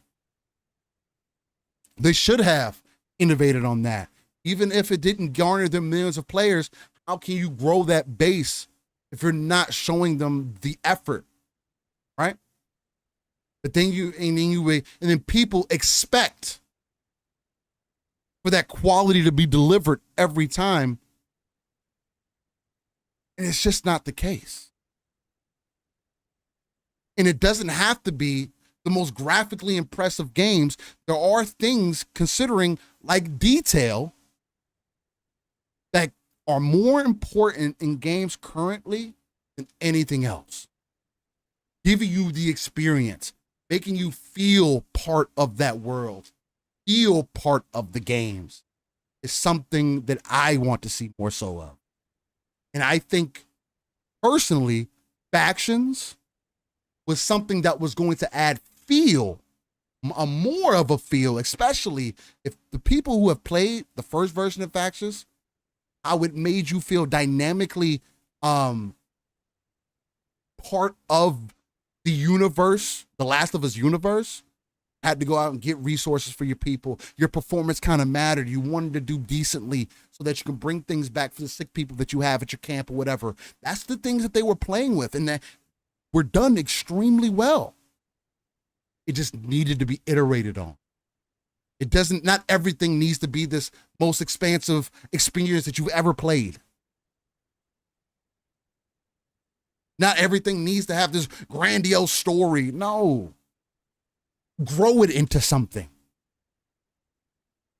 I'm just disappointed in the fact that, again, in a prime opportunity, even in this showcase, to then get, for it not to be there, and then to get information afterwards that another studio who has fucking their own independence announced another game that is going to be multi-plat, not necessarily doing anything for your favor, but you brought in to help you with your live service games, has now told you that, yo, whatever y'all were doing with factions is hot ass. And that's kind of what the rumor is currently. That Bungie came through and was like, yeah, this faction thing, and nobody's about to play this for long. That doesn't bode well for me.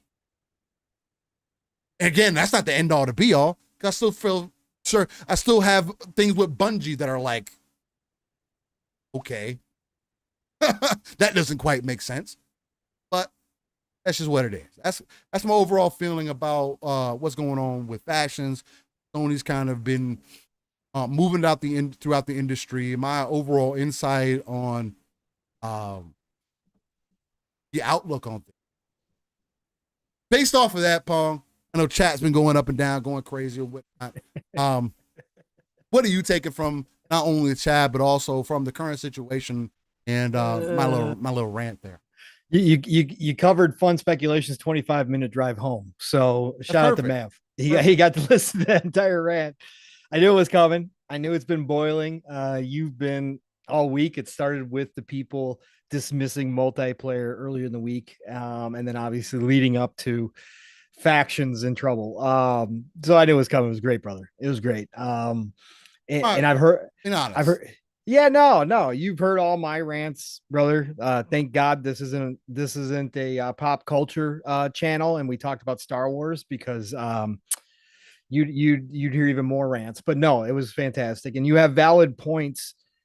And again, what's all going to come down to at the end of the day, especially when we see something like this with factions, is that Sony's got a lot to learn. Their first party teams have a lot to learn. They've done this one style game for over a generation. And when you limit yourself to that, again, highly successful.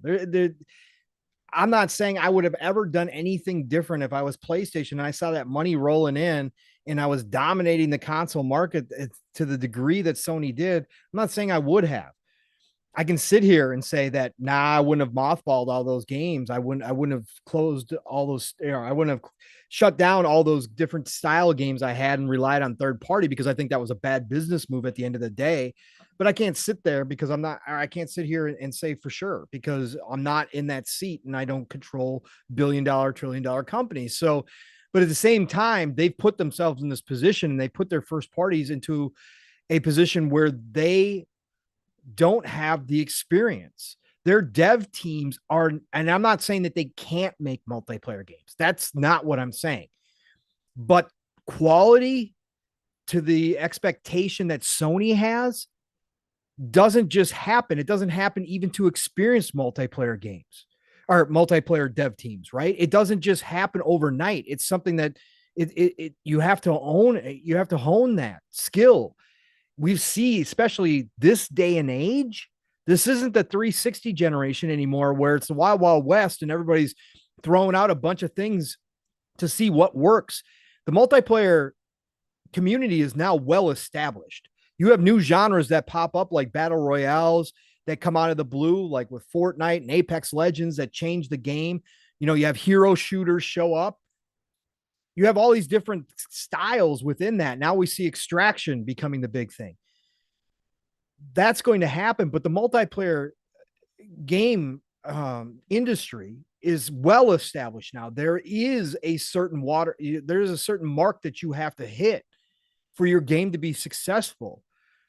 And so These teams aren't built for that. They're built for the single player experience. They're built around that narrative game. When you're in multiplayer, it's a different world. You don't get to throw in 3 hours of cutscenes, right? You don't get to throw in that emotional impact that carries single player games in a lot of ways. You have to rely on top tier gunplay, controls, movement, right? You're in a whole new realm. It's not the same anymore. So we're seeing growing pains. We're seeing the initial stages of growing pains as Sony attempts to change their business model and move into this space. And they've gone out and they've acquired studios to do this. And it wasn't just factions. Over the past 2 months, again, Deviant Games Project, which was a games as a service shooter, canceled. Fire Sprite, another games as a service first person shooter, canceled. So Sony is realizing now that this is not a cakewalk, that your dominance in one genre does not instantly translate to another one again. And they should know this. And I'm sure they internally do. They tried with Killzone. Killzone was going to be the Halo killer. Remember, they touted it that way. A lot of people have touted that. But Killzone specifically was Sony's answer to Halo. And while I enjoyed the game, and there's still plenty of people who did enjoy that game, it never lived up to those lofty goals, right? Resistance Fall of Man, another great series that tried to do both multiplayer and the single player, right? They campaigned. So did Killzone, by the way, too. They couldn't nail the multiplayer, but a lot of they had a fan base, but they killed it off because it wasn't up to the standards. And that's when you saw them transition to what they did. They said, forget it. We can't do this. So we're going to buy up third-party marketing rights to Call of Duty. We're going to move in that direction. We're going to make sure that the third party, fills in all the gaps that we have in our first party lineup. Well, now they've woken up because they see the future. They see what Microsoft especially is doing when acquiring all this talent. And they understand that something that we talked about here a lot, that you can't rely on third parties anymore, right? That only gets you so far. And if you want to expand beyond the console, which again, Sony has directly stated that the console base is not good enough anymore because the digital future is going to include so much more, already does, 2 billion, 3 billion gamers out there, that if you're going to go try to hit that market, you've got to have that talent in-house. So Naughty Dog taking factions and trying to make it something bigger. We knew this from the get-go. Still, we talked about this a long time ago. You knew this, as you just stated, right? Anybody saw the writing on the wall. They looked at factions and said, we've already got this ultra popular franchise in The Last of Us. We could take what was kind of like a tack on multiplayer, and we could turn that into a big games as a service multiplayer game from a first party studio that already has a huge fan base. Like, you've already got some of the makings of something great. Let's do that instead. But they found out, at least according to Bungie, if the rumors are true, again, this all stems back to Jason Schreier yesterday. Think what you want of Schreier as a person, whatever the case may be. The guy does do investigative journalism the old way. He does dig to find the dirt. Again, call him an ambulance chaser. He is in a lot of ways in the game industry. But, he reported yesterday, Naughty Dog has significantly scaled down the team on its Last of Us multiplayer project, sources say, as it reassesses the game. Following Bloomberg's request for comment, the company put out a Twitter statement today saying the game was delayed. They were still hiding the fact that this was going on internally until Schreier reported on it. Then they had no choice but to either deny those reports after a showcase in which everybody was expecting to see factions too, and continue to play the hide and seek game, or come out and say, you know what? Yeah, we're delaying it. And, we're rethinking this. And then in that report, which is behind a paywall, so we have to rely on other people to kind of pull that out, it was Schreier stated that Bungie had come in for an analysis on The Last of Us multiplayer, the factions too. And it said, no, you don't have a game that's going to hold people's attention here. And supposedly that's caused, also in that story, it's caused conflict now within Sony, because obviously Naughty Dog got a little bit of ego right now, right? They're considered, a lot of people, if you ask some of the best developers, Naughty Dog's going to be up there top 3, if not top 1, based off of 2 games. Well, no, I shouldn't say that. Based off more than that. Uncharted, obviously. They got a history. But I'm saying Last of Us put them into another stratosphere. Uncharted, again, I won't take away from it. Uncharted 2 to me is one of the GOATs. So anyways, a team with a lot of history that has developed a reputation. And now you got an outsider. Yeah, sure, Bungie's first party, but you got an outside team coming in. Somebody who hasn't been with Sony for more than 7 months, 6 months, 7 months, 8 months. Yeah, not long. Walking into one of the best studios in the world and saying, shit ain't good enough. That's going to cause a little hurt. Good. Might bruise a few egos, right? Good. So this is the learning process. Do I think Sony can eventually figure it out? Yeah, I do. Like I said, when we talked about the 10 to 12 games as a service that they announced they had coming, which is now down to like 8, somewhere in that neighborhood, 7, 8. We always said, Steel, they weren't going to hit all of those. That's not how games as a service work. Like you're lucky to have like a 10% success rate with games as a service. Ask Ubisoft how their games as a service are going outside of Rainbow Six Siege, right? So we knew that they were just throwing a bunch at the wall to see which one stuck. And I always said, all you need is 1 to 2. If you get 1 to 2 successful games as a service, that can go a long way to helping your revenue stream. That can go a long way to funding some of these big projects, which is what you talked about as well, Steel, during your rant. Factions, had it worked out, Factions 2, and we don't know if it's officially dead. Supposedly they're still just reevaluating whatever else. It's on life support. Let's put it that way. Which way it goes, we'll find out. I would expect in the next year or so. But had Factions 2 worked out and they had made it successful, well, guess what? Then it can fund every Naughty Dog Last of Us game going forward. That could be your funding. Then you don't have to worry about losing Call of Duty revenue. Then you don't have to worry about that stuff. That's insulating your ecosystem from whatever else happens in the game industry. That's what I've said all along Microsoft is doing. They are building a moat around Xbox so that no matter what anybody decides to do, no matter how many games Sony money has, it doesn't matter to them because they've got all the talent they need internally to support Game Pass and to support their ecosystem in all different genres. Now, Sony's starting behind in that because they got complacent. They rested on their laurels with their one type of genre. So now they've got to go find new teams to start building that out. And that's what their big talk was this week when Jim Ryan and Herman Hulse came out and talked about we're diversifying our lineup. That's why you saw Jim Ryan come out and say, I think the show was great showing of diversity in our lineup. That's what they need to do now, but they're playing from behind because they ignored it for so long and went away from it. They used to do that. PlayStation 3, PlayStation 2, PlayStation 1, diverse lineup. Yeah, they had a lot of third party, but their first party, shit, they had every genre covered. They were kicking out games left and right. Now, not so much. So this is a big miss for them. Obviously, I'm sure it hurt internally. They had already probably put in a lot of money and resources into this, right? But they obviously trust Bungie, and that's why they went and spent $3 billion to bring in Bungie as a multi-plat developer and publisher to be this voice of reason when it came to these types of games. They needed an outsider to come in and say, don't think you got this one right. Or, yeah, this could be a winner here. Because obviously Haven's still pushing forward with their multiplayer, right? Their games as a service. Firewalk is still pushing forward to those.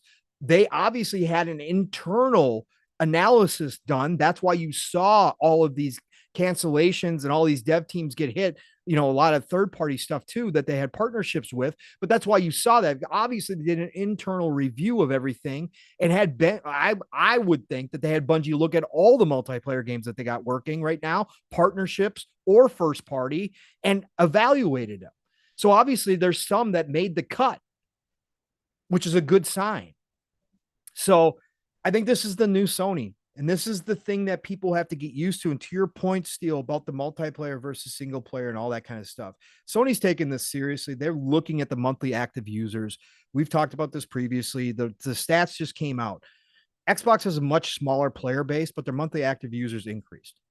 And they actually are more than what Sony has. Sony has a giant player base, but their monthly active users are dropping. That's not a good sign. And that's a key metric, whether you like it or not. That's a metric going forward in this digital age that becomes more and more important. Sony themselves have admitted that. They know they need this multiplayer stuff. The Sony fan base, the ones that only play within that ecosystem or primarily are in that ecosystem for those third-party single-player narrative-driven games, they got to get used to the fact, which is what we just talked about with the showcase, that Sony's going in a new direction. It's not that they're going to stop making those games. You saw with Naughty Dog's announcement yesterday about factions that they instantly went, yeah, but we got a new single player IP coming. We can't wait to show you. Right? They're still going to go to their bread and butter, but they're going to try to do this kind of grow out with all the other genres that they're missing. And it's going to be a big task because they also don't have the bankroll that a Microsoft does. That's a fact. They're going to be able to do it, but it's going to be a slower pace, but their fan base has to get used to the idea to start hearing about games as a service, about hearing multiplayer.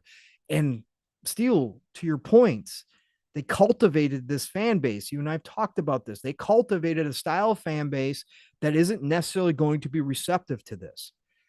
And that's going to be the interesting part, is the amount of casuals that Sony has acquired by being the popular console, by being the one where everybody goes, PlayStation's cool, Xbox sucks, all right?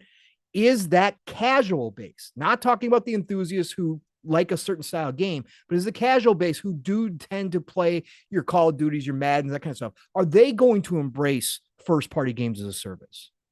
Are they going to be enough to support this along with the PC crowd? Because we now know for a fact, Steele, we speculated about this, but we know for a fact, and you saw some of the reactions from the Sony fans to the showcase, coming to PC. Fuck. Coming to PC. Fuck.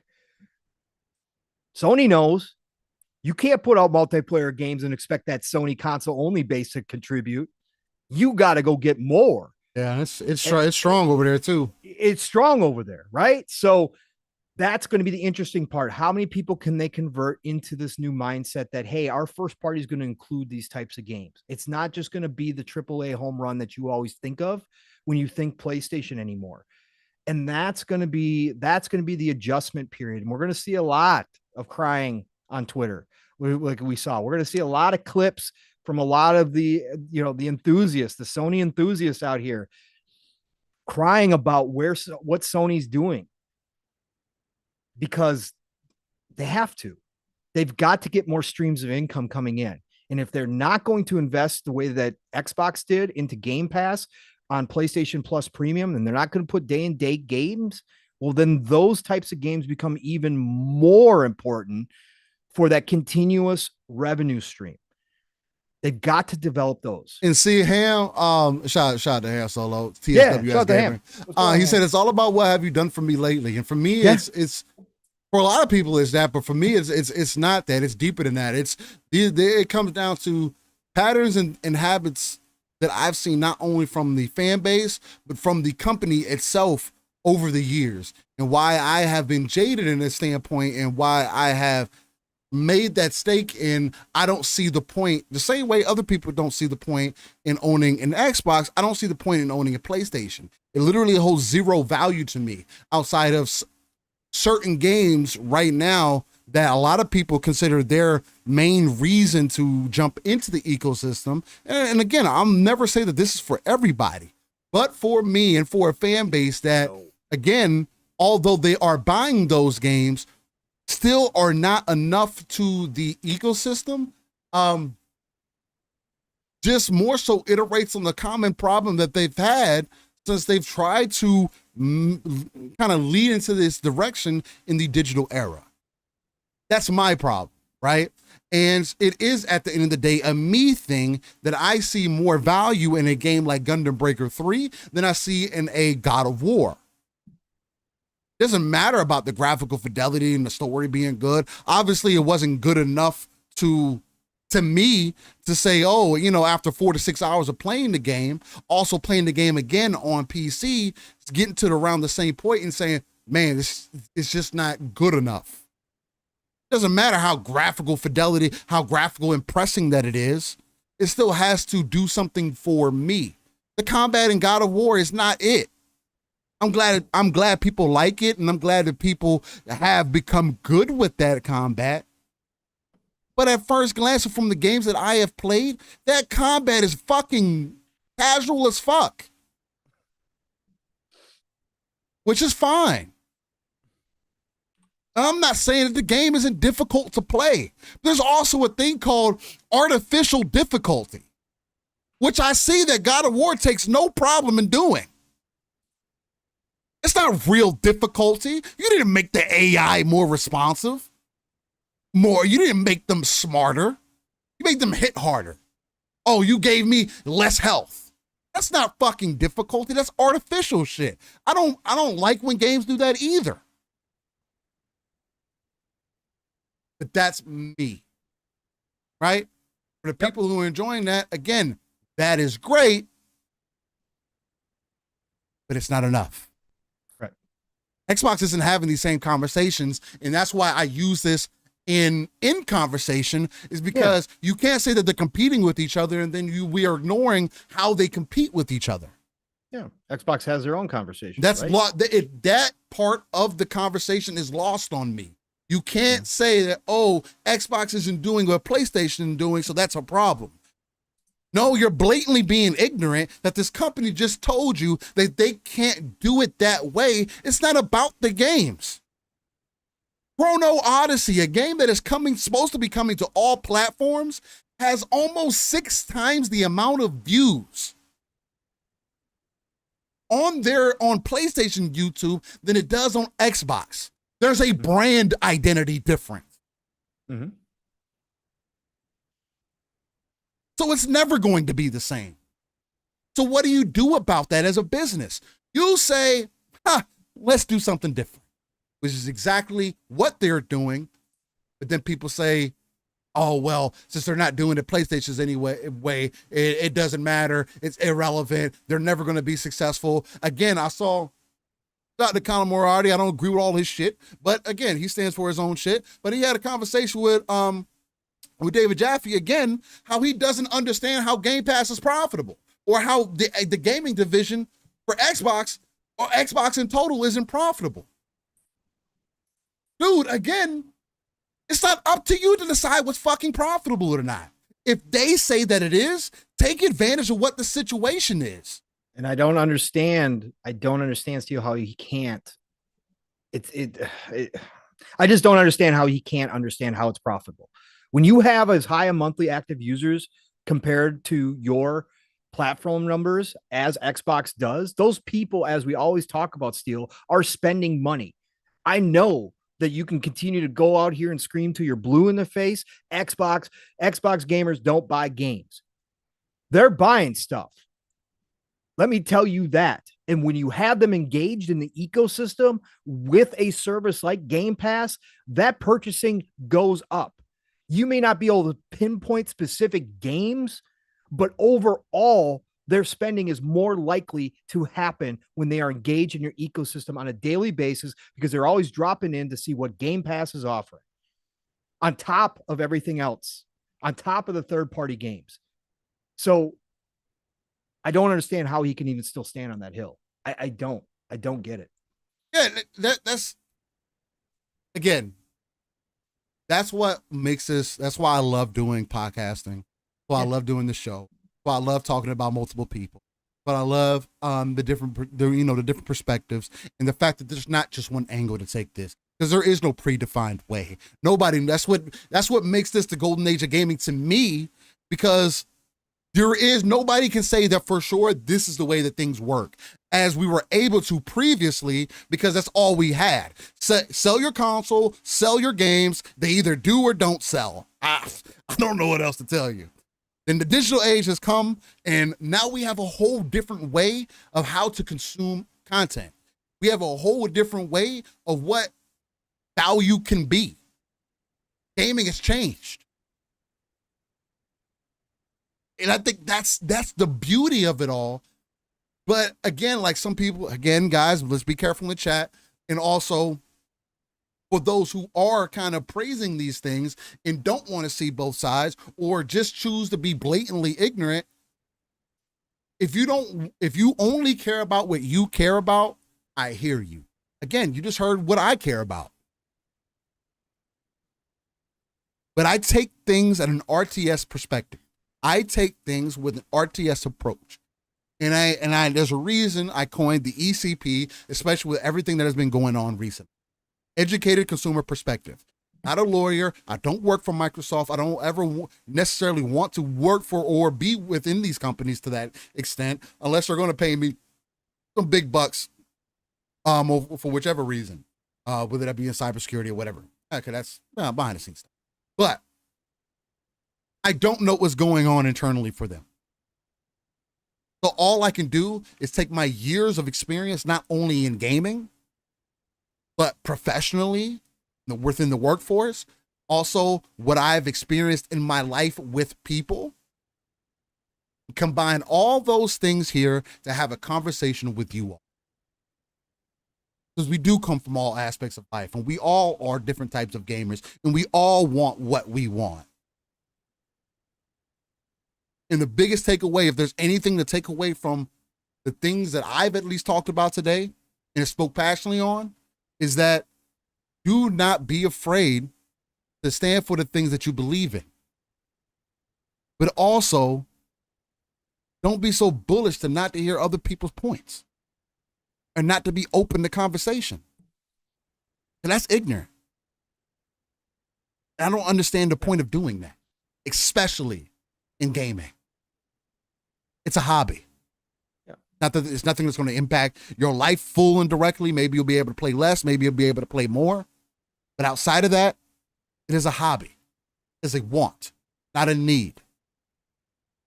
Let's just keep that in mind. And again, something that my mom taught me within the last decade that has impacted my life more than anything else, that you cannot expect for other people to think the way that you think. That is not the reality of life. And if you're going to get upset when you hear something you don't like, unless somebody's purposely being derogatory and trying to talk down on you. I mean, again, I've been in those situations. Yeah, I handle things how you got to handle things. But if we're supposed to be friends, if we're supposed to be colleagues, we're supposed to be acquaintances, it shouldn't go to a personal conversation all of a sudden. It should just go to, well, I agree to disagree. Don't get where you're coming from. Hey, if you got to block, like people are saying, oh, I got Nick's blocked, I can't even see what he's talking about. If that's what you got to do because you don't agree with Nick's, for an example, audio listeners, I mean, Nick's has made himself popular in many ways. Yeah, hey, I appreciate him for what he is. Nick's is a big boy. He's an adult. He knows the conversation. Everybody's here. That's where we want it to remain. We don't want it to go down to the kindergarten level where we start with personal insults. That's where it goes sideways for me. But to your point, Steele, absolutely. You mute. Again, I'm heavy on the mute. Block. I'm mute. Yeah. I protect my energy. And again, it's up to everybody else. You like to swirl in that energy? Go for it. That's all you. That's fine. Right. Do it. When shit goes sideways, though, I'm going to tell you, you attracted it because you decided to swirl in, right? So you brought that upon yourself, right? So that's why I stay out of everything. You won't see me jump in on stuff because I just protect my energy and stay out of it. But that's a choice for everybody. Like I said, I'm never going to get personal with somebody unless they are egregious in what they are doing, right? They are absolutely 100%. We have a reason to get personal. Yeah. Real reason, right? Again, it's just, we that's the discussions. That's the part about podcasting. And I know there's so much tribalism out there in the world outside of even this industry. It's hard to get away from that. Right. But that's why Steele and I started this channel. That's why we will praise Sony when they do something great. That's why we will criticize Xbox when they do something bad, and vice versa, is because we don't care about that. That's why I still give respect to Nintendo. It's not fake. I have a different perspective, but that's where we come from and why we want to talk about it. And we've cultivated a chat that 99.9% of the time is the same exact way. And that's why when people come in here, new people come in here and start interacting, you're going to see a lot of great stuff. And that's why we don't mind Nick's walking in here. Fahim Scott will ask questions from time to time that go against the grain. That's why we don't mind that at all, because that is the dialogue that has been missing from society in general. And people have to relearn how to have those conversations without going back to kindergarten and just pulling out personal insults when we don't agree. It's just, that's what we got to get back to. And that's what Steele and I preach here. With the 1,000%. And we will work on getting some more mods for chat and whatnot, just so things can be level. Again, we got some excellent mods in here. Shout out to Dragonheart, and also shout out to Jacob Novick, which I haven't seen much of him today. I hope he's all right. Shout out to you, Jacob. I didn't see your name in chat this week, man. So hopefully everything's all right. He was on Twitter. So he was on Twitter? Okay, dope. Yeah, dope. He was on Twitter. Yeah. But yeah, so it's just, I wanted to kind of end things with that. We are almost going 5 hours in live. Shout out to Paul's birthday. We didn't even get to the other stuff, man. No, we didn't. We didn't at all. I didn't get to go on a journalist rant. You didn't. Not this time. Well, we'll save for next weekend. They'll do something again this week. And, yeah, of course. Season 3 will hit hard with the journalist talk, because that definitely needs to be addressed. Look, guys, I wanted to kind of end the conversation today on a lot of those points, because that's in, with us ending season 2, going into season 3 next weekend, episode 105. I wanted to leave with some heartfelt conversations before we get into this day in gaming. Polly Baba, we are. He mowed the entire lawn. Polly, you know how we rock out here, you, Polly. Yeah, man. I mean, again, me and Pong can't help ourselves when it comes to this. That's why typically if we do have to end the show early or whatever case, we'll usually say that up front, hey, got to do something today. Because unfortunately, depending on how people want to look at it, and a lot of people probably say it's a negative thing, me and Pong are free flowing. And the other thing that helps with that, though, that's why you don't hear a lot of the same points. Appreciate that. Appreciate you, Voltronic, 100%. But a lot of what we think is unique here is the fact that we're not scripted. This is off the cuff. And I think even if me and Pong were able to talk more often, it would still, because we do have lives at the end of the day. Again, I got a whole family. I got 2 young ones. My oldest is is 12 years old, right? To put that in perspective, dealing with a middle schooler going into 8th grade, there's a lot that are going on in my personal life, along with having a youngin' who's 9. Like, it's like it gives you perspective. Well, not 9. But it gives you perspective that life does get busy. People do have things that are going on behind the scenes.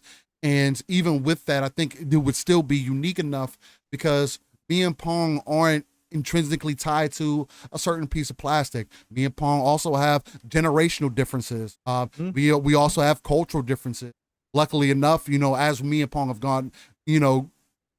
garnered to know each other over the years too, that we actually have a lot of things similar to each other that I wasn't even expecting, right? That we do share and care, and we do love the overall industry more than anything else. Yes. It's I not hope that just one side shines or the other. through. I hope that shines through every weekend you come here, no matter what, at the end of the day, no matter what you think we have natural biases because we both play on Xbox, whatever the case may be, whatever. I hope it currently, but I just hope it shines through that we just have an extreme passion for this industry. And I honestly want all of these companies to succeed, because it's better for us as gamers.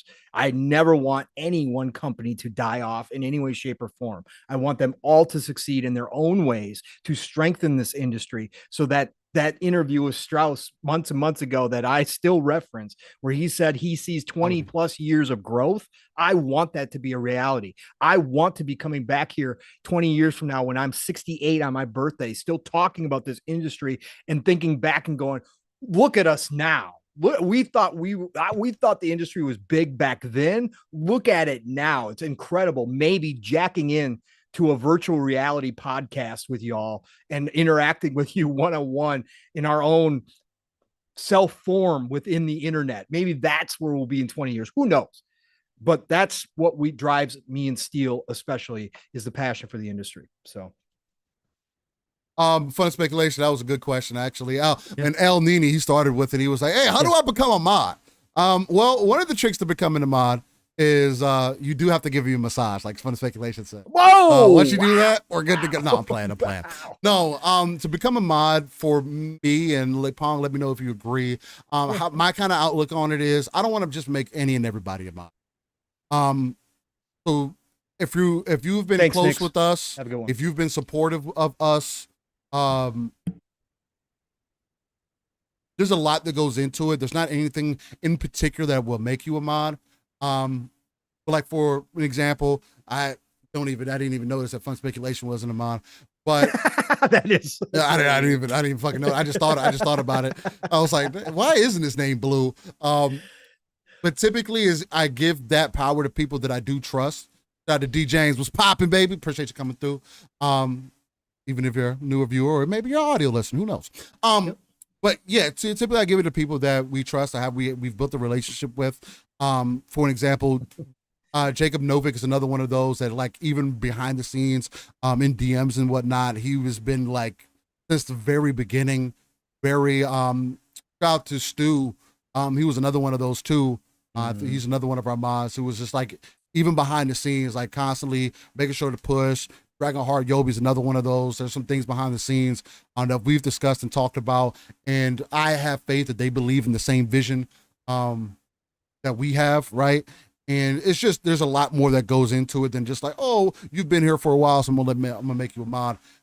No, it's just there's no in particular thing that like I go and say, hey, you're a mod now. This is the things that you have to do to become a mod.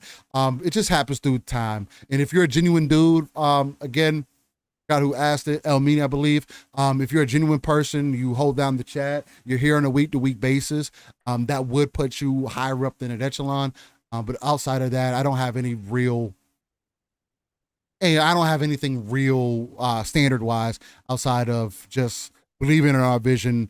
Don't you start, Fun. Being a lover of what we do. Mav says all valid discourse is now outlawed. I'm out. That doesn't mean that you have to believe in what the mods are talking about. That doesn't mean they got some power. But yeah, shit. If you don't hear us say, "Yo, chat, relax," then typically if the mods mods do something and we haven't said relax yet, then that's when it's like, come on, guys. But if we say relax and then the mods start cracking down, that's when we're being for real. Right. Anyway. I do still want to get into this day in gaming, unless there's some other little things that you want to get into, Pong. It being your birthday, I'll let you decide. I know it's time. You still need to eat a little something for the birthday. Get a little birthday lunch in. I do. Maybe get some gaming in. I don't know if that's what something else.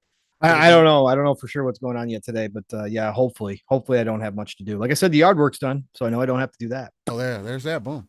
What's the timestamp for this day in gaming? This day in gaming is going to be running at 4 hours and 4 hours and 4:48. Okay, you're gonna have to fill in the factions one because it goes from showcase to this. 4:48. I know 4:48 to what?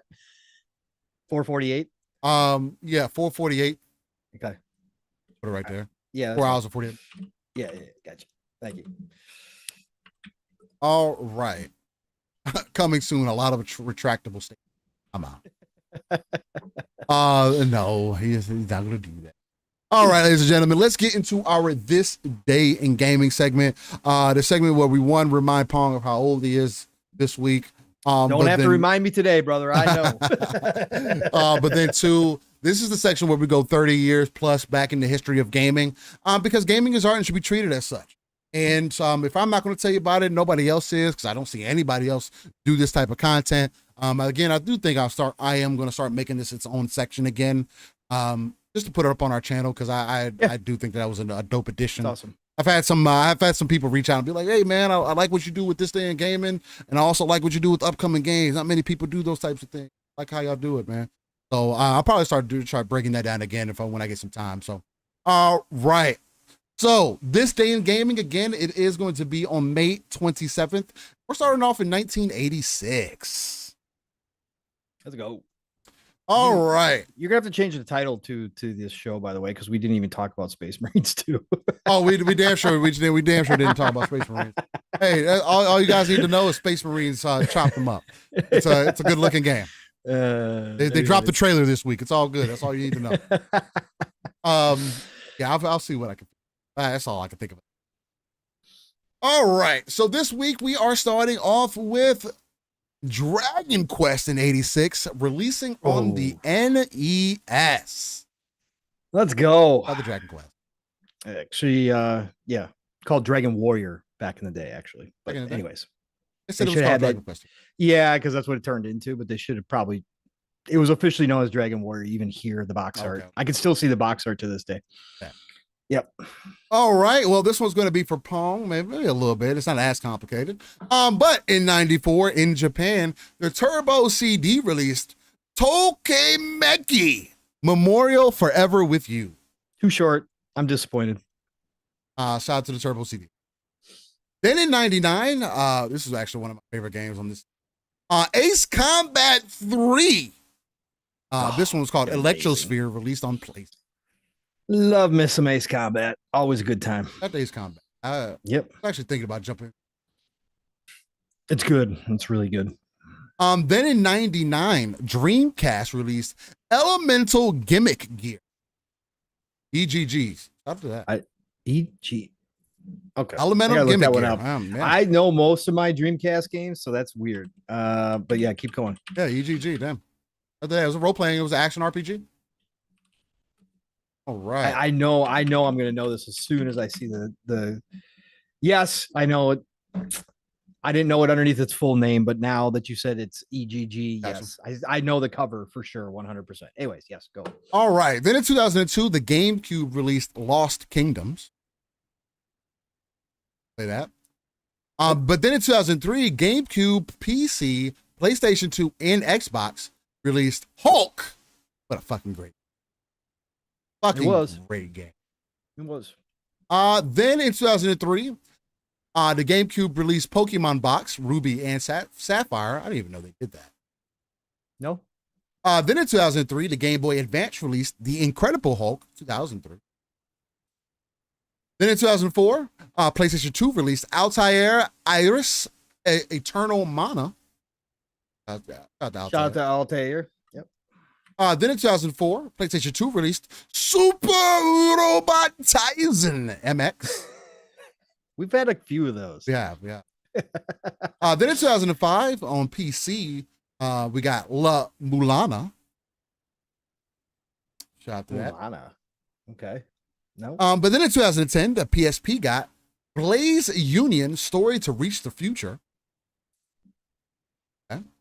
Okay. Then in 2010, the DS got Super Robot Tyson OG Saga. They like this date. Masu Kishin, the Lord of Elemental. Okay, one more time, because I interrupted. So one more time, I need to hear that. It was Super Robot Tyson OG Saga Masu Kishin, the Lord of Elemental. Wow. Robot Tyson coming strong. I like it. But they put it on the box too. All right. Then in 2011, PC released Starless Nymphomaniac's Paradise. And yes, it is that. I'm sorry. What was that title again? Starless. Yep. Nymphomaniac Paradise. Nymphomaniac Paradise. Yes. Correct? Yes. Okay. I got an easier option for you. Just pull up Steam. Go to the store. Destructoid reviewed it. Oh, nice. Oh, yeah, we got waifus. Oh, okay. There's a lot more than that. Yeah, they got maid costumes on. Yeah. They got a lot more than that. You want to make it even easier? Go to Steam. Go to the store. Yep. Go to either upcoming games or top played games, and you'll see some good games in there.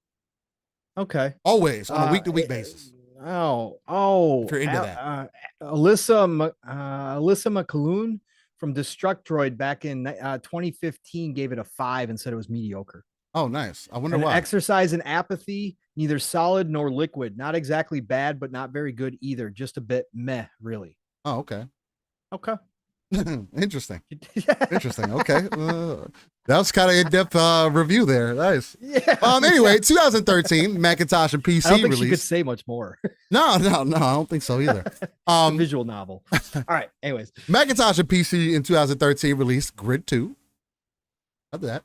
Then in 2014, PlayStation 3 released Ace Combat Infinity. Then in 2014, PlayStation Vita released Monster Monpiece. Good game. Oh, okay. I wasn't expecting heavy on the fan service. Okay. But an actually good game. Yes. Interesting. I'm not surprised. Yes. Not surprised at all. Then in 2016, PlayStation 3, PlayStation 4, and PlayStation Vita released Dragon Quest Heroes 2. Nice. That's Dragon Quest. Yep. Then in 2016. Wait. Hold on. I gotta address this. Mav is saying that he's going to remove me from the channel, and next week LSS is going to be stealing Mav.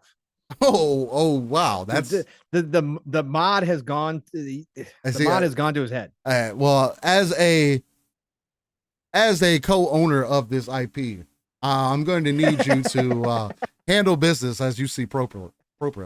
And we'll talk about it behind the scenes. Is there such thing as a MMR? I think mod master race? I think there might be. I think there might be. I think we're starting something. Dr. Michael Jackson. Then in 2016, PC released Sherlock Holmes: The Devil's Daughter. Sherlock Holmes puts out some good story games. If you're looking for that narrative game, they've had some really good ones out there. Then in 2019, you had PC release Banner of the Maid. Okay. Then in 2021, you had Nintendo Switch, PC, and PlayStation 4 release Earth Defense Force World Brothers. Not Earth Defense. Then in 2021, Nintendo Switch released and PlayStation 4 released Process of Elimination. I mean, I use that every day. So that's what kind of name is that? By the way, a Banner of the Maid on Steam, 9 out of 10. Oh wow, 5.2K reviews. Nice. Turn-based strategy and JRPG.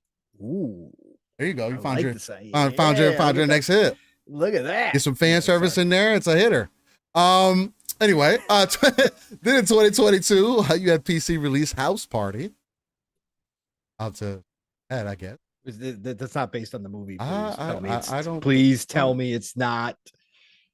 I don't know what this is based off of. Okay. Once held as a rock, paper, shotgun's worst game of 2017, House Party has been winning awards since it first emerged on the adventure game scene. The sexually charged 3D point-and-click adventure is all about player choice and partying the way you want. Okay, so no kid and play. I got it. Okay, we're good. We're good. Thank you, Dragonheart Yobi, for having my back. I appreciate that. We got a mod fight going on right now. Bet. Perfect. The best place to have it is on the end of season 2. So we go to season 3 fresh. Then in 2022, people's favorite game that released on the Nintendo Switch, PC, PlayStation 4, PlayStation 5, Xbox One, and the Series X was Cal the Kangaroo. Cal the Kangaroo? Yeah. Okay. Yep. I remember Cal the Kangaroo. I do remember that. Actually. Yeah, you pre-ordered it. You got it in your backlog, I heard. No, I did not do that. Damn. Then in 2022, Nintendo Switch, PC, PlayStation 4, and Xbox One released Pac-Man Museum Plus. Yes. Nice. Shout out to Pac-Man. Shout out to Pac-Man. Gotta respect Pac-Man, man. No matter what. Well, this is your This Day in Gaming segment. Chat wasn't even listening to us. They were having too fun with the mod war. Hey, that's fine. You can always listen to this on the back end. That's perfectly fine. With that said, ladies and gentlemen, I want to thank everyone who has came out to enjoy us on the end of season 2 for episode 104. Much love to everybody in chat tuning in with us live, and audio listeners.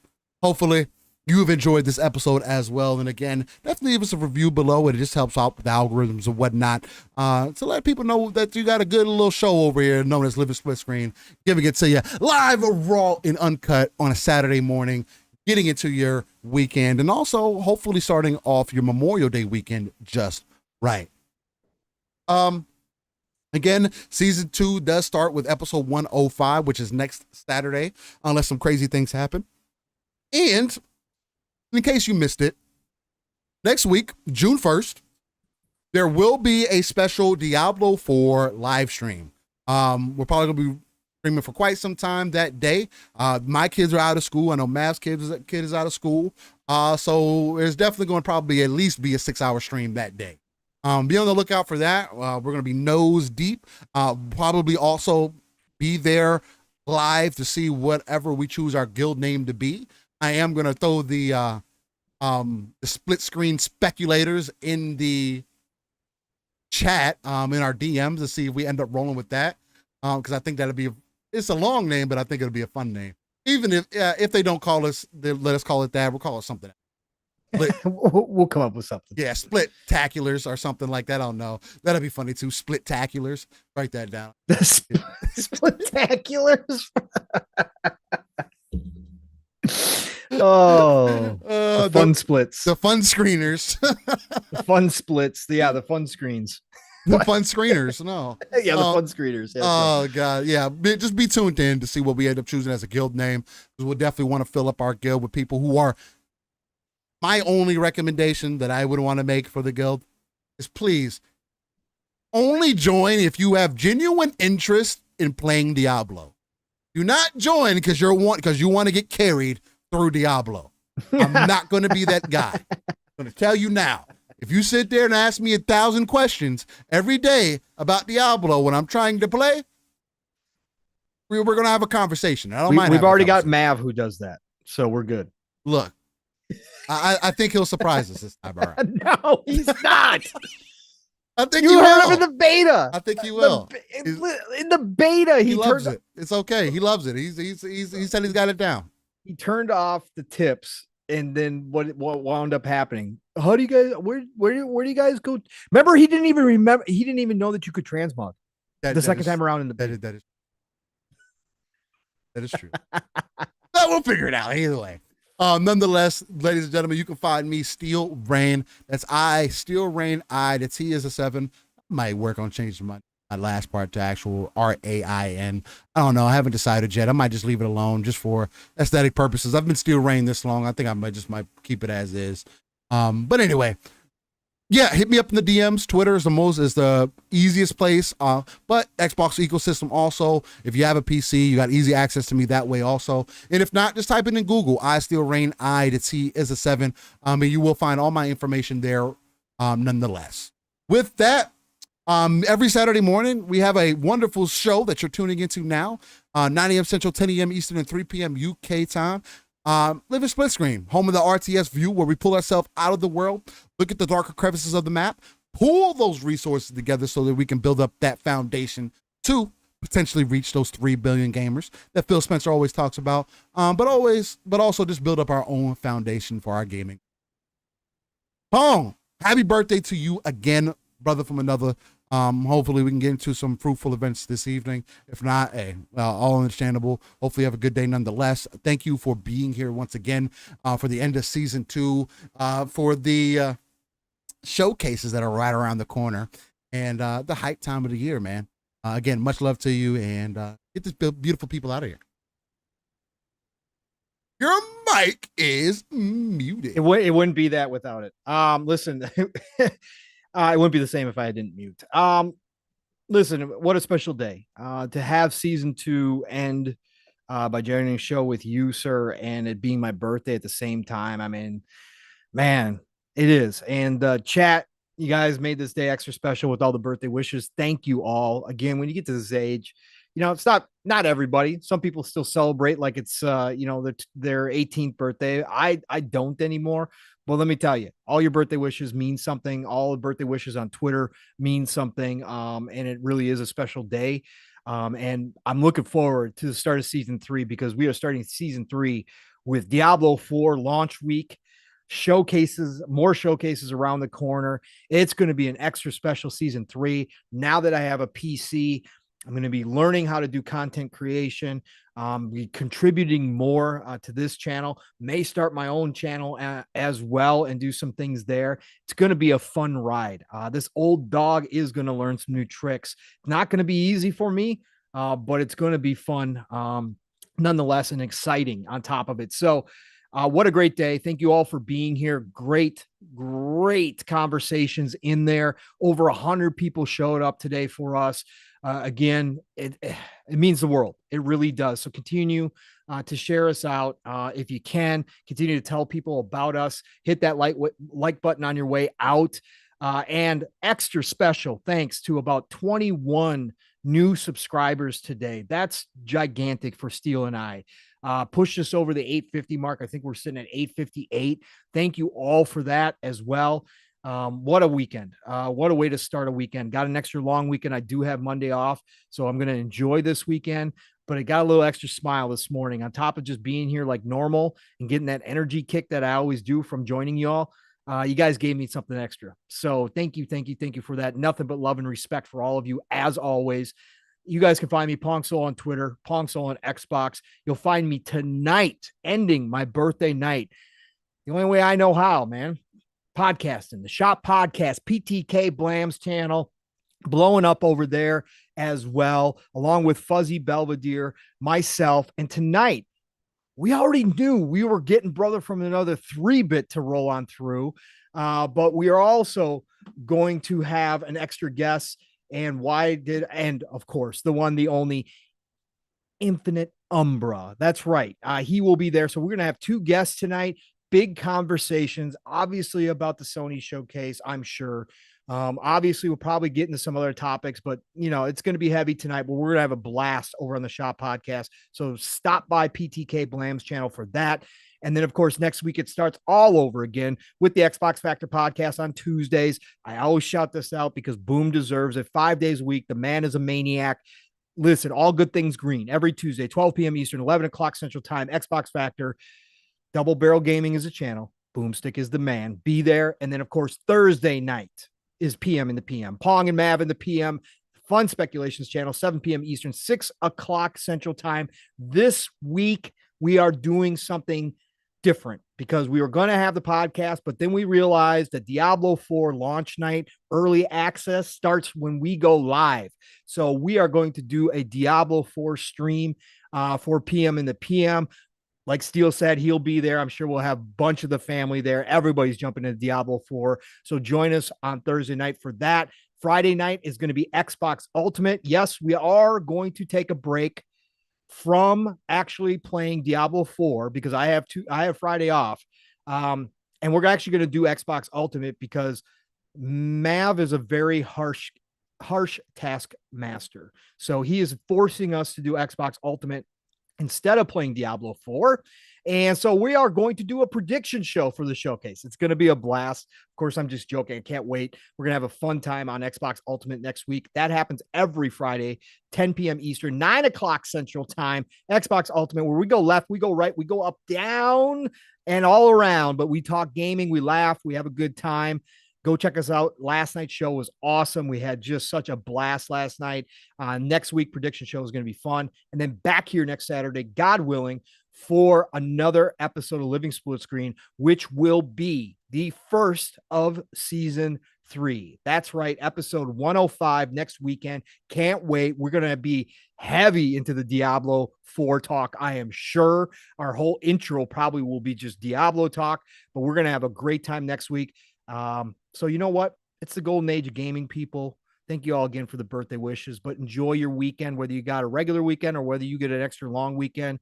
Play what you love what you play, and I'm going to talk to y'all real soon. Steele, get us out of here, brother.